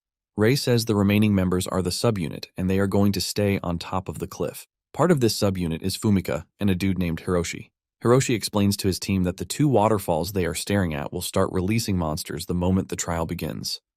The job of the subunit is to defeat the monsters to prevent them from getting to the main unit. Tsukino then urges the subunit not to overexert themselves because any monster that flows down will still be dealt with by the main unit. Once they are done making their plans, Yuto asks Rei if they are seriously going to jump into the waterfall, and Rei says yes. Yuto is still complaining about how he is not mentally prepared when Rei jumps into the waterfall.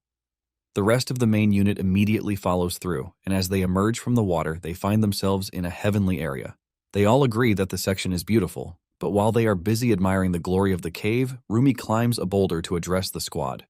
Rumi reveals that she is taking charge, and Misaki is shocked to hear this. She is forced to ask Rei if Rumi is truly taking charge. Rei casually replies that Rumi is the master of the guild. In addition, Rei says managing group battles is best suited for a healer who continuously monitors the members' HP. Once Rumi is done arranging everyone into their different sections, she tells them to get the subjugation of the final trial underway. For the final trial, they are required to withstand the monster's attacks for 600 seconds, which is 10 minutes. The system tells them that once the time is up and there is at least one survivor, the trial will be considered complete. The team soon realizes why they are given just 10 minutes to survive, and this is because the number of monsters that they are going against is immeasurable. Rumi calls out instructions for Rei, telling him to use the Soul Thread and Incineration formation in Area F. Rei commends Rumi for the good command, and he swings into action. He goes after the monsters and does just as Rumi told him to. Rumi then tells Tsukino to support Area 8. The entire team swings into action, burning through the monsters, while the timer goes down. Rumi tells the team to be careful because monsters that escaped the subunit will fall on them. Yuto soon notices that they are not getting too much interference from above, and, unknown to them, the subunit is having it really tough up there. When Rei notices that Rumi is concerned about those above, he tells her not to worry about them and to concentrate on her position. Rumi follows Rei's instruction and she continues dishing out orders. She tells all the players to gather in areas B and C.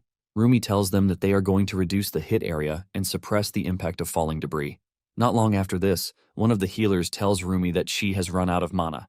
Rumi is not surprised by this because they have put everything into consideration, so she tells her to fall back. Eiji continues dealing damage, and just when he is about to use the Blood Inferno, Rumi stops him, telling him that the healers won't be able to help him if he passes out. Eiji acknowledges this and follows through with regular attacks. Before they know it, they have gone past the 9-minute mark, and they only have 1 minute left. With 1 minute left, Rumi tells the combatants to get more proactive while the healers fall back. She tells them that she is going to take over the healing session with her continuous healing. Tsukino is surprised that Rumi is ordering the healers to stop, and Rumi screams at Tsukino, reminding her that she is the one in charge. Rumi then continues dishing out instructions for the last push. She tells those with higher HP to step forward so that they can become a wall, and they happily follow her orders. The last 5 seconds feel like hell for the squad, but in the end, they are able to push through with Rei landing the final blow. The system then notifies them that time is up. They are also able to fulfill the conditions of at least one survivor, since there are 57 survivors.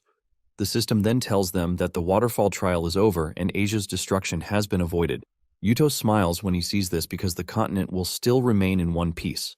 The system demands that they enter the number of the party that cleared the trial, while also telling them that all the players within the trial will be teleported to the entry after 10 minutes.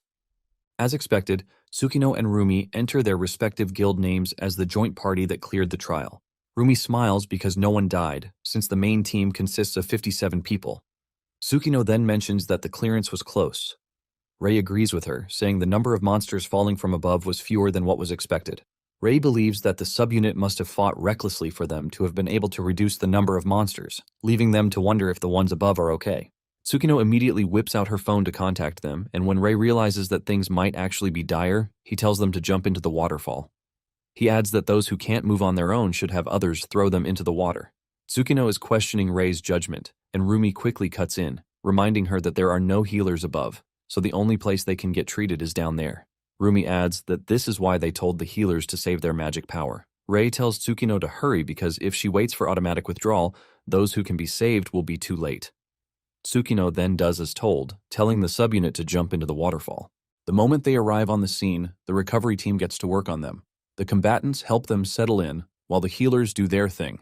Rumi tells the healers to limit the recovery skills to the minimum needed to keep them alive so as to save their magic power.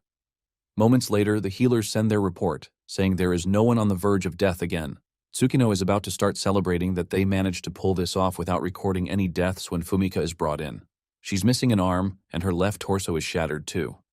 Tsukino freaks out, and Rumi tells the healers to use everything they have on Fumika. As instructed, the healers come together to grant Fumika their best. Fumika starts coughing up blood at some point, without any sign that she's going to pull through. The healers tell Tsukino that the injuries are too severe, which is why their high-level recovery skills are not working. He mentions that what they need is a skill at the level of limb regeneration, but this is a problem because this skill takes time to take effect, and there is no way she is lasting that long. The healers then decide to use their magic to restore Fumika's HP in the meantime. Fumika finally speaks up, thanking the team and telling them that everything feels easier. Tsukino berates Fumika, reminding her that she already warned her about overexerting herself. Fumika replies that this was her plan, but the monsters started heading toward the main unit, and she couldn't overlook it. This is the last thing Fumika says as she gives up the ghost, leaving Tsukino totally stunned and dumbfounded. The dudes from Genesis start screaming at Rumi, asking her why she didn't say anything. She calmly replies that it wouldn't have changed anything because the ones above were the ones who decided to fight recklessly. Apparently, she knew the situation, but she figured out that focusing on the fight and saving as many recovery skills as possible would help the situation. Just when they are about to continue dragging her, Tsukino cuts in, telling them to stop. Tsukino mentions that she already knew from the start that it would be impossible to clear the trial without casualties. Rei also joins in, saying Rumi's command was flawless, and the only reason they had casualties was due to a lack of combat power. It turns out that one person in the main unit died while 3 in the subunit died. Ray says if they hadn't helped the survivors, they might have reduced the number by at least 1. He then asks Tsukino if she regrets her decision, but she says no. She mentions that they might have suffered 4 casualties, but they were able to save 36 people in return. Ray then cuts in, telling Tsukino that it's not just 36 because the ones they saved will go on to save many more people in the future as members of his money-making army. Tsukino is surprised to hear Ray say this, and she teases him, asking if he has awakened to helping others. Just as expected, Ray casually replies that he is happy to help because it is profitable. Soon afterward, the dead are placed in coffins, ready for burial. Hiroshi urges Tsukino not to blame herself too much because trials in America and Europe reported casualties in the hundreds. Hiroshi believes that being able to clear the trial with just 4 casualties is something to be proud of. When Tsukino finally speaks up, she says they are able to reduce the number of casualties thanks to Gold Farm. Iori then jumps in, saying Rumi's orders were amazing because she oversaw everything correctly. Tsukino believes that Rumi is the best healer in the country. However, she is confident that Ray was the one who devised the strategy. She mentions that during the battle, Rumi seemed to issue commands even for areas she couldn't have possibly seen herself. Tsukino is pretty sure that Ray had predicted all the possible scenarios beforehand, organized them, and then communicated them to Rumi. This is basically why Rumi only needed to confirm parts of the battle situation to determine the necessary commands. However, Tsukino is surprised because Rumi has a talent for memorizing many scenarios and then issuing commands. Iori tells Tsukino that predicting everything before the battle begins is practically impossible. Tsukino agrees with her but says with Ray, anything is possible. Later on, Ray steps out of the shower and he asks Misa about the African trial. Misa mentions that around 300 people, including top players, stayed behind to attempt it, but they were all wiped out. Basically, there's no force on the African continent that is capable of challenging the continent-class trial. In addition, the reinforcements sent by various countries faced plane crashes, shipwrecks, and other issues too, which made it impossible for them to arrive in time. The mention of plane crashes catches Ray's attention again, but he refuses to say anything just yet. Misa lets Ray know that it has been concluded that the African continent is going to fall. This leaves Misa asking if this is another sabotage by the Dark Guild. Ray replies that it is hard to say, but he knows that the Dark Guild shouldn't have the power to simultaneously crash planes globally, which means that an organization even larger than the Dark Guild is involved in everything. However, Ray is not in a hurry because he knows that they are going to find out soon enough. Soon afterward, Tsukino and her squad returned to Japan, and they received a warm welcome from the people. People scream out Tsukino's name, but Tsukino cannot even open her mouth to return the greeting. Ray, on the other hand, could see that Tsukino is becoming more popular. The more popular she is, the easier it is to increase the rewards from trials, which is helpful. However, Ray can see that Tsukino is not even happy with the whole thing. Iori angrily talks about how the people are celebrating, even though the team lost 4 members. Even Hiroshi agrees with her, but surprisingly, Tsukino cuts in, telling them not to blame them because, for the citizens, they are celebrating the team for saving Japan. They basically protected Japan at the cost of irreplaceable sacrifices. Later on at the Gold Farm office, Ray and his squad watch a live broadcast of a dude on the African continent who has built an underground shelter 40 meters deep at a cost of 1 billion yen. With just 1 minute left, the dude is confident that he is safe underground. Lots of people drop messages on the stream, asking him if he thinks it is safe and how he plans to collect resources alone. He then reveals that everything he needs is inside the bunker, starting from water, food, satellite communication, emergency power supply, and all the basic needs to stay alive. The dude boasts about how safe the bunker is, which is why he has nothing to fear. Just then, the countdown hits 0, and a massive wave of energy hits the continent, shredding everything apart. Root-like monsters run rampant, tearing poor citizens apart while the dude sips a glass of wine for them. The whole continent is plunged into darkness, and suddenly, the roots start making their way down into the ground. Suddenly, the dude feels a crack in the wall, and before he knows it, everything completely falls apart. The dude screams in shock, wondering how the roots got to him, but it was already too late, as everybody on the stream watches him get decimated. He screams for help, but there is no Superman or Plant Man to get him out of there, and in the end, his camera outlasted him. Back in the Gold Farm building, Rumi expresses her shock that a nuclear shelter couldn't save the dude. Ray tells the lady that this was expected because a continent-class trial is not something to be joked with. In addition, he tells them that something huge is coming very soon. Just then, everyone gets the notification that all continent-class trials have been completed. The continents that survived are congratulated, and they are informed that the tutorial has ended. Since the tutorial is done, the first update is automatically implemented, and this puts fear on the faces of everyone watching this. They start asking Ray several questions because they are now confused, and Ray lets them know that he can predict what is about to happen. Ray mentions that new rare rewards will be added to the trials, but the difficulty of the trials will increase. In addition, the number of trials occurring will skyrocket. Just then, trials started popping up everywhere, and the time limit for them is 10 days. Rumi and the team are shocked when they see 2 trials appear in the same location. But before they know it, they realize that larger trials have appeared too. These are trials targeting the cities themselves, and they have 15 days on their timer.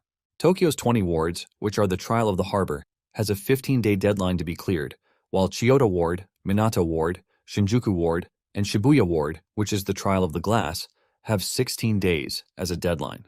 This soon morphs into an even larger trial as it encompasses all of the wards in the country, thus transforming into one big nationwide trial in the end.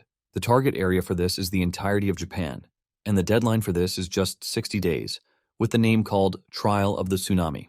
Yuto screams in fear when he realizes that everything that has been happening to them so far was truly a tutorial, and they are just about to enter the main screw-up. While the Gold Farm members are crashing out in the office, the members of the public are also losing their minds. Yuto is forced to ask if Japan is the only place for trials.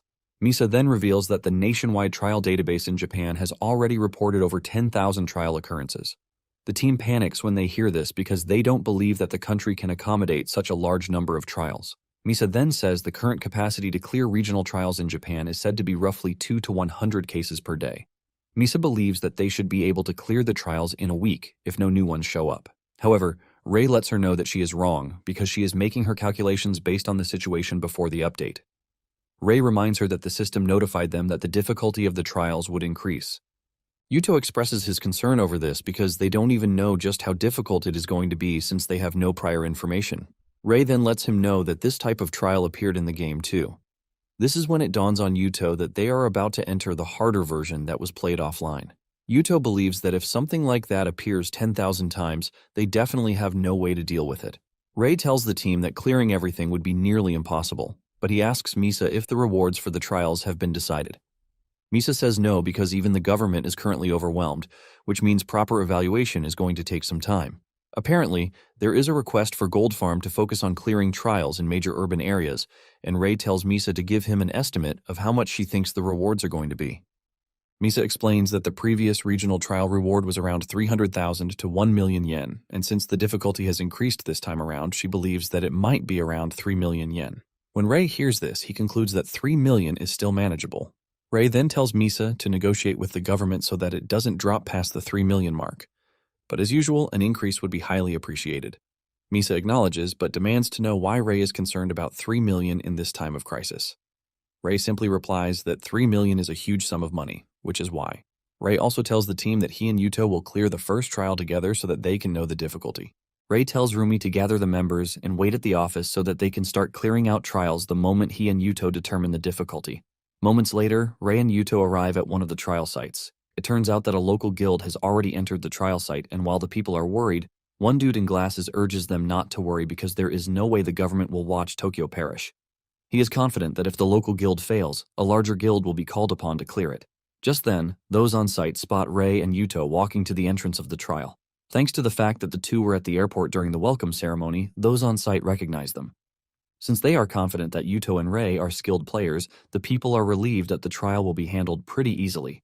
Just as the two are about to go further in, they are stopped by a dude who tells them that the trial is currently being cleared by his guild, the Claws of Glory. The dude holds up a sword to them, telling them that the government has already announced that trial clearing is on a first-come, first-served basis. Ray contacts Misaki to confirm this, and she lets him know that the government is trying to test the waters with lower rewards first, since they have not come to an agreement on what the reward price should be. Ray then asks Misa if she knows about the Claws of Glory Guild, because he has never heard of them before. Misa reveals that they are a mid-sized guild based in Nerima Ward. Apparently, their main players include 2 B-class players, and they also have about 40 other C to D-class members. The dude is surprised when he hears that Ray doesn't know his guild, since they are supposedly popular in the area. He then demands to know who Ray and Yuto are, and Ray replies that they are from Gold Farm. The moment Ray says this, the dude actually recognizes them as the ones who cleared the continent-level trial. Since he already knows who they are, Ray tells him to leave the trial to them instead, because his team doesn't have the strength to challenge such a trial. The dude gets mad about this, saying Ray is just trying to steal the rewards, which is why he is saying such BS. He adds that there is a rumor that Gold Farm is a bunch of money-hungry vultures, and Ray demands to know who is spreading such lies. Yuto, on the other hand, cannot even deny these allegations because they are basically true. Just then, the dude gets a call from his team leader. He excitedly picks up the call, asking how the trial is going. But what he hears is his team leader getting shredded. The team leader screams out on the phone that the dude is forced to take the phone off his ear. When Yuto and Ray hear this, they immediately figure out what is happening. Ray says the trial's difficulty is now equivalent to pre-update national-level trials. The dude crashes to his knees in frustration, and Ray asks him how much time has passed since the trial started. He replies that it is about 30 minutes, and he starts begging Ray and Yuto to save his guild members. The dude offers to pay everything he has for this, but Ray rejects the money, telling him that there are no chances of survivors being there. However, Ray lets him know that he can guarantee his life for 3 million won. However, he can't guarantee that there are any survivors inside the dungeon, with a horrific expression on the dude's face. Ray and Yuto then begin their descent into the deeper section of the dungeon, cutting down monsters like tissue as they move further. Their new acquaintance is shocked when he sees the way the two are decimating monsters as if they were butter. Even trying to catch up to them as they move is a big problem, even though they are in combat. Moments later, they arrive at the boss's room, and Yuto confirms that it is a small-scale regional trial. Just then, the giant door opens and the leader of the guild is seen stepping outside. Our new guy rushes over when he sees his guildmaster, but suddenly, the guildmaster crashes to the ground.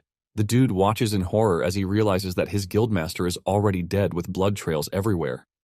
The trio looks up to see an even more horrific view in the boss room. All members of the guild have been wiped out, and what remains in the boss room are their mutilated bodies. Ray assesses the situation and realizes that they had better equipment than before, but even with this, it was as if the mission was too much for a medium-sized guild to handle. Suddenly, they are attacked from above, and the trio moves in different directions to avoid death. The attacker finally reveals itself, and it is none other than the annoying vermilion spider. Yuto is shocked to see that a national-level trial monster appeared in what was considered to be a low-level dungeon. Yuto is still asking Ray what they are supposed to do when Ray makes his move. Ray dashes toward the spider with some crazy moves, and he remembers that the last time he fought the spider, he wasn't able to defeat it using regular skills. However, this time is different, and Ray awakens his dagger before activating the soul slash skill. With this, Ray delivers a single and powerful strike that cuts the spider in half, ultimately defeating it. Thanks to his current stats, the spider is no longer a threat to Ray. The notification comes in, congratulating them for completing the trial. They are informed that the destruction of the target area has also been avoided. When Ray sees this, he figures out that Gold Farm will be able to handle the trials, since the difficulty is still under the normal level. However, Yuto is worried that this means that the number of teams that can clear trials will be limited. Suddenly, Ray calls their attention to something strange, and this is the fact that the trial's disappearance hasn't been announced. Just then, the notification panel displays a hidden condition, telling them that the total annihilation of a party of 30 or more within 30 minutes after the trial begins has been met. Because of this, an extra trial has been triggered. Ray is shocked when he sees this, and he asks the new guy about how many of his guild members challenged the trial. He revealed that every member of the guild decided to take the trial, which means he was the only one left behind to keep watch. Ray then realizes that they exceed 30 people. The system lets them know that they must select challengers for the extra trial. Those who are not selected will be transferred outside the trial area. The system then gives them the option to choose, saying that at least one person must stay behind. Yuto then figures out that the extra trial is one that they can't survive with their current level. Ray admits that it is going to be tough in terms of combat power. He adds that at least one person needs to be picked for the extra trial. What is good about it is the fact that it doesn't have a downside.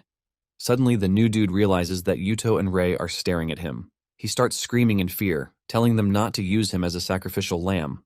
Ray ignores him and makes the selection. The dude holds his head in fear, but when he sees Ray's choice, he realizes that Ray picked only himself. Since Ray will be the only one staying, the new guy and Yuto will be transferred outside. The dude is shocked, and Ray reminds him that he already told him that he is going to guarantee his life for money, and since it is money, he never breaks his promises. As the system prepares to transfer Ray to the new trial area, Ray tells Yuto to inform the cash cows not to enter the dungeon, no matter what. Yuto freaks out when he hears this, and he tries to plead with Ray to let him join him, but he and the other dude are immediately transferred outside, since they are non-challengers. Yuto then mentions the nostalgic feeling he is getting around everything, which is like when Ray left him and Hisashi behind in Pro-On. Yuto lets off a cool smile because he thought Ray had sold his soul for money, but it appears that the old Ray he knows still hasn't changed. Moments later, Ray finds himself in the trial area. which is called Tribute to the Reckless. The recommended level for the extra trial is 90, and the time limit is 60 minutes, which means he has to defeat the boss, Diamond Mantis, in the given time. The system lets him know that he is going to die if he fails the trial, which is pretty obvious to say the least. With Ray's current level, which is 64, Ray realizes that the trial is at least 20 levels above him. Seeing this, he concludes that he is about to throw himself into a very dangerous mission.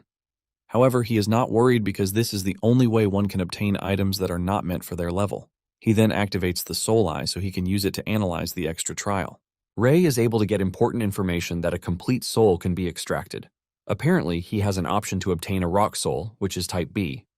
Ray is glad that the option to get this appeared at the right time. To obtain the soul, he has to meet certain conditions, which are to defeat a bunch of monsters.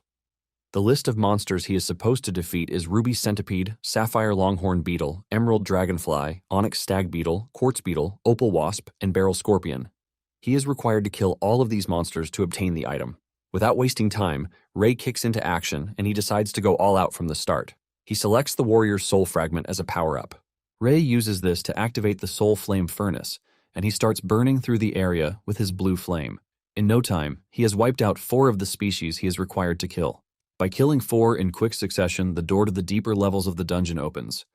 While taking out the monsters, Ray knows that he has to be extremely careful because if the boss spots him with his current equipment, he is done for. All he can hope for is that the boss doesn't notice him while he achieves his side mission to obtain the soul fragment. To make sure that he is on the safe side, Ray delivers powerful strikes to the enemies.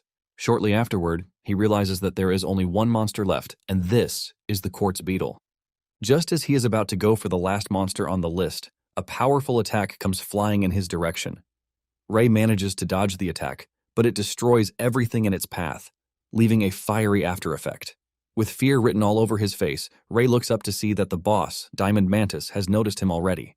Before he knows it, the mantis dashes toward him, but he manages to block the monster's attack. However, Ray finds it hard to hold on, and he finally lets go. He uses his speed to get out from under the overwhelming strength of the mantis.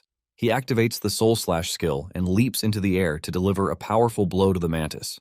However, this bounces off like it is nothing, and the mantis makes fun of him, telling him that he is weak. The mantis then launches a counterattack that sends Ray flying into the distance. He manages to land on his feet, but the damage to his body is evident. Ray teases the mantis, telling it that he wasn't expecting it to make an early appearance. The mantis then calls Ray a foolish human for coming to challenge it when he knows that he has no chance. The mantis asks Ray if he challenged him because he thought he could win, but Ray confesses that he already knew he had no chance. While discussing with the mantis, Ray is holding his dagger behind his back and he is attaching the soul thread to it. Even though Ray knows that he is completely dominated, he believes that there is a way out. The mantis then asks Ray if he is ready to sacrifice himself. The mantis prepares to deliver a crushing blow to kill Ray quickly because he at least tried his best.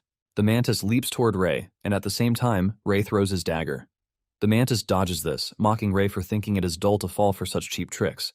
The mantis tells Ray that it was aware that Ray was up to something. The mantis assures Ray that he is going to suffer the consequences of his action. Realizing that the mantis is about to strike him, Ray activates Soul Reserve, which helps him to mitigate the damage of the mantis's strike. Suddenly, the mantis notices something weird happening behind it. It turns around to see a beetle burning behind it.